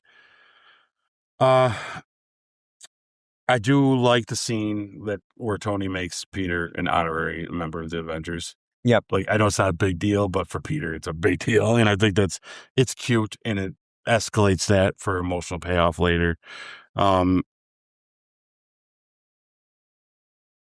Yeah. So let's talk about Thanos for a second. Okay. So this is another issue that people have in this movie, I guess, is the biggest. I want to talk about it now because this is in this. I'm pretty sure it's in this act where Gamora kind of breaks down what Thanos' plan is, right? Yeah. And they're on the spaceship, and this is when she makes Peter promise to kill her if he gets her. So Gamora explains what his goal is and how he can't have her, and makes Peter make a promise. And this is where one of the most recent claims of the biggest plot holes in the movie is that the internet says, or the internet's people say, is they don't understand why Thanos doesn't. And I think Brolin even is in an interview and talks about how a fan come up to him at one of the Comic-Cons and threw this in his face. And he was just like, dude, I just acted these things. I don't know what you're telling me. But they claim, why doesn't Thanos just make double or triple the resources and not kill everybody? Yeah. Now, you know where I'm going with this because I made a short about this not too long ago. Yeah. But the point is because it's Thanos, guys. Like, I just want to throw this stuff out there because this is where this movie gets deeper, that I really wanted to have this conversation with you about, because not even in the MCU, he's known as the Mad Titan. So there's a reputation, right? His reputation isn't that of someone who has been, an average good dude, obviously. Uh, So also look at how he treats his kids, his adopted kids. He uses one most of the time because she's effective and keeps the other around so she can practice and fight her. And then when the one loses, he replaces her body with, robotics and does nothing but treat her like crap. So he's a very loving being. You know what I'm saying? So, and we always have to understand that every dictator or tyrant is always trying to justify something they are doing, but it's not so much about the mission and doing what it takes. It's also a God complex, a savior complex. Even the way his henchmen claim how you should be happy to die at the hands of Thanos by claiming that we are the children, that you are now the children of Thanos. Like, it's a cult thing. It's a godlike, mentality that he has. He says only he can do this mission because only he really understands what it takes, and it's his will that will get it done. What's that sound like, right? And he even claims in Endgame that he likes doing it. Also claims in both movies that the creatures of the universe need to pay or be punished so that they won't do it again and learn from their mistakes. But most of all, he literally calls himself inevitable at the end of this whole thing when we get to the next movie. Like, think about that, guys. You're not talking about someone thinking about the greater good. This guy, he has a valid argument about what's wrong, but the way he's going to fix it is never going to be the right way, And plus, his name alone, I found this out not too long ago, and I thought this was cool as hell. His name, Thanos, is actually derived from Thanatos, which is the Greek god of death. So let's just understand peace and compassion is not this fella's factory setting. You know what I'm saying? Yeah. So if you're concerned about why doesn't he just do this, it's because he's bad.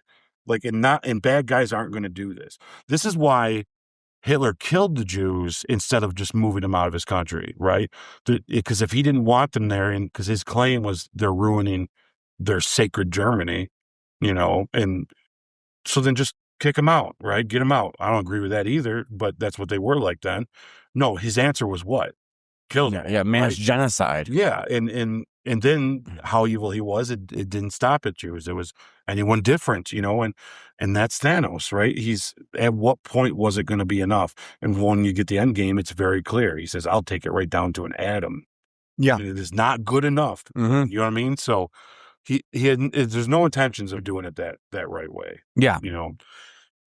So I just wanted to point those things out. And I thought that was cool. I didn't realize that he was kind of named after that god and stuff. So, back then when they come up with this character, they had this all in mind anyway. They were like, we know what to do. Actually complements his relationship with Lady Death, right? Like the whole idea of, because that when I start reading about that Greek god, is he's not the god of death in the sense of like collecting souls like Hades is, but he's the one that goes out and causes the death. So it's like even in the comic book, he's killing people for he loves, right? Yeah, because that's one thing that's different from the movie version of Thanos than it is in the comic version of Thanos. In the comic version of Thanos, and they allude to this in the post-credits scene of the first Avengers movie, when his henchman there says to challenge them is to court death.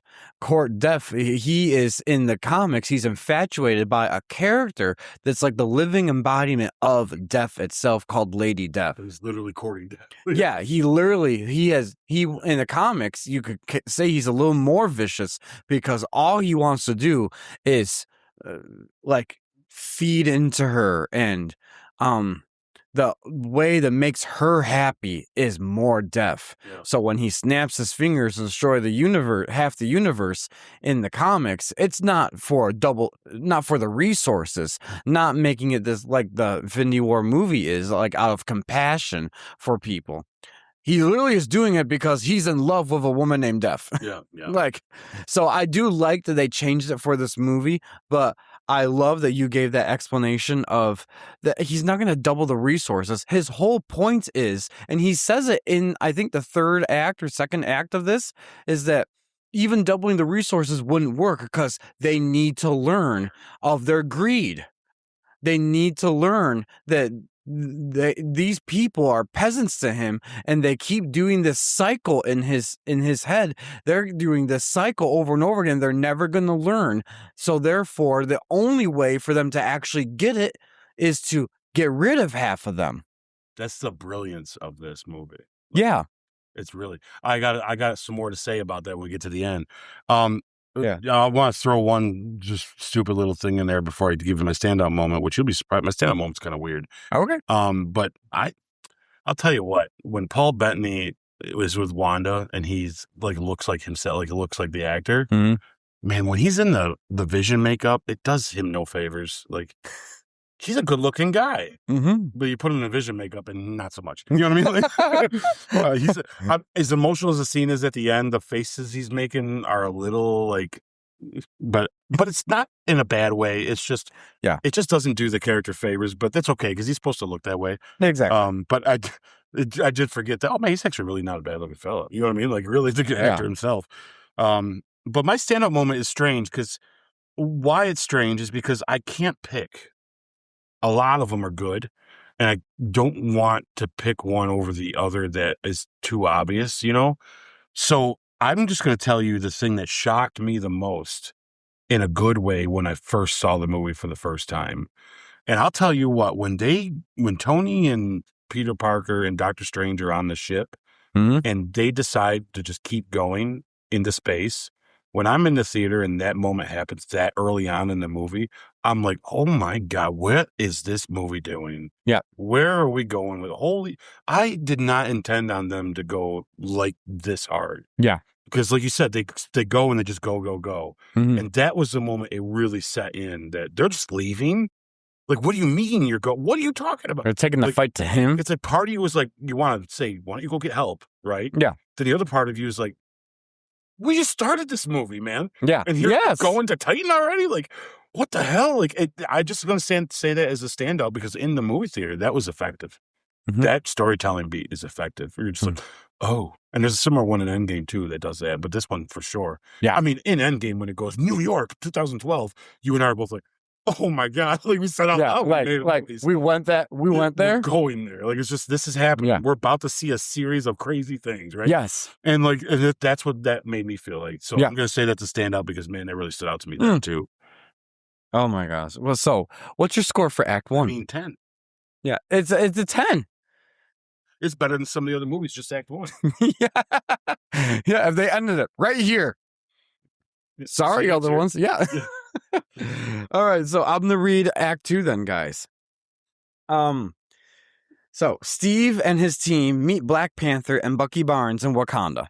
Shuri and Bruce Banner discuss the Mind Stone and figure out a way to remove it from Vision's body. Forces outside Wakanda begin to target the city, and all the Wakandans prepare for battle. Meanwhile, Thanos has successfully captured Gamora, who then takes her to Vormir to retrieve the Soul Stone. Thanos gets the Soul Stone by sacrificing Gamora, a soul for a soul. Thanos then transports himself to Titan, where Tony, Spider-Man, Doctor Strange, and the Guardians have been waiting to ambush him.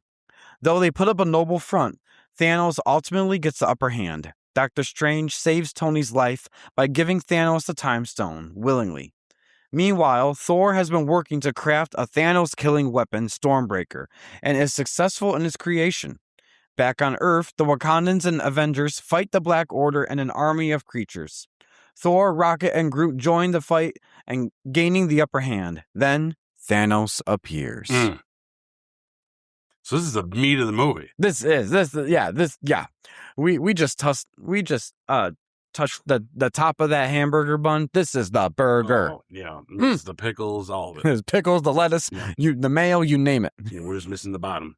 Yeah, and we'll get there. Yeah. So, what worked for you, sir? So I'm going to do the same thing we did this last one. I'm going to give you an overall what worked, and then you can go through yours, and I'll go through mine, and we'll move on. Yep. Okay? Yep.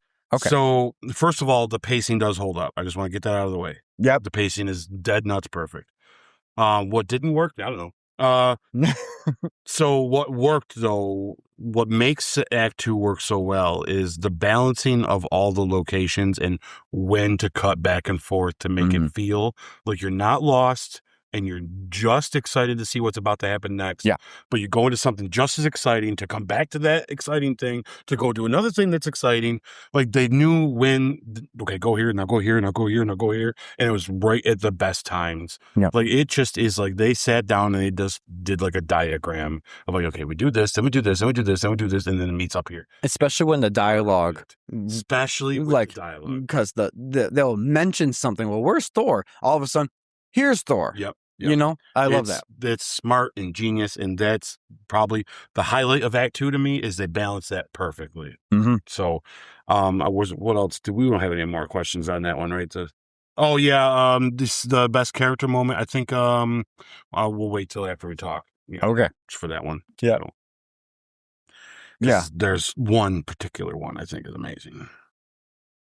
So, do you want to continue with any more, or do you want me to start? Yeah, off I'd like. Why don't you go ahead and talk about it, and then we'll just do the same. Got it. Kind of the same premise of this last. So one. yes, I agree with you completely. The pacing is perfect.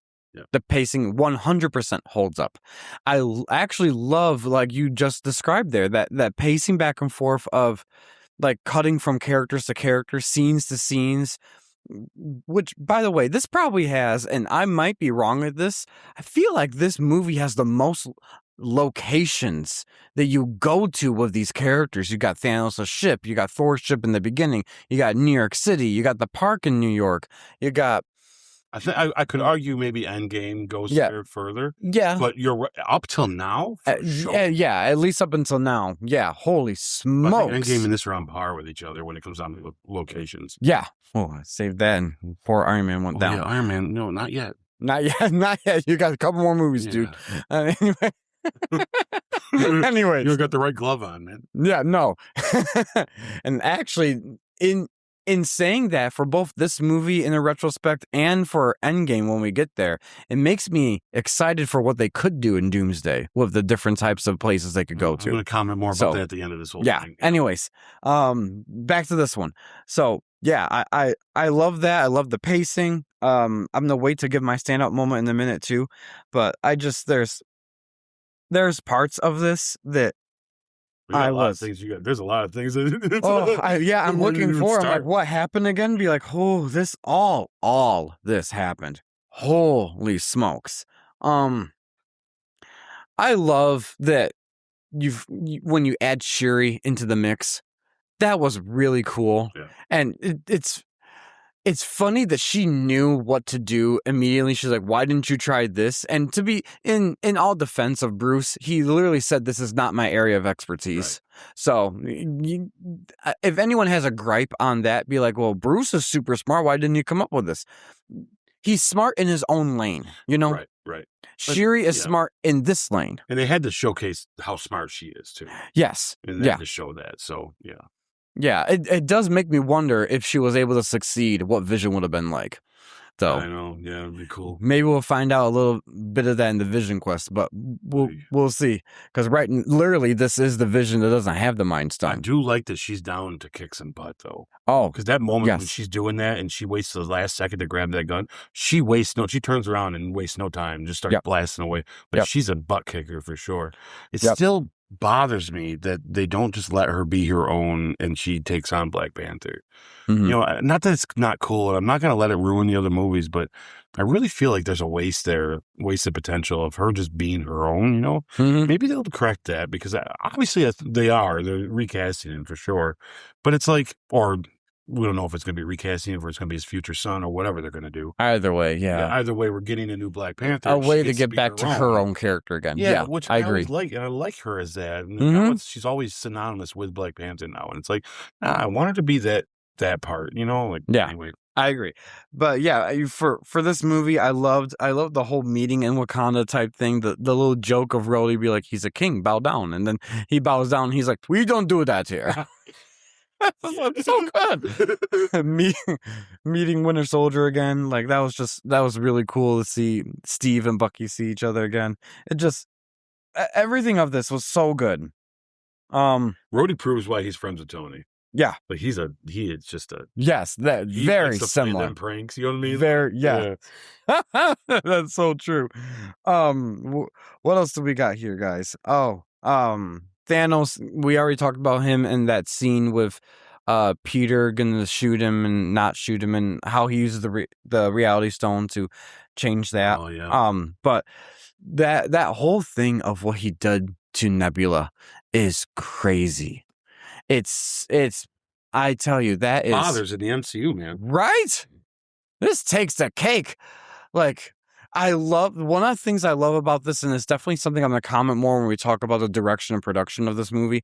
But that cinematography there, of you're walking into the room and it just looks like she's floating, like she's in a leaping position type thing, or a superhero pose type thing.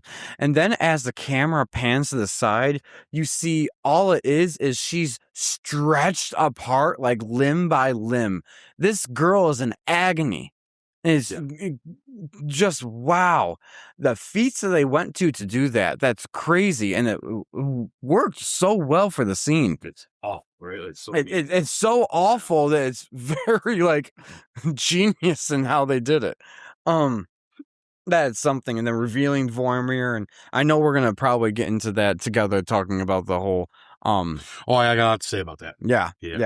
So I'm gonna skip over that real quick and go to the next part when. Yeah, I got a lot of bullet points that maybe will cover some of the things you might be forgetting. If you want me to just go ahead. And go right ahead. And then you comment. I'll ask you how you feel about each one. You got it. So first of all, I love seeing Bucky come back. Yeah. Like, yes, Bucky's back. And his arm thing looks awesome. You know what I'm saying? Like, and I guess some of the best outtakes when it comes down to like cuts of the movies when you watch behind the scenes stuff is that scene, because that goat behind them wouldn't shut up for a long time. Yes. It's one of the funniest ones that they do. I like the idea that the Mind Stone and possibly taking it out also sets the tone of this film, that it's a clear sacrifice that's necessary in order to beat Thanos. Like, it feels like this kind of becomes a theme of this movie. Like, the heroes across the board are not willing to, sacrifice anything. And in fact, Cap even says, we don't trade lives. You know what I'm saying? And they kind of stick with that for a lot. But Thanos says that whatever cost, it takes, which is funny because in Endgame, the heroes all agree whatever it takes, right? Mm-hmm. And what do they do in Endgame over and over again that Thanos did in this one? Is sacrifice, right? Yep. So it's just funny that they mirrored that well, and that right. So it's genius, to be honest with you. It's next level in my opinion. And let's see, the setup to the battle I like in Wakanda. I like seeing all the people get together. I like the dome thing. I like the ships falling in, everyone coming out there. I just think this whole setup is really cool. And then all the fighting is cool itself when we get into, because that's all part of this too. And like just the fact that when Cap and T'Challa take off running, they're like way ahead of everybody. That's so funny. It's just wild to see them so out cool. there. It's awesome, right? Do you like them setting all that up? Do you like that Bruce is actually in the Veronica suit or the Hulkbuster? I love the choice of not bringing Hulk into this, to be honest. I love the choice of not bringing Hulk. I'm iffy on Bruce being in the Hulkbuster outfit like that. I think it was cool for them to do it in homage to it, and it made for a couple funny moments. So I forgive it. Of course, it's not like it's not in the what didn't work for me section, so to speak. I kind of wished that he was up there with Shuri and learning how she was doing things, because I feel like that would have been that genius moment of he's learning from someone younger than him type thing, and he can either give pointers or just be there. And I just think that would have been a little bit cooler. So I think they played it safe, because I think they knew they couldn't put Bruce in danger. Mm-hmm. I think ultimately, if you're going to have the Hulk come out, you'd have to kill him, because the Hulk would just have no choice. Yeah, because the Hulk wouldn't want to die too. But I don't know if they understand that. The characters do. You know what I mean? So we get that, because it's like, oh, the Hulk won't let him die, so it's okay if, say, one of them does stab him, the Hulk's going to be like, no! You know what I mean? But maybe not, though, right? Because the Hulk is weird in this. And I kind of like that complication, though. I like that that's there. I think they figured if he was up there with Shuri, then when the bad guys do get there, he's in too much danger as someone that's weak. So I can't think of any other way to put him in this and give him time in the movie and not put him in like mortal danger. So putting him in that suit, I think, was like the safest thing they could do with him. So it's like he was the Hulk, but a mechanical Hulk. So I kind of like the balance of that, where it's like he didn't turn into the Hulk, but he was like Tony's version of a Hulk. Exactly. Right? So it's like he still was a Hulk. You know what I mean? I kind of like that about it. Bruce helped Tony design Veronica for Hulk Rampage moments. So, so that suit's intense. It's literally built to withstand the Hulk. Yeah. And actually, what we saw in Age of Ultron is it works. It does work, yeah. He knocked that Hulk out. It took a while, but I think Hulk would have had him in the long run if he didn't have those certain good moments with him, right? Like, yeah, I agree. Yeah, because it is just a machine after all at the end of the day. But I think they wanted to mirror that idea. Like, okay, you can't turn into the Hulk, so we're going to put him inside a Hulk, right? Yeah. And I think that's kind of why I'm really cool with the idea that that's what he was in. Yeah. Yeah, we're going to talk about the Gamora stuff at the very end here. But the confrontation on Titan with everybody is some of my favorite stuff of this movie, man. I got to tell you. Mind-blowing. Oh, my God. It's from the build-up, the fact that Strange goes into the future to see the thing. And at this point now, remember, guys, once he does the future thing, anything from now and forward, and I'm even contending right now in the MCU, is happening for a reason. So the important note is the start of my theory, obviously. But anyways, it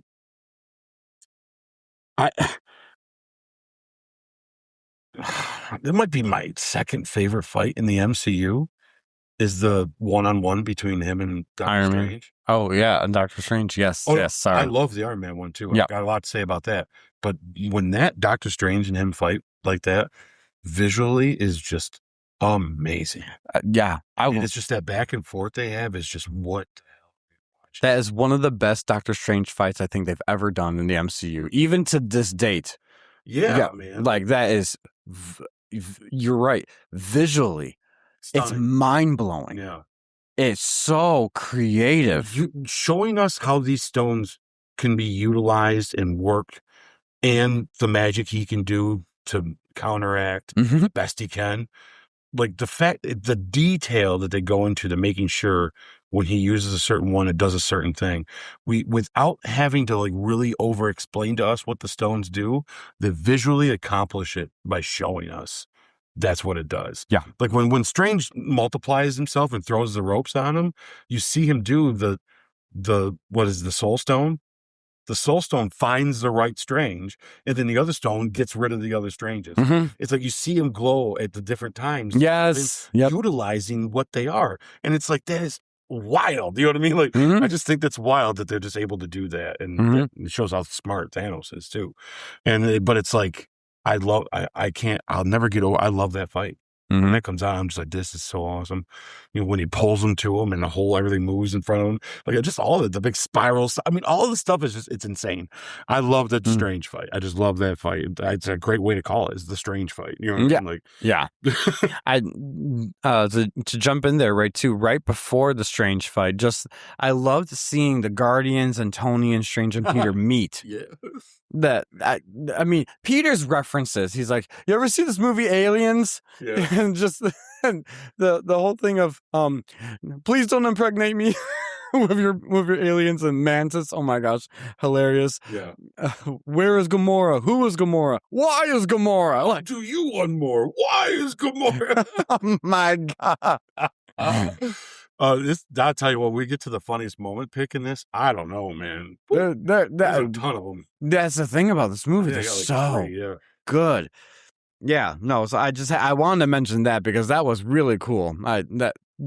Seeing those characters come together, and it's a natural reaction. The Guardians would have done it. One would have done this, and then it didn't last too long. It wasn't too short too. It was just the right amount of time for them, and then they all realized, hey, we're all on the same team. And I love the banter between Peter and Tony, Star-Lord and Tony, when he's like, yeah, let me do it my way, and maybe it will suck less. Yeah. And you'd be like, he's like, remember, I'm half human, so the 50% of me that sucks, or like the 100%. Yeah, the 50% of me that sucks is 100% you. Yeah, exactly. And Tony's like, your math is way off. Yeah.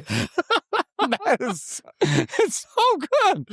Dude, it's Pratt so sells good. that so much, too. These guys they're a riot. I will tell you this. Well, we'll talk about that later, because that's a bigger question. Anyways, Yeah, I like when they're doing the big fight Yeah. with him, and they all are doing like, they're pulling at him, and Mantis drops on his head and puts him to sleep. It's very, very creative what they decided to do there, and how Strange has to kind of let this play out so they get to a point where they understand it's not going to work, and Yeah. just I just love that. I love all that so much, and it kind of gets to one of the other plot holes everybody has, or not plot holes, but something they are mad about.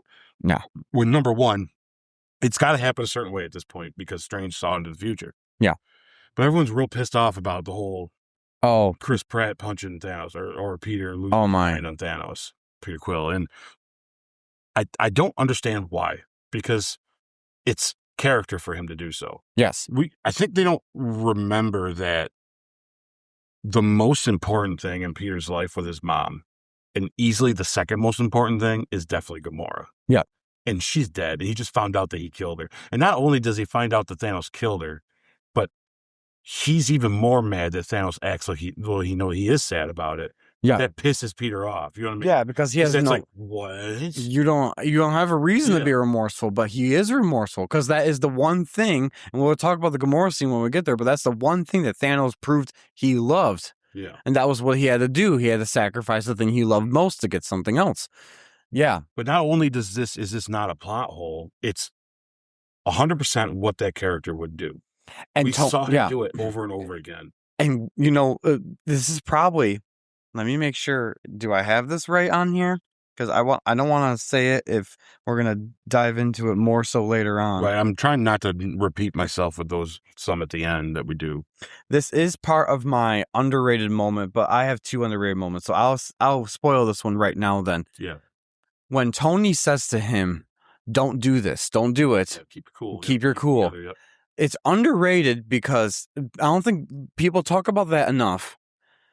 Tony at this point knows what that does. Yep. He sees this is what did Tony do? He did that in Civil War, and look what happened. It fractured the Avengers.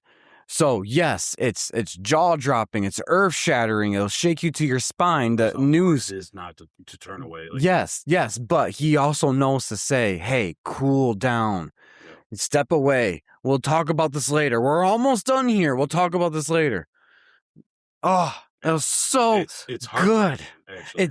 It's heartbreaking, but I'm so happy that the Russo brothers remembered that when they were putting that in there. Right on my notes, they just said, so thank you. Because you're 100%, it's one of the better scenes for that reason. Yes. And I mean, of course Peter's going to do this. I mean, as soon as his dad said that he gave his mother cancer, he didn't even ask a question and he started he's just mad, right? Like Peter is going to react emotionally first. And it makes sense, and so that's what's going to happen here. And like you said, that writing in that is so brilliant without it being in your face. Tony didn't say, "Hey, look, he's like, hey, I know how you feel. Don't do it." He doesn't even say that. He just tries to encourage him to stay calm because he does know. And we as viewers got to know that, right? Like we got to understand that as we're watching it. The Russos, I give them, thank you for not thinking we're dumb. Thank you, because we're not dumb. Some are. We're not. People that think this is a plot hole are. So don't listen to them. This isn't a plot hole. This is an issue. This has to happen this way. And it's character correct. So that's just really what it comes down to. What else do they have here? Do we want to talk about the making of Stormbreaker? Or do you want to talk about something else first? Yeah, let's talk about that because I'm on that right now. The whole making a Stormbreaker thing is pretty awesome. Actually, it's perfect to show those, like Thor building the confidence and focus that he needs with his anger, and seeing him become possibly, I contend that this is when he becomes probably the most powerful we've ever seen him. Well, if we remember correctly, what Odin said to Thor in Ragnarok in that vision is what he said to him is the hammer is just a conduit for him which goes right to what you said before, which I think is canon in the MCU, is that it's all through his emotion, his power. Oh, 100%. It's all through his emotion. 100%. Yep. The hammer was only there as a conduit for him to direct that power and use that power for a weapon. That's why it's a literal weapon. Mhm. So him making Stormbreaker isn't just making a Thanos killing weapon. To be completely honest, yes, Stormbreaker might be able to go through the power of the Infinity Stones like just as a axe as it is. Well, it was made to do that, right? It was made to be powerful enough to do this. But also, it is more powerful when it's wielded Yeah. by Thor. Yes. Because he brings all of that energy and that power and that emotion, channels it through Stormbreaker. So when he throws it, it's not just an axe cutting through the rainbow that's coming out from the Infinity Gauntlet. It's the might of Thor coming at you. And this is, in my opinion, the peak of the might of Thor. When he shows up in Wakanda, he wrecks fools, dude. Like, he just goes to... The sky changes color when he jumps up. Yes. It's huge. His eyes glow. Everything. He legitimately bests Thanos, really. Yeah. He wins, really. I mean, the only reason he didn't go for the head, which we'll talk about later, is because in Viking fashion, he wanted Thanos to see him and know that I killed you, like I told you I was going to, and but that's something that he would want to do. And to me, that's not a fault of his. That's just that's what he would have done. It just so happens to be that he snapped when he was right there. So it's like it just kind of sucks that happened that way. But I mean, this is Thor at his peak. Yeah. It's because this is when he's the most confident in himself. Like, he is, like, he knows he's very confident about who he is, where he's going, the anger he channels in. He doesn't do weird things because of it or make bad choices. He knows what he's doing. He has a mission. He goes for it and he uses it as focus. Yeah. And that, boom, there it is. And if the events of Ragnarok is the only reason he's like that too. Yeah. He loses the Thanos in the beginning because you're literally talking about moments after Asgard blows up. Yeah. Like, I think it's more of a surprise attack than anything else, Well, and also he's battling Thanos' children too at the same time. His henchmen right there. Ridiculous fight those guys are really overpowered to a degree, especially that Ebony Maw one. That I'm glad he gets like frozen in space when that happens because man, he's formidable by himself. Yeah, he is. He's a scary fella. Yeah. Yes. Yeah. So I mean, I will give Thor a little grace there because it's like for sure. Yeah. Yeah. But I hear what you're saying about that. Yeah. I mean, if Thor was with the axe there with that kind of power, they'd have lost. Thor would have killed everybody there. Yeah, that's true. He didn't have the axe then. Yep. You know what I mean? Like, I think it's this moment in this though is what brought him to the best he is. And Peter Dinklage as Dimitri, the dwarf. He's huge. That's huge. Awesome. I love this. It's genius. He's a great actor, and to get him in such a small role like this, I'm actually surprised we haven't been seen him since then. Yeah. You know what I mean? This is another complaint that is online that people have is how does Thor know that they're in Wakanda? And it's like, I don't know why they don't know this. They tell us how this works in the other movies. Yeah. I'm going to tell you what I think it is, and I hope I'm right. He lands at Wakanda and starts to, some claim he should know where the battle is and don't remember, whatever. But he's using the Bifrost. They talk about the ability to use the Bifrost. Doesn't that come with the sense of the sight that they talked about? Mm-hmm. Right? Which is being about to think the thing like you're looking for this. You're thinking about the thing you're looking for. In Thor's case, guessing Thanos is coming to get the Mind Stone. So he thinks about the Mind Stone. So the sight finds the Mind Stone and sends him to the location where the Mind Stone is. Doesn't that make sense? And doesn't he actually start to like understand to use this sight even beyond using the Bifrost in Love and Thunder? Well, like, isn't that a thing? I think that. Well, he doesn't actually know. He doesn't use the sight himself. The sight's used through Heimdall's son, right? So it's like, what's the deal here? Like, I understand it feels like it's convenient that he gets this and then he just shows up. But it's like, that's how the Bifrost works, right? I was just gonna say, I think that people don't know then what the true power of Heimdall was in the Bifrost. Why Heimdall was the one that was always the gatekeeper of Asgard. Heimdall's natural ability, and it was shown in the beginning of this movie, is he can summon the Bifrost, and part of his natural ability is he can see, like in Thor: The Dark World, he can see Jane. He's been watching her the whole time. Right. He's the one who could get Thor to Jane whenever he wanted to. Right. So when Dimitri there says that, in theory, this can even summon the Bifrost. That includes the sight about the Bifrost, which is why they use it as. It's not Thor getting the power of the Bifrost. Right. It's the axe there has the power of the Bifrost. Isn't that why they use it as the tool in Love and Thunder to be the one that flies and guides? Yes, because it's using the Bifrost. Right. So it's like, what are they talking about? Like, it's very consistent. It makes sense to me. I mean, this is why Heimdall knows where everything is without going there. Yeah, this is basically just Heimdall and Stormbreaker. Because if you're going to argue that, then you should also say, how would Heimdall know to send Bruce to the Sanctum Sanctorum or where it was? Yeah. Because he uses the site to do this. He knows where can I send him to the safest to get the word out. Well, let's send this guy. Because I've seen him before doing this or whatever. Yeah. It's like, I don't get the issue. Well, because Doctor Strange is the Sorcerer Supreme. So people like Heimdall would know the most powerful beings in the universe. And he also is Sorcerer Supreme that's holding a time stone. So if anyone needs to be warned of Thanos collecting Infinity Stones, that guy needs to be told. And they're aware of how many are on Earth. You know what I mean? So it makes complete sense. It's not a random incident. Yeah. And maybe I said that in the beginning of this when we were talking about a retrospective, but I want to make sure I correct it now. It's not random that Heimdall sent Bruce to Doctor Strange. No, it's not. It was all part of what Heimdall can see. That's right. So, anyway. From using the Bifrost. So exactly. When they complain, well, how does he know? Well, guys, watch your movies, man. Mm-hmm. So, unless you have more to say about that, I kind of want to touch on the Gamora stuff. Let's go right into Gamora. It's actually on their screen right now. So, I love that happens. I love it too. I love the surprise of Red Skull. Oh yeah, it's great. I didn't write it down. I'm glad you brought that up. I forgot to bring it. I tell you what, he is such a character. He's such a villain that part of me have often wondered what happened to him in Captain America when he teleported up.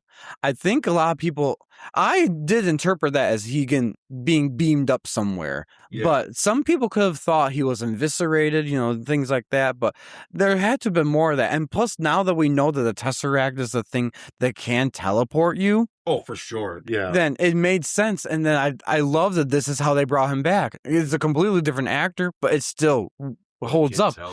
Fun fact, the actor who's portraying him is also the same one who voices Cyclops. Right, yeah. Isn't that so cool in X-Men 97? And I guess the guy is super talented. Oh, yes. Done lots of impressions. Yes. But he's well known for this. And he actually had a big role in The Walking Dead as well.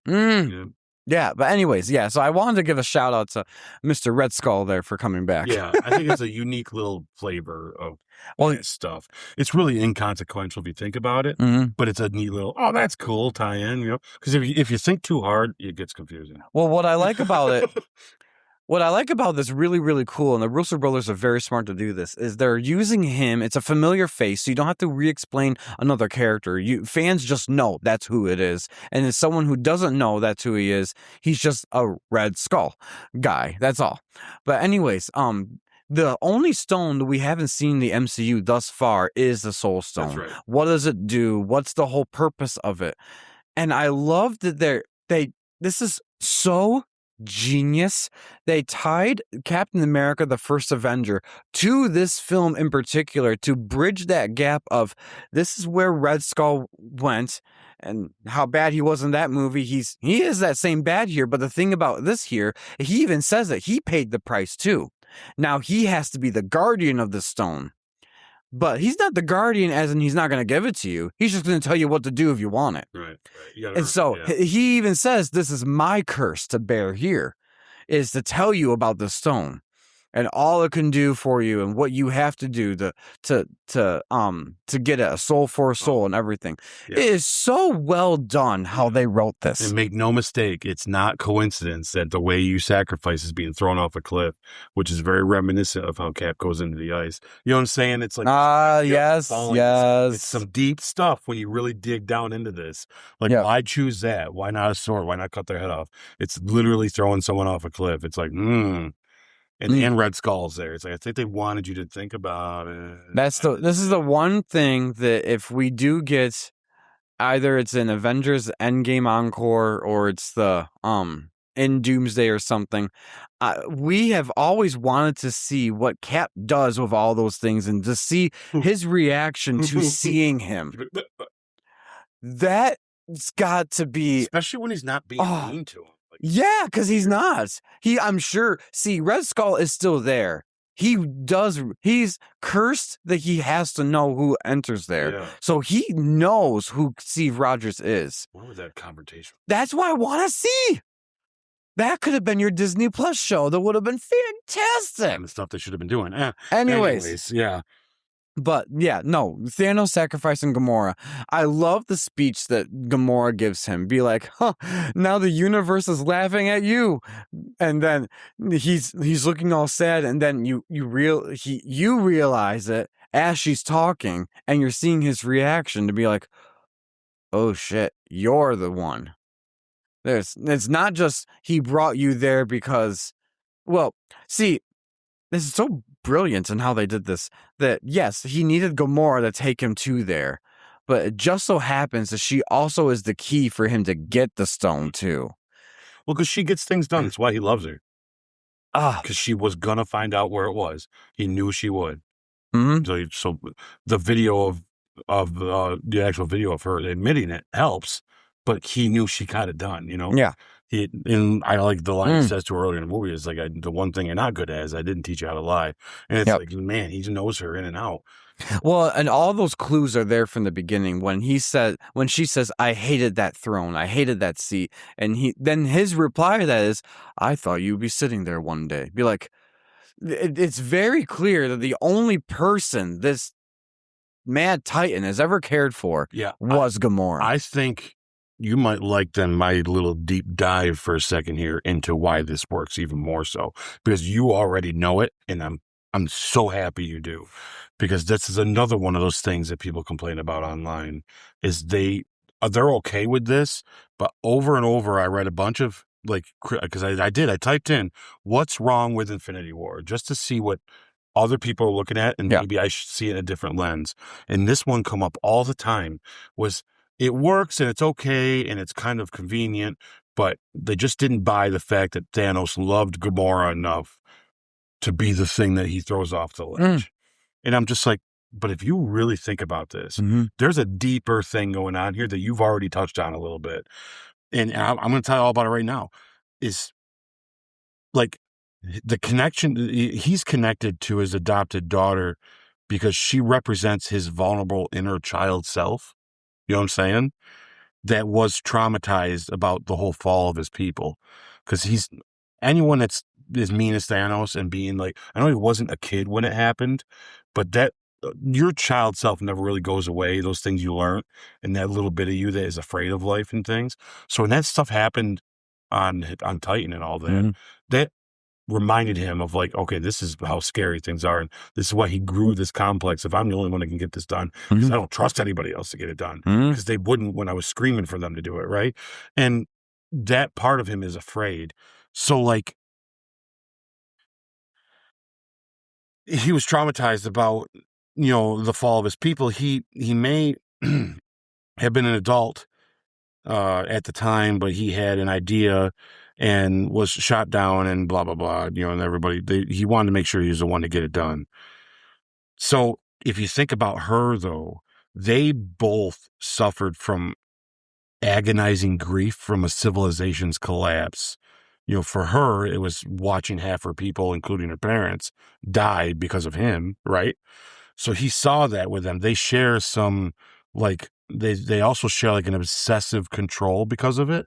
Like Gamora not seeing that Nebula just wanted a sister, so she always kept fighting because she thought that was kind of what was supposed to happen, and that's what it was a survival thing for her.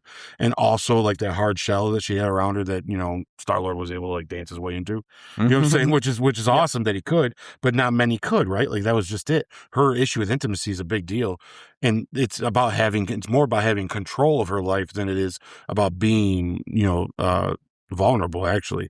And Thanos with his God complex and seeing others' failures, and how they act, and he only trusts himself to see it through all the way. It all explains why Gamora breaks down crying after she thought she killed Thanos. There is a connection there, even if there is a lot of resentment and hate around it. To support this, there is, like at the end of the movie, when you look at the symbolism in the structure that Gamora is standing under after Thanos snaps and goes into that place where it's like weird and the water place, you know what I'm saying? Which is kind of the soul realm, right? I guess. Yep. The structure is like that of like, if you look up that structure, it's kind of almost Japanese looking, but it is a place of where they keep sacred things. And there's a reason why when he goes there after that and he sees her, but not just sees her, what does he see? The child version of her.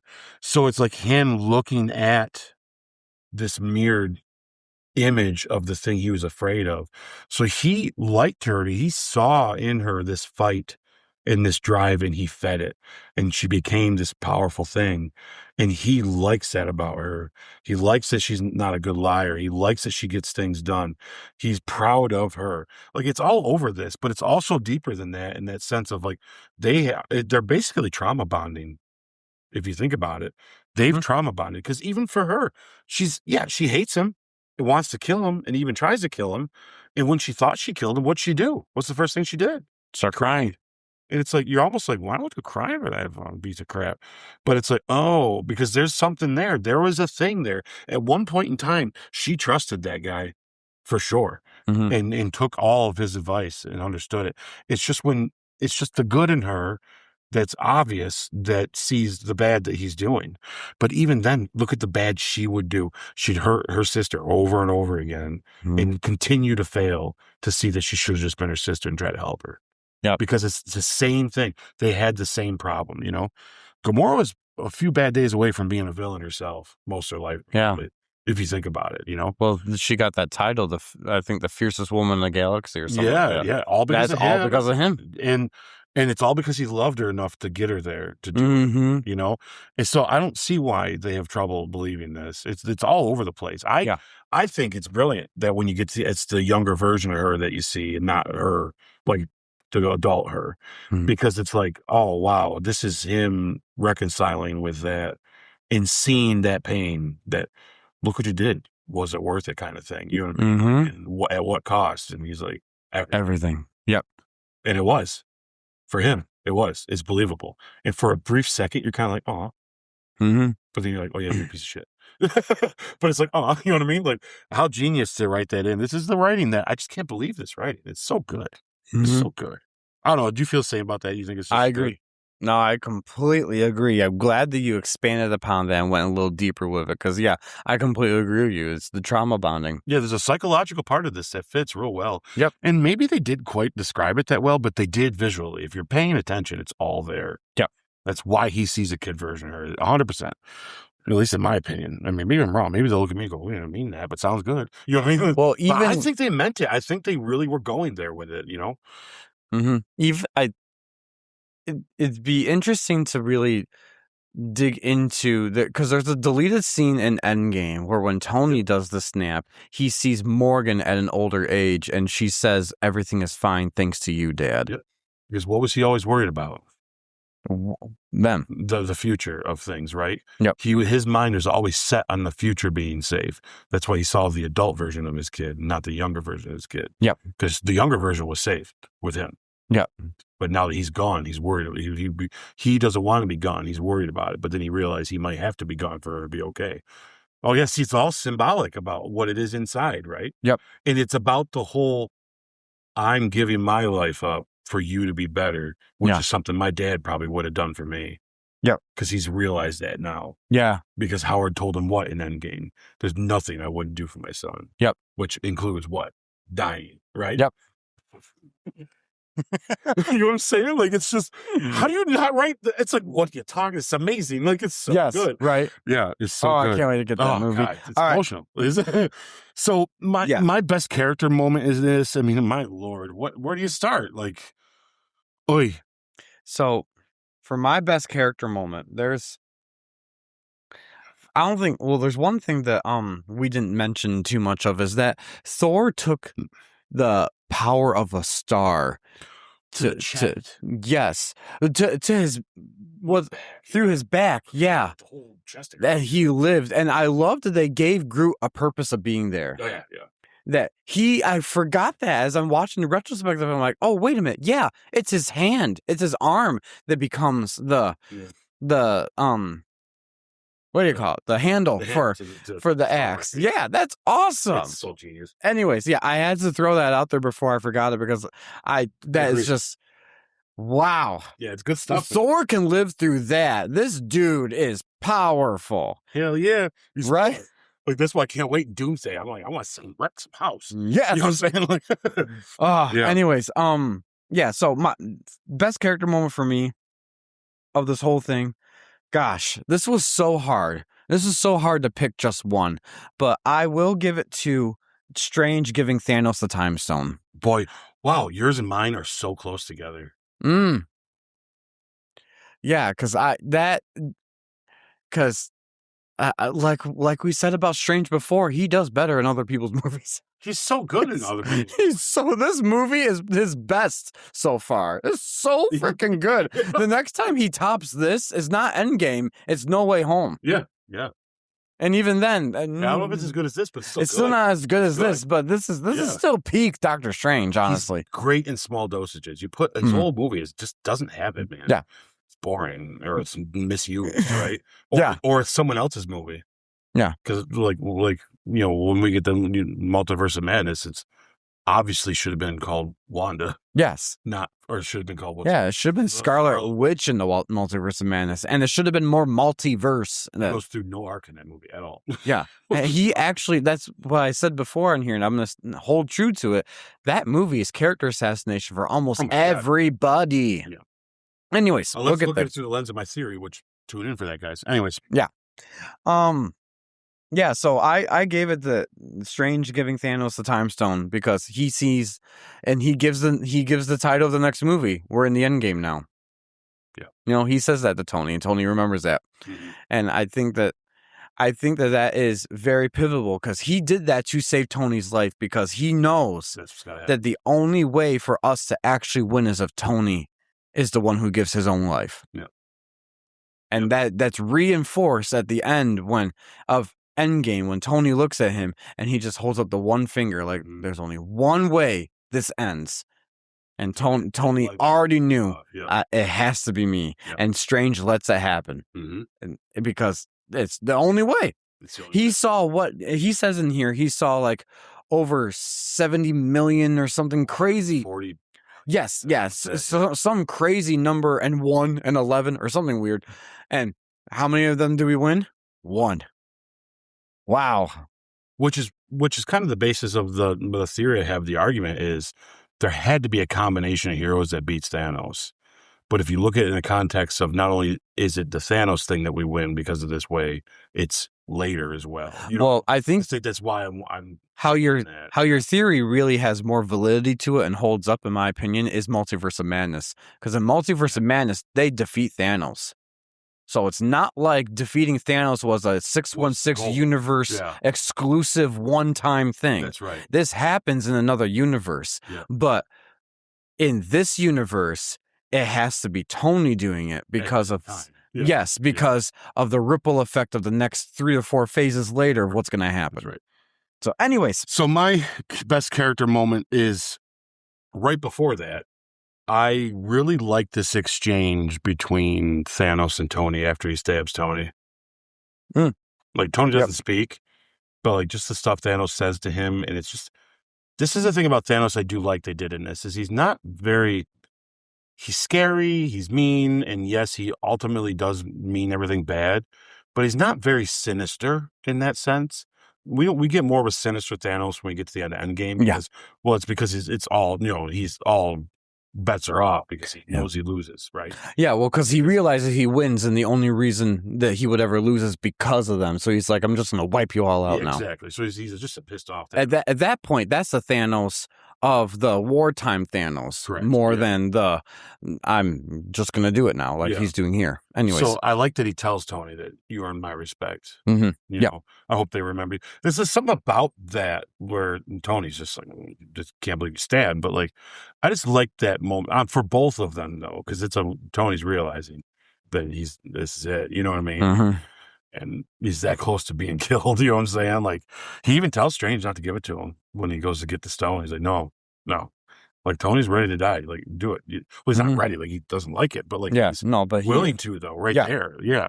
Yeah. This is good foreshadowing, right? So yeah, I like that. I don't know why. That's always stuck out to me how that was handled. It wasn't so violent. It wasn't crazy. He stabbed him. He sat him down, patted him on the head, said, "You've earned my respect." Yeah. And it's like, what a weird thing to say to somebody. You know what I'm saying? But it's also kind of like, I get it.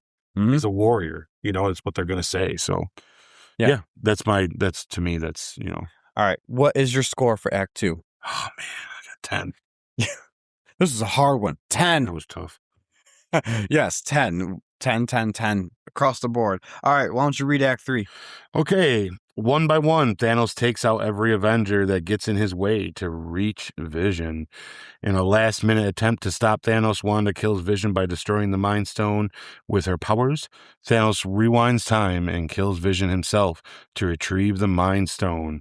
With all 6 stones, Thor attacks and almost claims victory, except he didn't go for the damn head. Thanos snaps, and half of all life is dusted out of existence. All that remains are the original core Avengers team and a couple others that they officially were defeated. Yes. So, did the ending land for you? And I'm going to say, because the ending really is them just being defeated. There's really nothing else that happens after that, right? No. It just goes to black. It's him sitting there looking at a sunset, Oh, the last shot of the movie. Yeah. Which is almost like a kick to the teeth to us. It is, but you know what? But it's his movie. That's the thing. This is Thanos' movie. Yeah. This, like he says, he is inevitable. This whole movie is inevitable for him to get it. It's just how is he going to get it and what we're going to witness for him to get it. All our heroes are the bad guys in this, and this is him overcoming it. You know what I mean? Like, literally. It lands. It lands for me. It's so good. The doom and gloom about the whole thing for the heroes. You know what? It is so refreshing to see a movie where the heroes put up their best effort, really spectacular effort, and they don't win. Because the cookie cutter superhero movie formula that every studio, no matter whether they're big like Marvel or they're just a small little one-off that people create, has the same thing. No matter how big the stakes, no matter how bad the bad guy is, the heroes will win in the end. And this was the first movie where they were bold enough to give you this masterpiece of a film that easily could have had the heroes getting the upper hand every chance they could get. They were getting it, then they were losing it, then they were getting it. Just when you thought they were going to lose, then Thor comes down and raises holy hell on everything, and they got the upper hand. He even made a weapon just to kill Thanos, and he still won. Up and down. Yeah, you're right. It's like, what's going to happen here? This is genius storytelling. Can you imagine doing a Batman movie and Batman doesn't win? It would be epic, especially if they tell it right. But this movie is proof that any movie from here onward where the heroes don't win, it only worked because this movie worked. I agree. Yeah, 100%. You can even call that a hot take. I had a different hot take, but that is a kind of a hot take right there. That this is such a good ending to this movie. Anyways, there's lots of doom and dread, but yeah, it's like a almost a sigh of relief at the same time. Like it's a weird mix. I think some of the stuff in this that really sticks out to me is I think the dusting is definitely shocking. Oh my. Like it bothers people a lot. I remember I didn't cry. I'm not gonna lie to you guys. It's not that it takes a lot for me to cry in movies, but this isn't one of the moments I cried because I deep down still knew that they're not keeping it like this. There's something about the idea of, okay, clearly this is not how they're ending these characters. You know what I mean? Like, I know that the next movie is going to correct things or there's going to be something to do. We kind of knew that, but I will say it's emotional though. It is definitely shocking. And it is like, I can see why it affected people really hardcore. It just didn't quite get me, but it's not a fault of it being bad. It's just, I don't know. Yeah. The only time I cry in superhero movies is anything with Xavier and and X-Men. Yeah. freaking X-Men. And that one scene in Days of Future Past. Oh my God. I was like, I had a hard time holding it together. Anyway. I will say for all the movies that we've done a retrospective thus far, this is the only movie I remember, at least not the only, the first movie where I remember having an emotional reaction to Spider-Man being dusted up.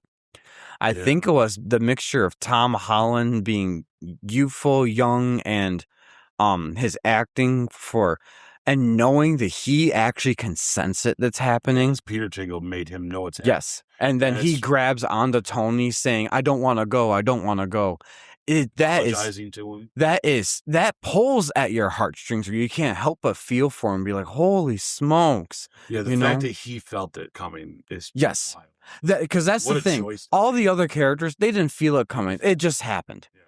Him, he feels it. He senses it. And it's a slow one for him. It's slow when he starts dusting. He feels it for a while. Yeah. Oh my gosh. Yeah, and I think that I was That's actually gonna bring that tingle you got there, Peter. Anyways, that is the shocking choice to have Spider-Man feel the dusting coming on is like that. That's some dark stuff right there. Yeah, but real effective. Real effective. Sure. Yeah, very effective. It's a brave choice to show Thanos at the end smiling and proving, this is his movie the whole time. Like, it definitely is one of those that makes us go, oh, wow, we definitely took this in wrong. But it's just how it is. Like, I mean, that's what they want it to be like, and I did go on a thing about Thor that we already talked about, so I don't need to talk about that but the other thing that's wild in this is seeing Vision die twice. So I have two things written down for my best moment in Act 3. One is, I feel like the most obvious one is the snap, because that is huge that they were able to do that. Yeah, let's talk about this right here because I think we're in the same. But Wanda killing Vision is. I'm gonna list that definitely. Just so close to each other. Yes, yours is probably Thanos killing Vision. Mine is the seeing it twice, only because the one feels more like a murder than the other one does. Because it is, but they do it where it's like, whoa, it really is. Like if you got young kids with you, that's one time you might look over and be like. Yeah, that was so intense. Yes, that was that. Yeah, it when really is an intense scene. I could only imagine for a character like Wanda, no wonder why she becomes crazy later. The emotional trauma she has to go through with they get to that moment where there's no choice. Vision says, it kind of does the same thing that Gamora begged Peter to do, that Star-Lord to do. Don't let him get to me. Just kill me now. It's all about sacrifice. Oh my gosh. It's so heart-wrenching. This is why they lose. Wanda, because her powers, they establish that later on in the MCU, but this is a retrospective, so we kind of know what happens later. It's the Mind Stone that actually awakens her powers. Right. In WandaVision. So it shares a similar signature. And Vision already knew that, and he could sense that already. That's why whenever she did that weird thing with his head, sometimes she'd be like, I only feel you, and stuff like that, because she senses the Mind Stone type thing. So anyways, he knows that she's the only one that can actually destroy an Infinity Stone. His particular Infinity Stone. Yeah. That's... I don't know if maybe this should be the underrated moment of the movie. People don't talk about this enough. But I think they all understand that. Like, they all understand how powerful I think now they understand how powerful she is, but I only think they understand that now because of WandaVision. I understand what you mean. But before WandaVision, oh my gosh, this woman, she doesn't even know the power that she has, which makes her really cool of a character. But that she...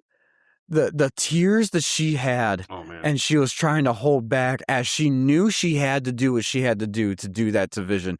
And meanwhile, everyone behind them, one by one, is being taken out. I love the slow motion for it. The cinematography is amazing. And he's not interested in killing them. He just wants to get the job. He just done. wants the stone. Yep. Yep. No matter what it takes, that's all he wanted. He even felt pity for her. He does. Yeah. He's strange, right? I like the character. He says, "I know how you feel, my child." It'd be like, "Oh my God." I've sacrificed a lot too. Yes. It's like, oh my.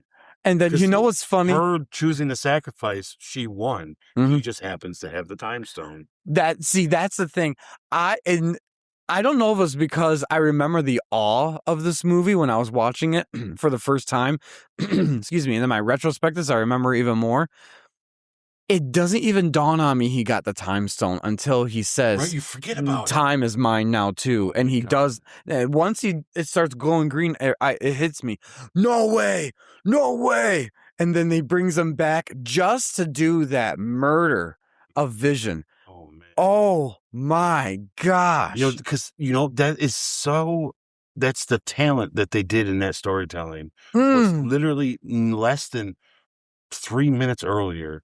Was given the time stone. And by the time Cap was holding his hand back, we completely forgot what happened in the whole movie. Yes. We're just we're just waiting to see what's going to happen. Cap can die. What's going? Oh my God! Because how awesome Cap is. Just just give it. Yeah.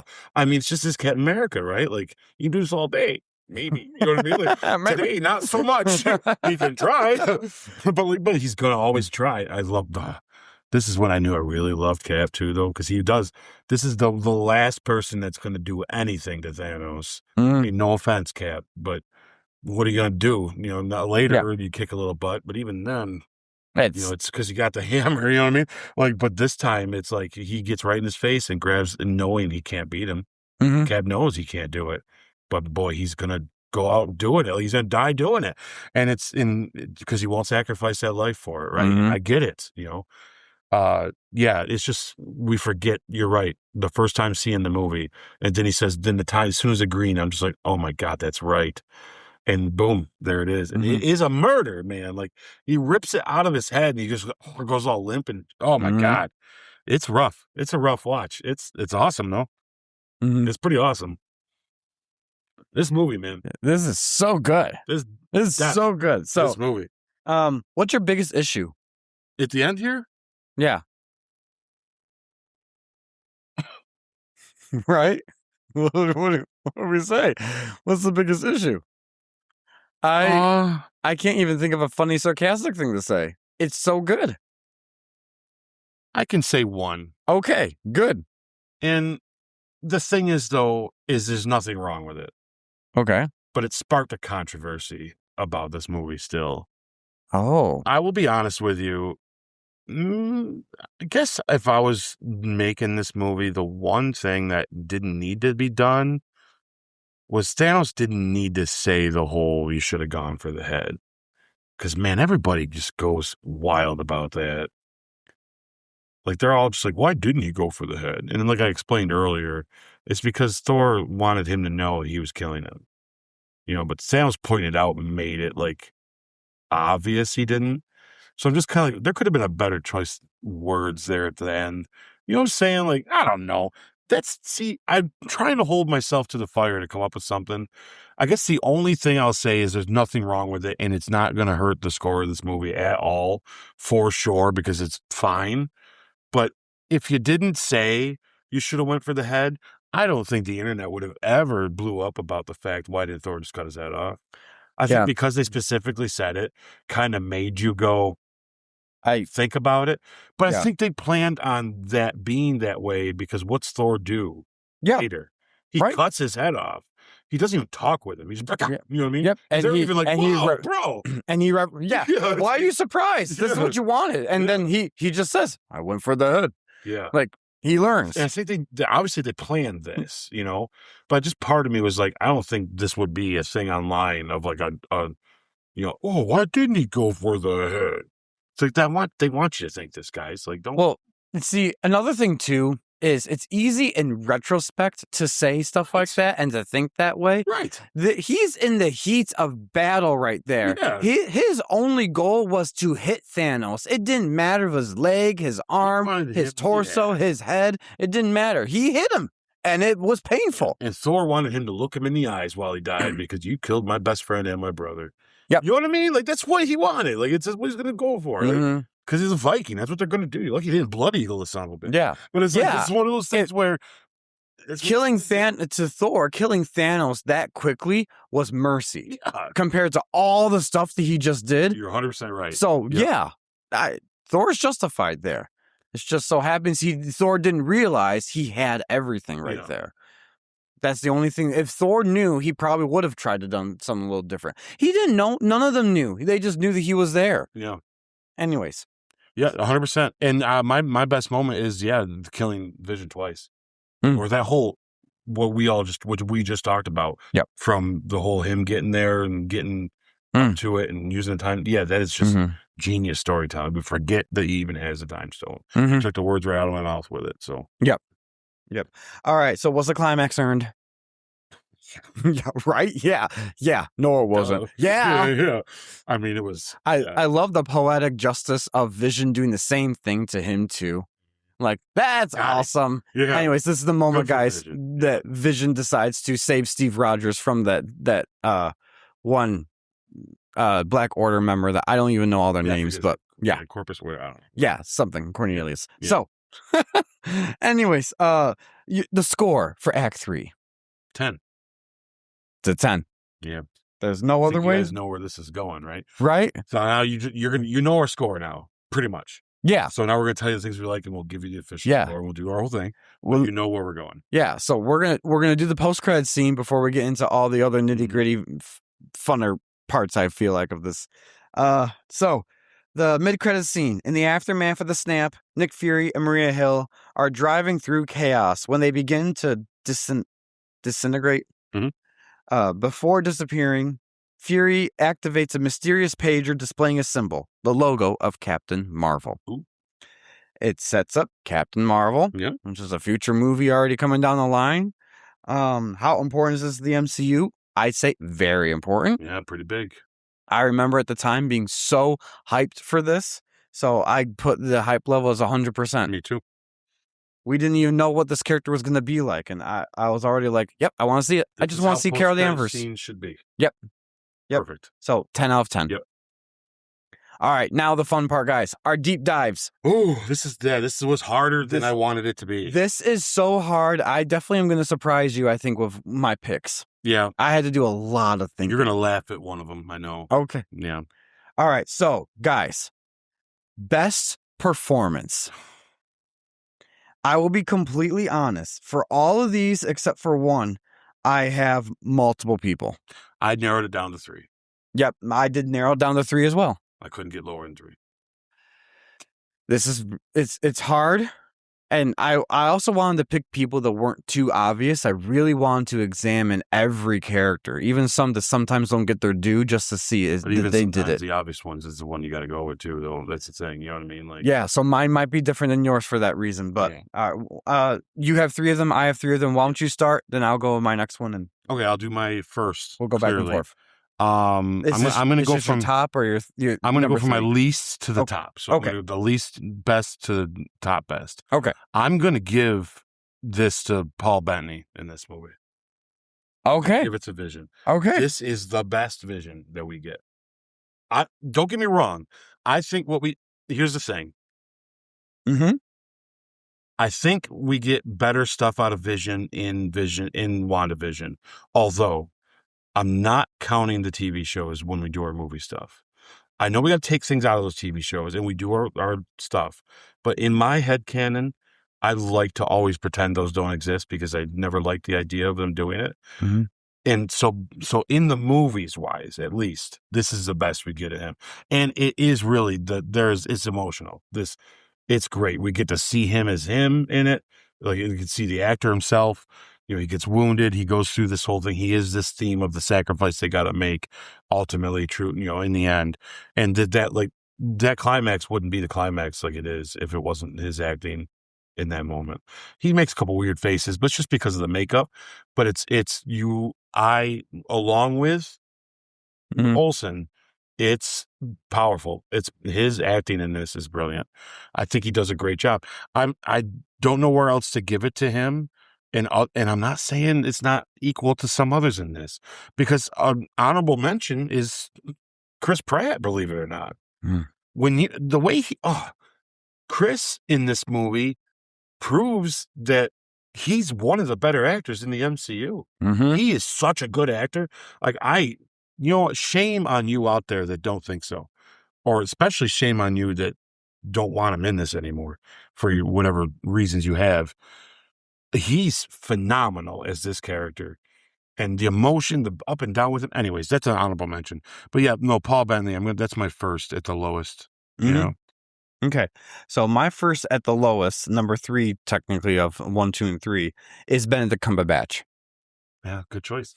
That like we said, he does great in other people's movies, and in this movie, he's great at the leadership position. The visual effects for him, he does the acting really well. So it's just what I particularly love the most of him in this movie is his conversations with Tony all the time. Every one of them is so good, because I love it when he says to Tony, he says to Tony, how does someone with that big of an ego fit in your head? But he's the same way to a degree, you know? Not only is he the same way, he used to be the same way. He used to be exactly like Tony in the Doctor Strange movie. That's one of the things I praise for him. Still a little like him. Yeah. He does keep some of those characteristics, but that's one of the things I praise of the first Doctor Strange movies. Benedict Cumberbatch's character had a full arc in that movie. Agreed.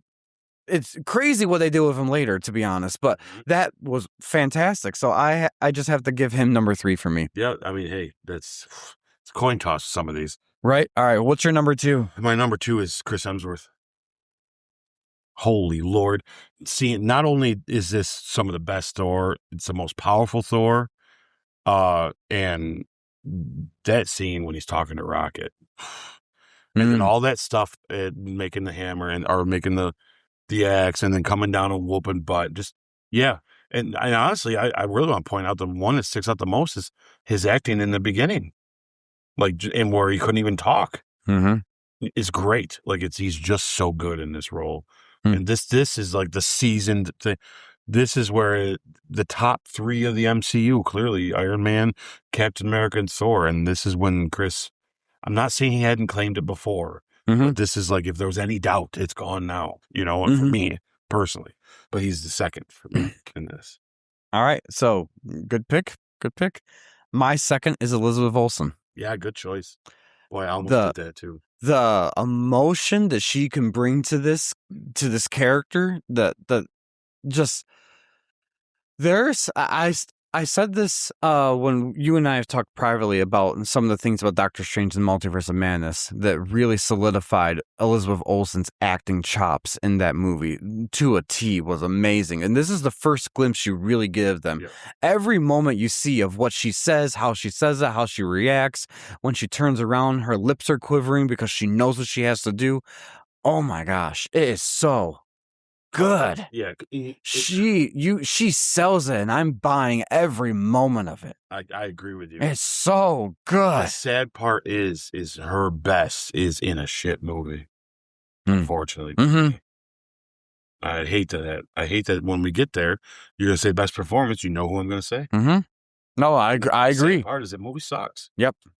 But she's so freaking good at it. You know what I mean? Right? It's like, it's stupid. They struck gold with this actress. Like, oh my gosh. Yeah. Anyways, yeah. So that's my number 2. Who's your number 1 now? Robert Downey Jr. My God, this guy. He steals it every time. Like, I don't want him to. And I even went into this movie I said to myself, all 3 times I watched it, I'm like, I'm not going to give this to him. I'm not going to do it. Because he always gets it. He gets it a lot, But I can't deny, man. How good is he in this movie, man? Like, he's good. I think he's top billing for a reason. Mhm. You know, as much as I complain about them making him Doom and forking out all that money and hoping that they actually utilize it being him and not just using it for selling points. There's a reason why I feel that way, though, is because there's a reason why he's the face of the MCU. And this is it. Because he is one of the best actors in this entire thing. When the Russos come on stage, they say, none other than the best actor, right? It's like, he just really is. Like, don't ever count out Robert Downey Jr. ever when it comes down to acting. Even if some of the movies are crap, look at Cap. Look at this. Anyways, even with this, when he's holding the glove back, guys, with Thanos, and it's just, oh, man. But he excels everywhere he goes and everything he does. And he knows this. He is this guy pretty much in a way, but he knows the nuances. He knows how to touch it. He knows how to do those. He's a good actor in that sense. I mean, he's worked with people like Robert Duvall and stuff like that. This guy's worked with some of the best, and it shows in these movies. And to be honest with you, if he didn't play Tony the way he does, I don't know if these movies would be taken as serious as they are. I'm not saying the rest of them can't be as good, but he truly does bring it home. No, he is like a secret sauce to the MCU. If we need a home run because we're down a point, you take Robert out to the plate. Yep. And you're going to win the game. Yep. That's pretty much what it comes down to. Especially if he's written well, which they know how to write him. And he's the kind of actor that he's going to read something to me and say, "This, my character's not going to say that." Yeah. Yeah. So you could write shit and he's going to fix it. That's how good he is. You know what I'm saying? But you're right. As long as it's there and it's agreed on, he's got it, man. He's got it. So I got to give it to Robert Downey. Very compelling. Very good. My number one is Josh Brolin. For a villain, he nails this role. He is so good. And you can say, how can you give it to him when he's just CGI? Oh, it's not all CGI. It's not. No, he has to put a suit on. They're capturing every bit of his facial features, everything. There's no denying. You look at him and you're like, oh, he looks like Josh Brolin. It's because he is Josh Brolin. Yeah. The acting that he does in this, there's emotional beats to it that he's got. The most villainous beats. Oh my gosh, it is so good. And this just, to me, when it dawned on me, who would I give the number one spot to? And I easily could have put RDJ and Chris Hemsworth because I do love them and I think they're great in there. But I'm really looking at some of these characters. I'm like, it's very purposeful that they made him be your main focal point of the movie. This is his movie. And I think that for that reason, they do him very well. And he performs it very well. It's not just that they wrote it for him. He does it. And so every bit of him on screen is captivating when he walks on. So I gave it to Josh Brolin. Yeah, great choice. Yeah, one of my favorite things that they chose to do with this villain in particular, and they do, I think, with most villains, actually, I think the MCU's been pretty good about this, but this one, it really stands out because he is that full CGI villain when the rest of them aren't so much. Like, there's some that are, like Ultron and all that, but like, they didn't do anything to his voice, though. Like, he just sounds like Josh Brolin and looks like Thanos. And it's just, it works so well. Like, it feels real. I mean, look how real that looks. You'd think that thing was walking around. Right? Yeah. This is the moment where Thor is holding his head as he's pushing Stormbreaker into him. Look at my eyes while you die kind of thing. Yeah, the facial features he's got, the way his lips move, every bit of it. So good. So good. Sorry, guys. I have a fly that's trying to get in my hair. Anyways. So, yeah. All right. Most surprising performances. How many do you have for this? I boiled it down to one. Okay. All right. All right. But I already talked about it. So I'm going to just say his name quick and we can move on to you. Chris Pratt was I just can't believe how much when he's funny, he's funny. When he's serious, he's serious. When he's emotional, he's emotional. The guy just delivers every darn time for me. You know, I'm very particular. Maybe I'll explain how I pick these sometimes. Because sometimes I don't want to go by the natural selection of what feels right. I'm really look at these people. Of course, I judge acting maybe a little differently than a lot of people. And I look for the nuances count. You know what I mean?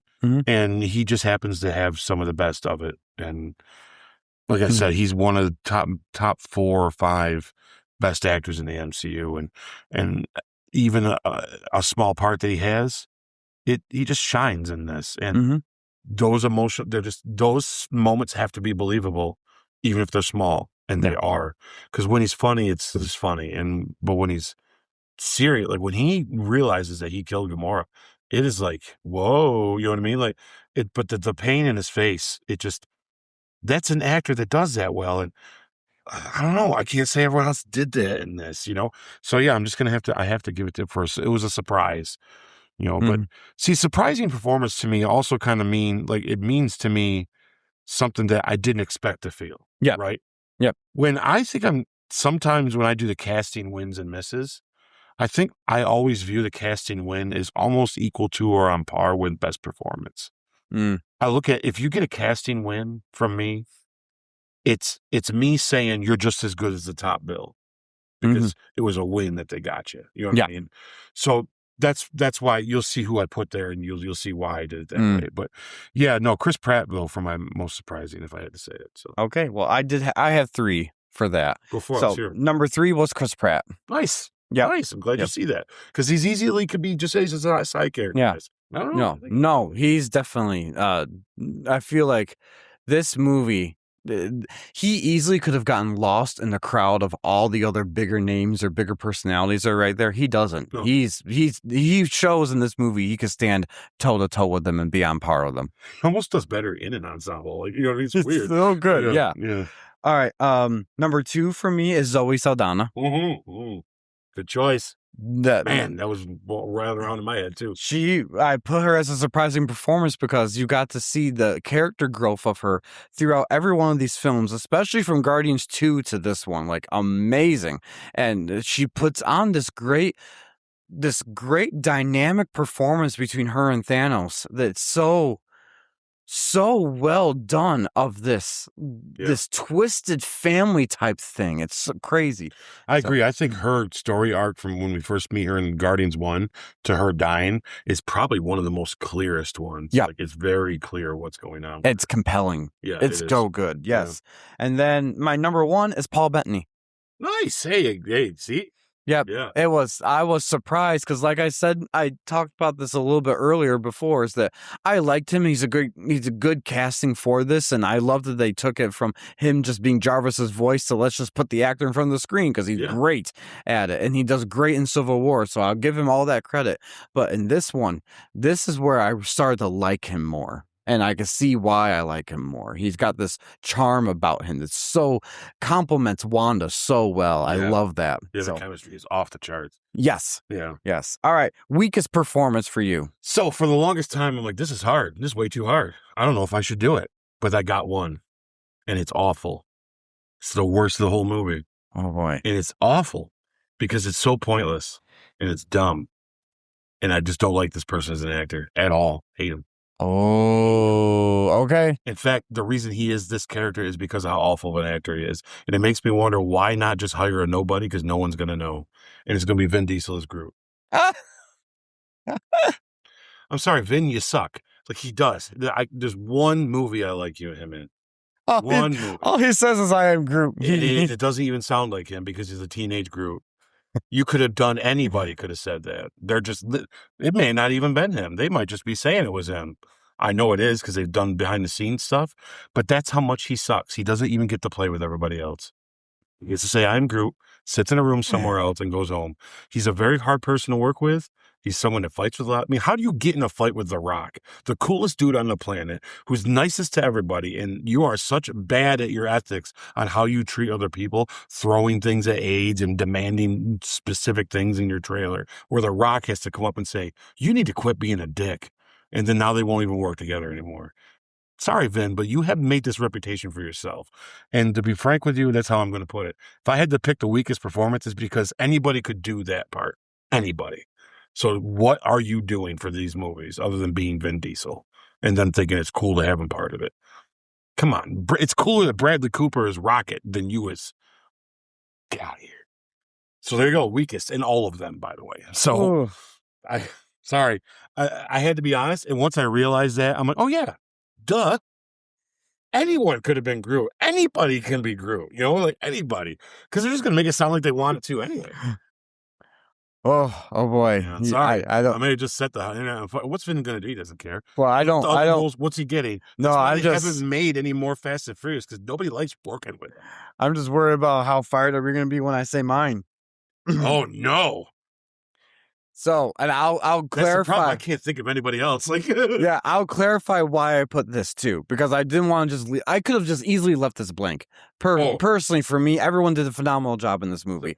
So when I give this name, it's because on a scale of 1 to 10, this person's like a 9.5. Oh, good. So it means he's so good, but there's something I would have done a little differently, and for that reason, I feel like he was underserved in doing that, and I don't mean it in a bad way. I just mean it. I would have done it differently, and so I put Mark Ruffalo. You're crazy. Get out of here. Oh, what? I wouldn't have put him on the battlefield. I would have put him with Shuri. I think we would have gotten a little more of an intellectual conversation or dialogue or scenes like that. He didn't need to be in the Hulkbuster suit. I think we didn't need Bruce Banner cosplaying as the Hulk. Yes, we did. We needed the meta of that. I love that he cosplays as the Hulk, and that we need to see this struggle continue between him and the Hulk because it pays off when we get Smart Hulk in Endgame. I know some people say it's the worst part about Endgame. I disagree. Out of all the times we get Smart Hulk, that's the one time it works the best. I agree with that. Yes, I agree with you. Because it needs to be that way in that movie. No, I don't know, man. I'm sorry. That's all right. I think Ruffalo nails it in this movie, man. I think he's funny, and he also shows the seriousness of it, though. Mm-hmm. But I'm glad he had more fun with this one and it wasn't the heavy boo-hoo Bruce Banner fighting the Hulk stuff. It was more of you could chuckle at this a little bit, but there's something going on here that's deeper than this. So I don't know. That's a pretty hot pick. Yeah. I get where you're coming from. If it doesn't quite work, if you would rather done something different with him, I can see what you're saying. I think I'd still prefer what they did. Yeah. And I still think he's not as bad as Vin Diesel. Okay. All right. But that's a hot take. Ooh. But like I said, it's only because it's like I get it. It's not like, oh, he's horrible in the movie. No, he does great in the movie. It's just the picking the weakest of the best, right? So it's hard to, right? Yeah. So anyways. That's why I had to go hard on it and really be honest about how I feel about that actor. Yeah. And I don't care. I'll never, and if I do meet, I'll tell him to his face. There's the two worst actors that have ever walked the planet is Vin Diesel and what's the other guy's name? Steven Seagal. What are you guys doing? Like this, you guys need to go do something else. Anyway, anybody could have been Groot. But yeah, no, I'm with you. At least you picked a character though, where I can definitely see where you're coming from with it. Because if you had said anybody else, I'd probably have been like, you're insane. Yeah. But with him, I do get what you're saying. I prefer what they did in the movie. I think it works because I like the setup. But you're right. There could have been some other choices with him that could have been. It would have been fun to see him up there doing that, being all smart in the sciencey stuff. Would have been neat. And you could have still done him doing some action stuff. Hell, you still could have had him get in the Hulk suit. So, yeah, exactly. Right. So I wouldn't have negated that. I just would have. I would have preferred. I loved the couple moments you got of between him and Shuri. And I think that would have been. Like he only is in this movie to show us the Hulk problem. Yes. There's not a lot he does. Exactly. I mean, he does call Cap. He is the one that does call Cap. But but that's because he was the only one that was left and had Tony's phone. There. Yeah. So like, but you're right. It is a. I think that they could have done a little more with him than that. But that doesn't take away when he did have dialogue and he did have lines. They were great. Yeah. And I don't think it hurts. No, it definitely doesn't hurt the movie at all. I'll agree with that. It definitely doesn't hurt it. So, anyways, casting wins and misses. The cast, I don't have any misses. I think we're great. Yeah, I mean, no other than misses anyone here. can be Groot. I'm just gonna leave that all the time now, guys. That's my answer. But the casting win is definitely Thanos. Is Josh Brolin as Thanos? Yeah, to me, that's that you got the same on par with the top billing guy with RDJ. That's what an amazing. All to echo everything you said. Really, it's the mocap part of it. The guy, when you see the behind the scenes of him doing it, you see him diving into it. I gotta tell you, screw Academy Awards, because why he didn't get nominated for that blows my mind. Yep.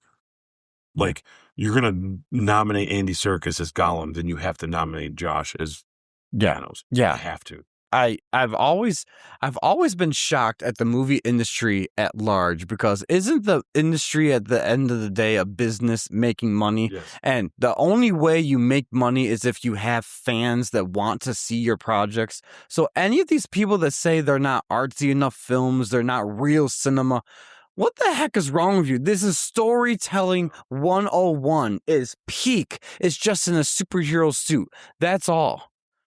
And it should be recognized as the great acting. Some of these people, like Elizabeth Olsen, easily should have been, like, at least for Multiverse of Madness, been part of the best actress category for that year. Like, that's amazing stuff. These people don't have to go that far, but they do. Yeah, they go the distance. Yes. So why? I mean, I do like the idea that movie studios aren't prioritizing that to get awards, because I feel like that's where, no, you should just be telling a good movie and good story just because it's a good movie and good story, not to win an award. But at the same time, I think the rewards are supposed to be reactive to what we're all seeing.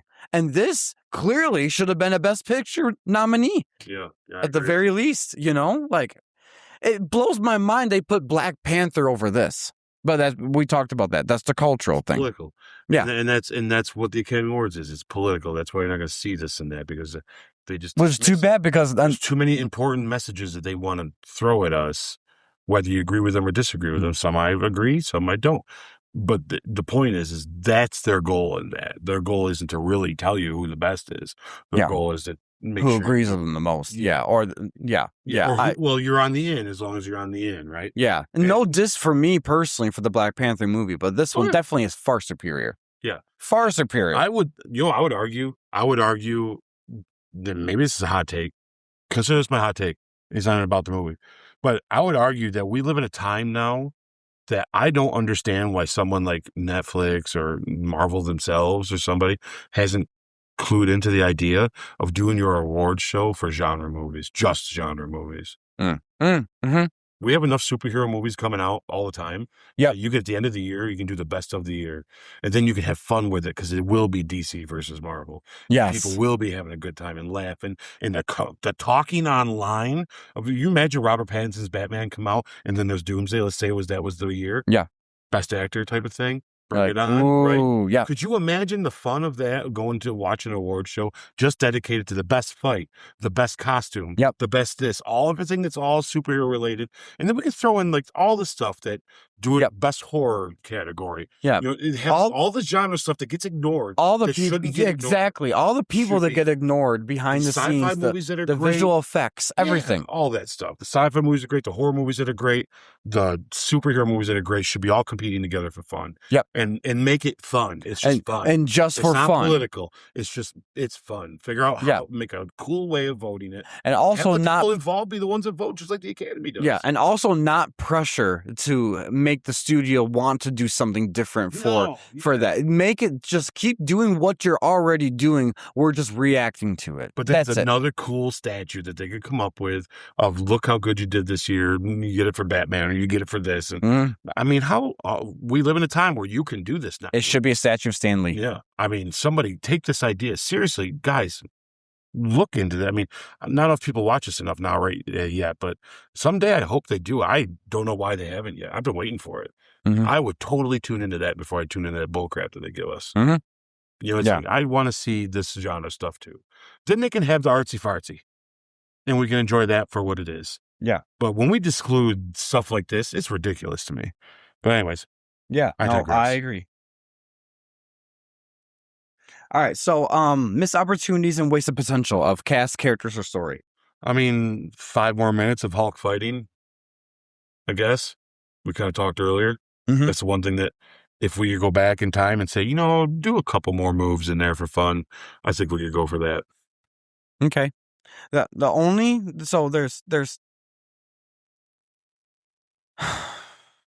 There could be 2 things I would have put for this, but I'm not gonna say the second one as one I am gonna put for it. In the comics, there are actually more than 6 Infinity Stones, but I feel like we were fine with this. Is exactly how it's supposed to be with just the core 6 Infinity Stones. They created, I think, a 7th or an 8th one later, but that's later. So I'm not going to say that as a missed opportunity. The only one I would say, and none of these are wasted potential, by the way, and none of this changes my feelings of the whole movie. So I'm giving that caveat right there in the very beginning. Yeah. There is another member of the Black Order. It's a 5th member I knew this. of the Black Order. Yeah. She has a really weird name. Super Giant, but then again, we don't know any of the other names for the other characters anyways, so it wouldn't really have mattered. Tim and Steve and Super Giant. Yeah, so this is a member of Thanos' Black Order, has telepathic parasitic powers. Oof. Where she kind of feeds off you telepathically. Okay. It does say that she was cut from Avengers Infinity War, according to Google here, because they didn't know how to do her. But she has basically just mental abilities.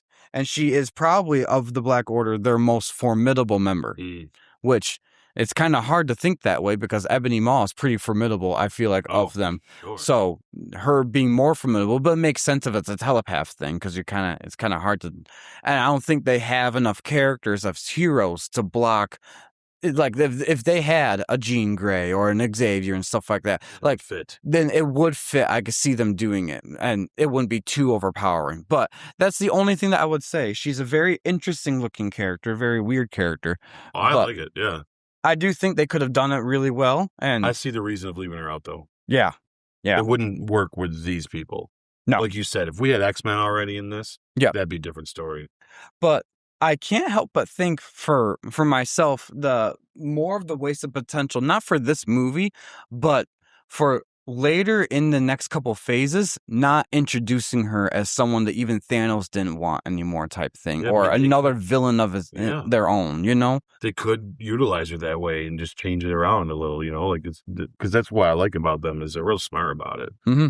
Yeah, I mean, that would be cool. Yeah, that's just a thought I had, but that's the only one I could put for there. And it's more of a comic book thing, because I knew them from the comic, and I'm like, oh, why is not every member there? Be like, well, for the story, it fits. Not every member is supposed to be there. But anyways. You're the first thing I thought of when you said that she had the ability to be in the mind, and then you said Jean Grey and Xavier. The first thing that popped in my head is, I don't know why, but if they do a great job with these next two, let's say they're knocked out of the park, amazing, right? Mm-hmm. And we get into the X-Men stuff, the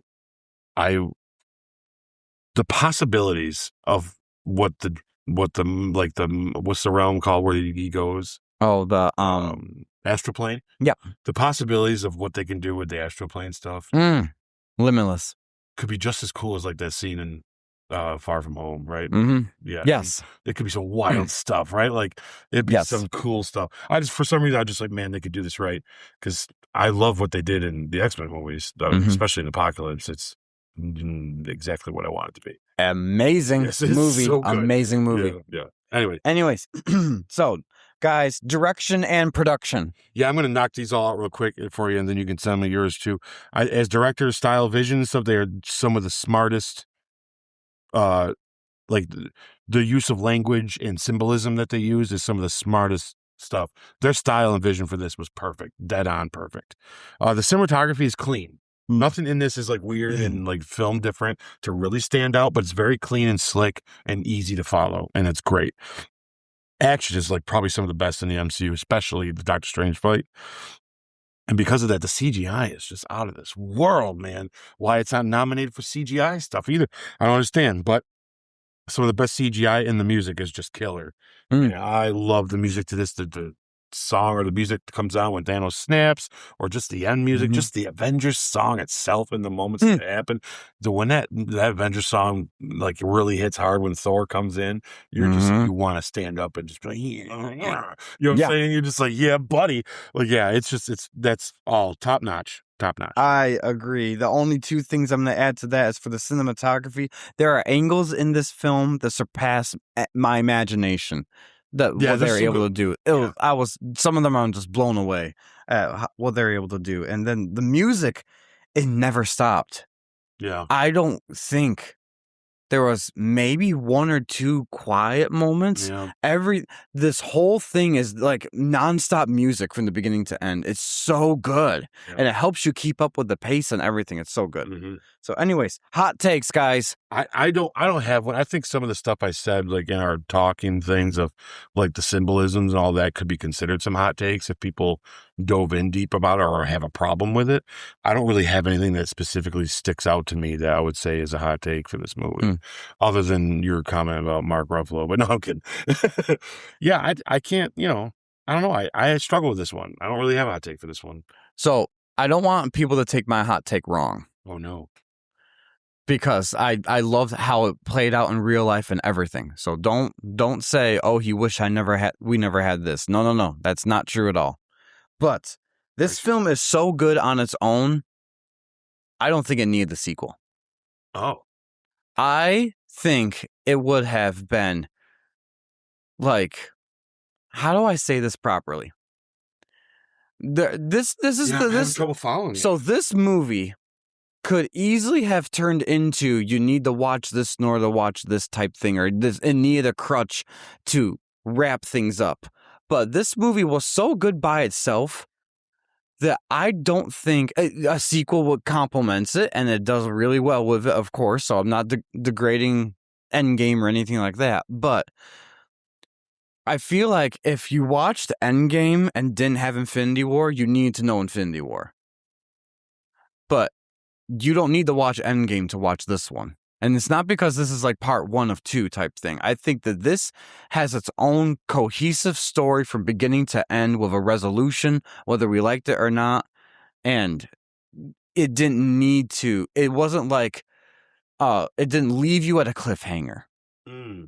I don't think this movie left you at a cliffhanger.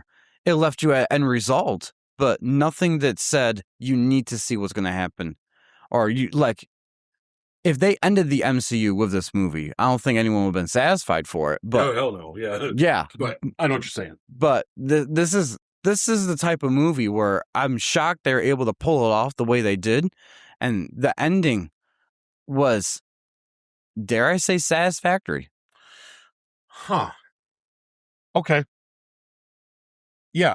You know what?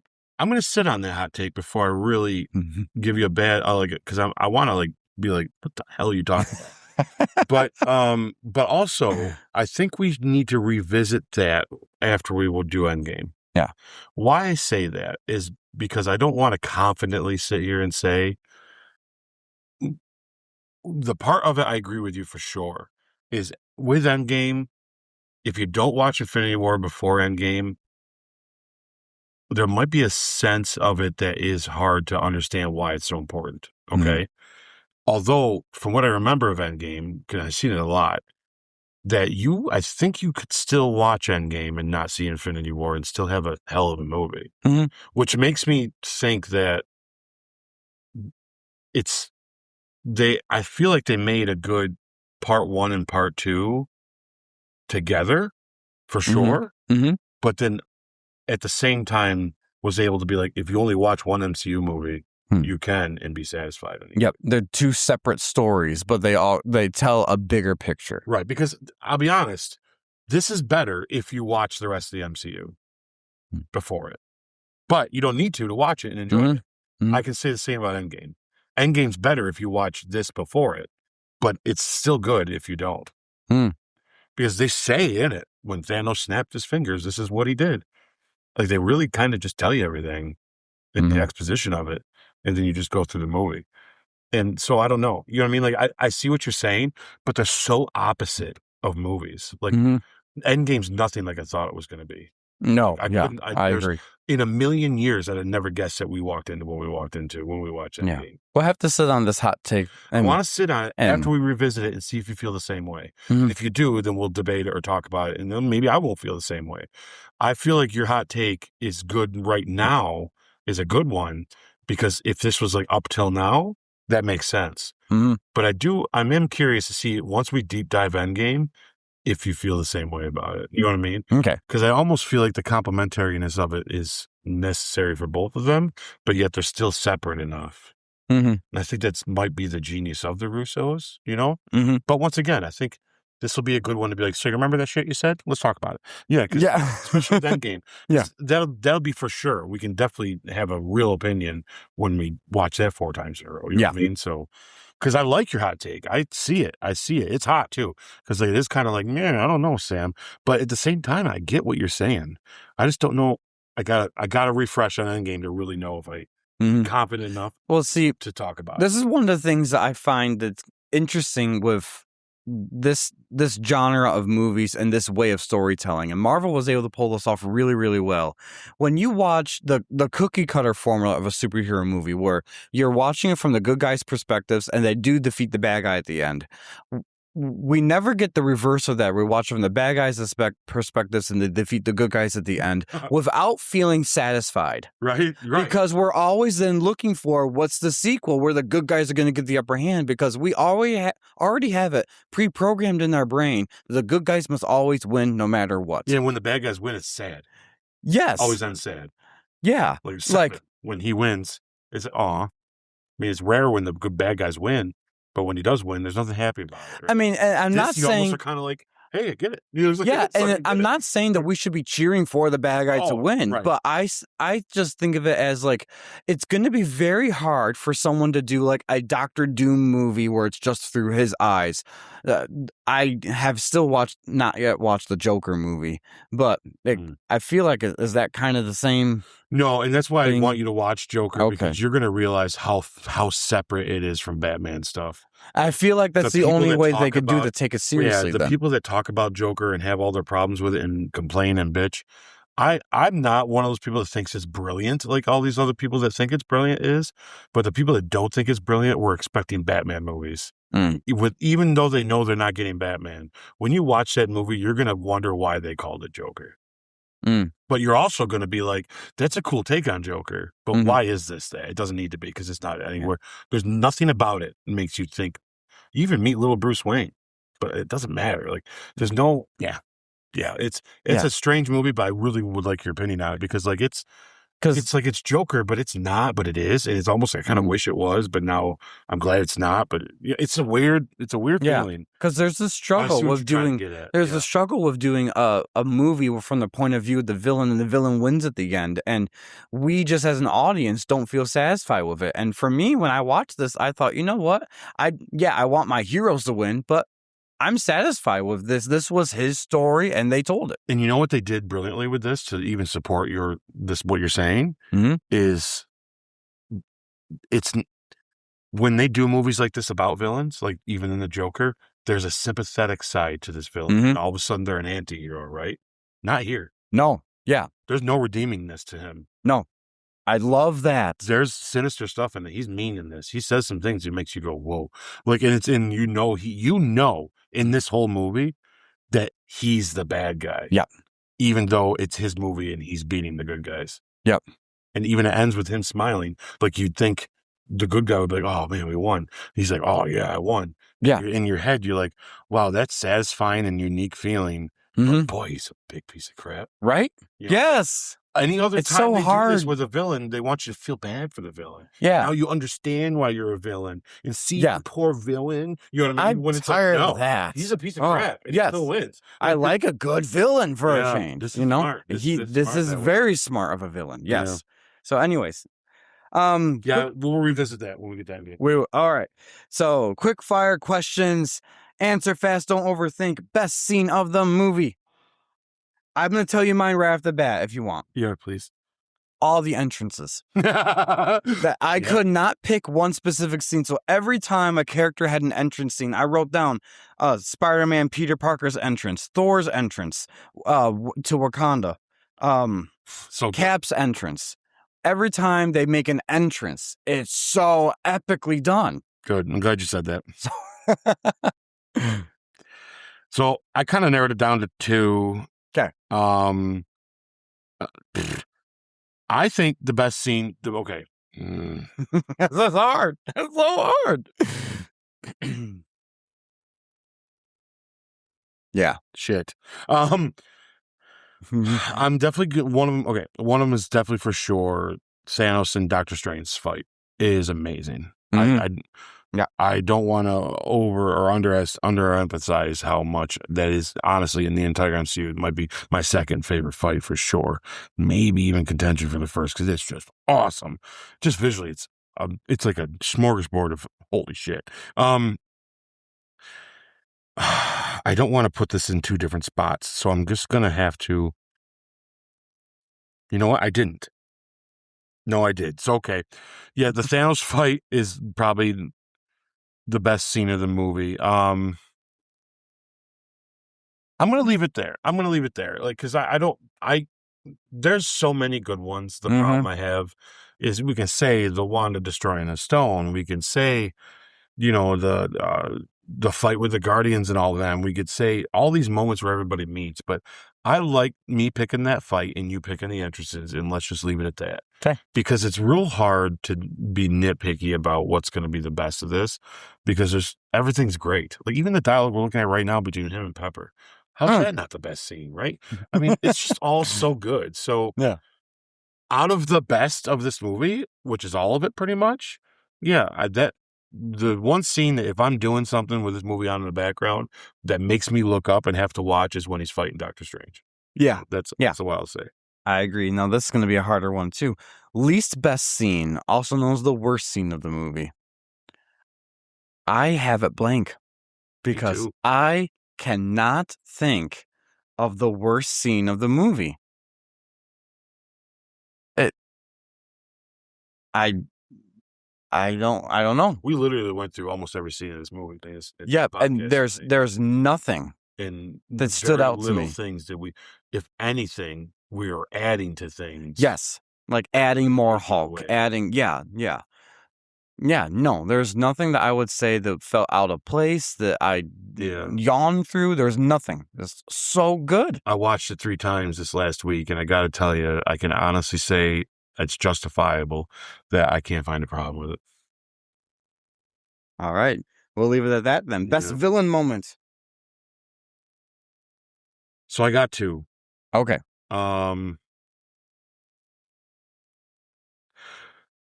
The first one is how he treats Tony when he almost kills him.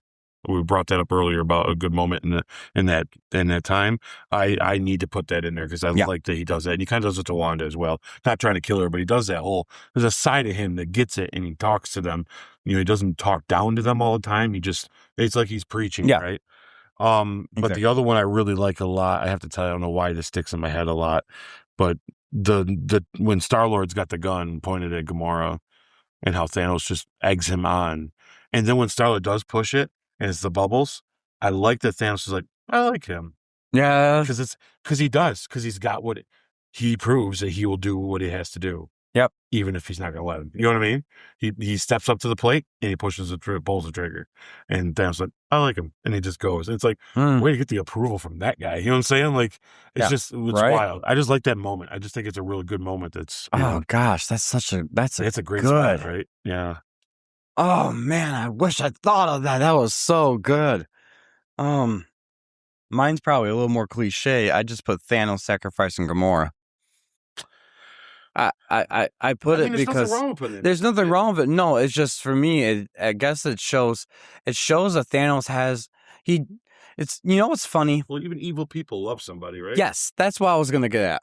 Is that even your most cold-hearted person, there always is some soft spot somewhere. Him doing that, though, eliminates a soft spot. So that plays off to the villain part, really. But it's But it still symbolically comes back at the end with her as a kid. Yep. Yeah. No, it's just it. Like you think of the most evil person in the world, and I mean, maybe not all of them. Maybe there's a few people that didn't have anybody, but they all had somebody they really cared about. Yeah, a spouse, a child, a mother, something like that. Yeah, something. Yeah. All right, so most punchable face. I struggle with this one. I got 2. What do you got? Because maybe I'll agree with you. I put the Collector. Oh, yeah. I didn't because I'm like, you're a little sleazy. Like, even though some of that was the reality stone thing, it still was like... Yeah, it's a punchable face. So. He's like, magnificent! I'm like, oh my God. Yeah, weird. Yeah, weird. Yeah. Okay. The second one is that Ebony Maw guy. Oh, yeah? Because I'm like, you're just so... I want to say I want to punch him, but I feel like he wasn't loved enough as a child because he's ruthless. He is. He's nasty. He's like the one that's really sold into the Thanos. Oh yes, he is the leader of the cult of Thanos. Because he's the one like doing the speech and everything. Like, yes, children of Thanos. Yeah, he does so good though at it, right? My lord, my prestige. Yeah. No one has ever held this Infinity Stone. Be like, oh my God, shut up. Yeah. I will say this, since he does kind of get what's coming to him, though, I will agree with the Collector. And, to be honest, I don't know why I didn't even think about the Collector. Because I can't think of anyone here that annoyed me enough to punch him. Yeah. But the Collector, what an idiot. Yeah. I mean, he still did a great job, but you just want to smack him in the face. But still, be like, Yeah. All right, so one prop you take home. This was easy. So fast. Boom, like that. Gamora's knife he gives. I wrote that same thing. Yep. The exact same thing. Yep. That is a really cool prop, honestly. So cool. Yeah. And it's only unique to this movie. I've never seen her wield it before. I know, right? It's like, where'd that come from? Yeah. Just got it in her pocket. The thing's only freaking the size of this table. But anyway, and I love Thanos' finger. It's like, Thanos' finger's like that big. Yeah, I love when they show it's on her finger. It looks huge, and then you see it when she gets older, and you're like, it's just the size of this remote. It's like that's it. It's like yeah. Anyways, most underrated moment. I have a few for these. Actually, I picked 3 for sure. So I say people don't talk about that scene with Rocket and Thor enough because there's a joke in it, and I think they think it's just funny, but I think it's freaking deep. I wrote that exact same thing, Thor and Rocket. Yep. I think it's way deeper than and it's just the way they communicate. Yep. But it's like between the two of them, Rocket's almost on par with when it comes down to tragic characters. And my goodness, is that such a good scene with them two? Mm-hmm. And it's not talked about enough. Yeah, I agree. I also think the idea that Peter Quill's struggling and having to try to shoot Gamora, I don't think they talk about that scene enough either. Mm-hmm. The acting in that of I'm gonna kill you now, like, and he points it at her, and how Thanos eggs him on, like we just got done talking. This is my favorite scene of Thanos's, or well, one of mine. Mm-hmm. But it's also for them too, like for Peter and them. Yeah, he pulls the trigger on her, like he does. Mm-hmm. He holds his promise to her, like, and he does it, and it's like, but then it doesn't work. But it's like, my God, but he still did it. Yes, that's the thing. No one talks about that enough.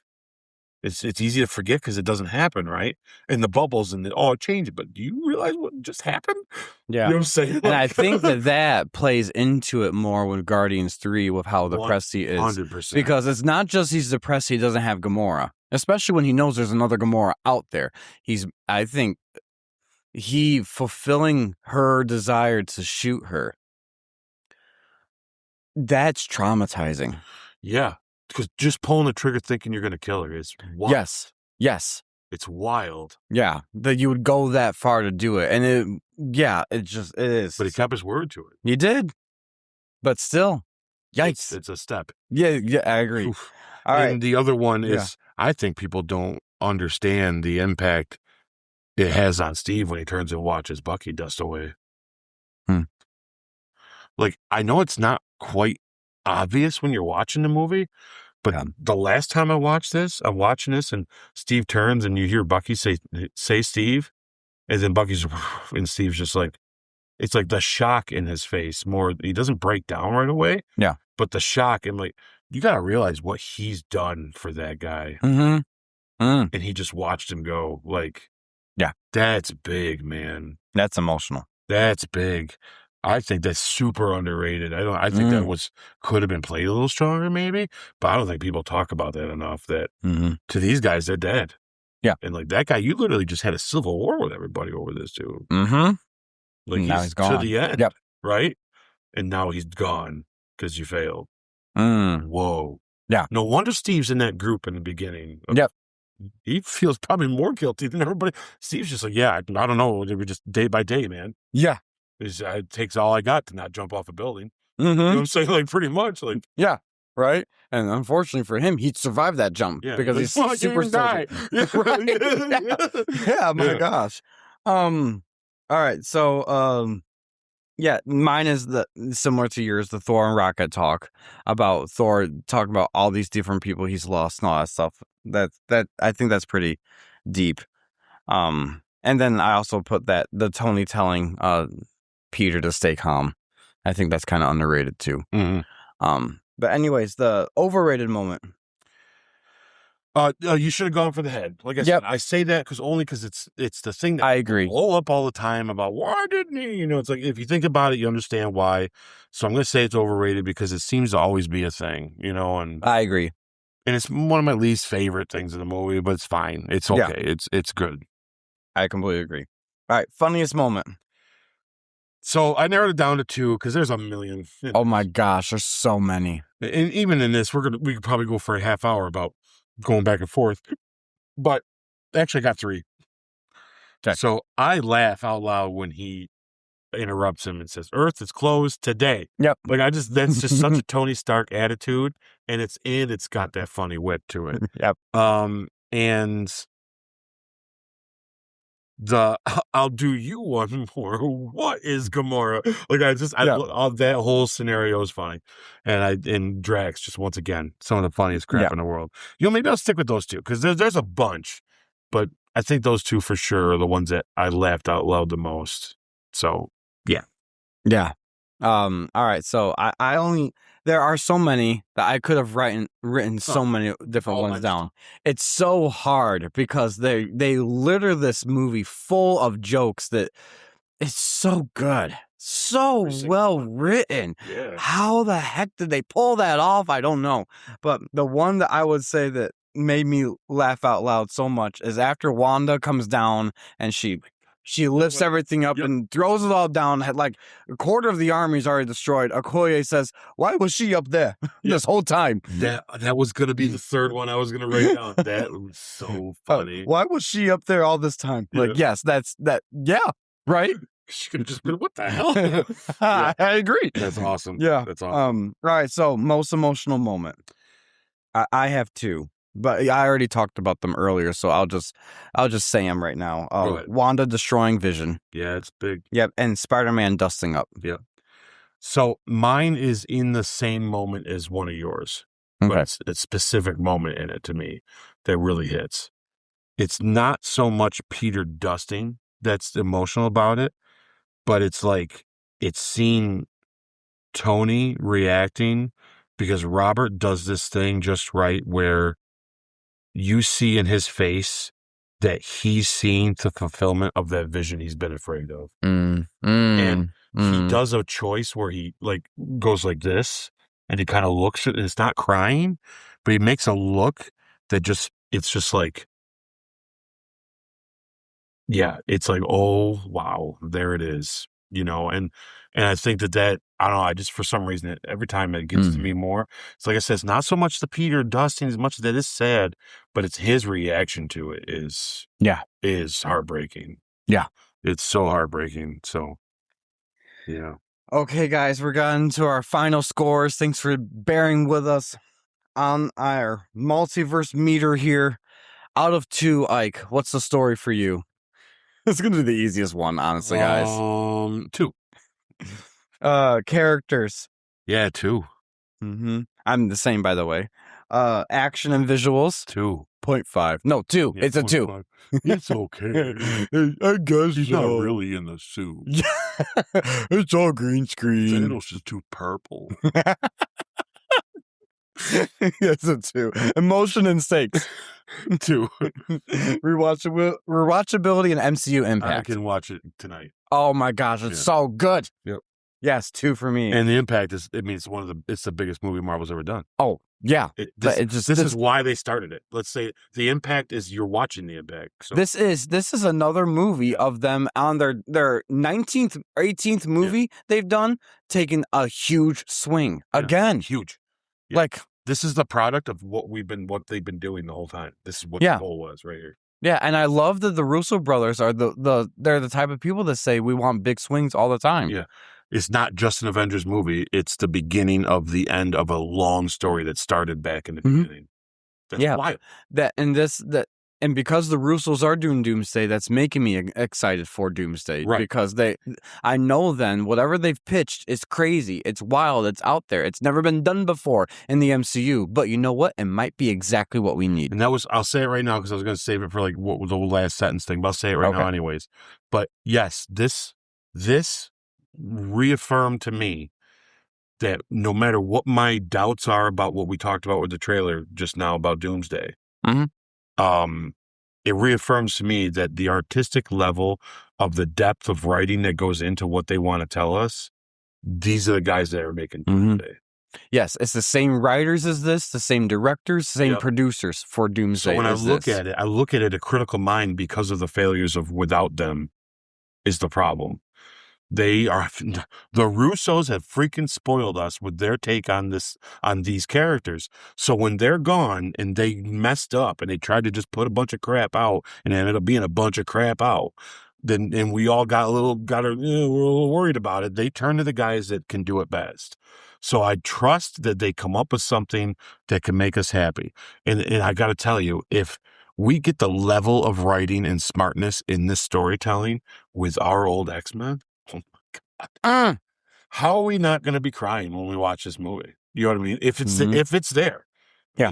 I can't imagine that they make all these to think that they could do this many Marvel movies that are almost dead. They're dead nuts perfect. To think that their one that is going to turn out like Fast and Furious is going to be the newest one. I can't imagine it's what it's going to be. Yeah. So when I look at it, what I'm so worried about, I'm really trying to measure that back after seeing this again. I'm just kind of like, these are those guys. Like, how do you not give them the chance? Like, you know what? Do whatever you want. See what happens. Yeah. You know? It's like, because I think they care about them as much as we do. You know, I think they care about the characters' words. I think they care about Doom enough. They come up with it to fix the stuff. I think they wouldn't have done it if they thought it would ruin what they did here. Because they only made their stuff better as they go. So, yeah, it reaffirms that that level of artistry that they're doing is going to be in Doomsday. Yep. Now, let's just hope they maintain it. Yep, and it pays off. Yeah. So far, they're batting 3-0. Yep. 3 wins, no loses. Yep. So far, 4 wins. The 4th one soon. Yeah. Well, 4 wins. Winter Soldier, Civil War, Infinity War, and then we haven't talked about any game. Sorry, that's right. Pretty much going to be the same thing. Yeah. So you're right. Yeah. But yeah. As of right now, 3. But Yeah. At this moment of the retrospective, yes, 3. Sorry. I mean, it's like yeah. All right. So final score out of 10. This is the easiest one, guys. Can I give it a 12? Let's go 10. I mean, this is our score meter. We can make that 12. Why not? So I just put 10. The official Goodell Multiverse score then is a 10 out of 10. Excellent. Fantastic. Yes. 3 10s in the last few episodes. Yep. It's pretty wild. All right. Is there anything else you want to say as a closing remark, or you already said your piece there? I think I just want to add that I have to tell you, this is probably, or it is for sure, as to date of when it comes down to in the scope of our retrospective, up to this point, this is the best MCU movie they've made. Hands down. Better than Civil War. It's better than the other ones. It's just better. Yep. Yeah. I completely agree. And it has restored my faith in Doomsday, Yeah. Unless they decide to make Peter Parker a mutant, then I'm not sure if we could ever just watch another one again. Oh. But anyways, we'll talk about that. We'll talk about that another time. Yes. All right. So, what is next then? Thank you for staying with us, guys, by the way. Oh, yeah. What we got coming up down the pike? So coming up down the pike, I'd be pretty sure I could tell you off the top of my head, but I want to look at my paper just to be sure. So next time, guys, that's right. Oh my God, next episode's a big one too. We don't know how it's going to go, to be honest with you. So that's what makes it even more exciting. Yeah. But next is an easier retrospective, a calmer one, not such a big one. Our next retrospective, guys, is Ant-Man and the Wasp. So that'll be fun. No 10s on this one, but it will be a fun movie to watch. It's as I remember it, I liked it, but we'll see how we go with it. And we have a real special Branch Point review. we're going to be giving you our movie review of Spider-Man Brand New Day. Yep. The time has come. And it's funny that we're going to do the review of it, and then, not too much longer here in a few weeks, we'll be giving you our retrospective of it. Yeah, right. The thing, same year, you're going to get the retro of it. But that's how we're doing this, right? But yep. Yeah, I believe if our schedule is right to do that, how are we going to do that with the movie out? We have to go see it several times in theater, then, aren't we? Well, our retrospective for this happens at the very end of the year. Basically, it's the week before Doomsday is when we do the retrospective of this because of our timeline. Releasing this after it comes out in theater, how long it will take for us to be able to watch it again. But I think we'll figure that out. We'll figure it out, guys. Worst case scenario, we just make sure we go see it 3 or 4 times anyway. If it's good, we're going to see it twice. Oh, yeah. I think we're going to see it twice, even if it's bad. Probably, just to be sure. Yeah. We want to nitpick then, but if it's good, I could see us seeing it more than twice anyway. Yeah. Well, if it's good, we definitely want to see it twice anyways. But yeah, I'd like to try that ScreenX at that cinema thing, because I think that sounds cool if they made this just for this, the first movie ever to do it. That'd be awesome. Even just for the theatrical experience, I think that'll be really fun. Yeah. So that's what's next week, guys, and I hope you enjoyed the episode, and I'll tell you, we had a great time doing this one. So. Yeah. All right. So where can they find us? Oh, man, the Instagrams, the Face Snap or Facebook, anything. Look for the shorts that we're going to be putting out. The Spotify, anywhere you listen to podcasts. Yeah, guys, hit that like button, hit the bell. Tell your friends, tell your enemies. Yep. We're here to stay, and we're going to be talking Marvel, and wait to see what we do after the Marvel, these things. We'll be keeping up with the new things, and we got a lot of other side Marvel ones to do. So we got a long ways to go. So keep an eye out for all our stuff and all our content. And yeah, I can't wait to see Spider-Man and tell you guys how we feel about it. I think that's going to be a real fun episode. Yeah. So subscribe, share, and until next time, guys, see you at the movies.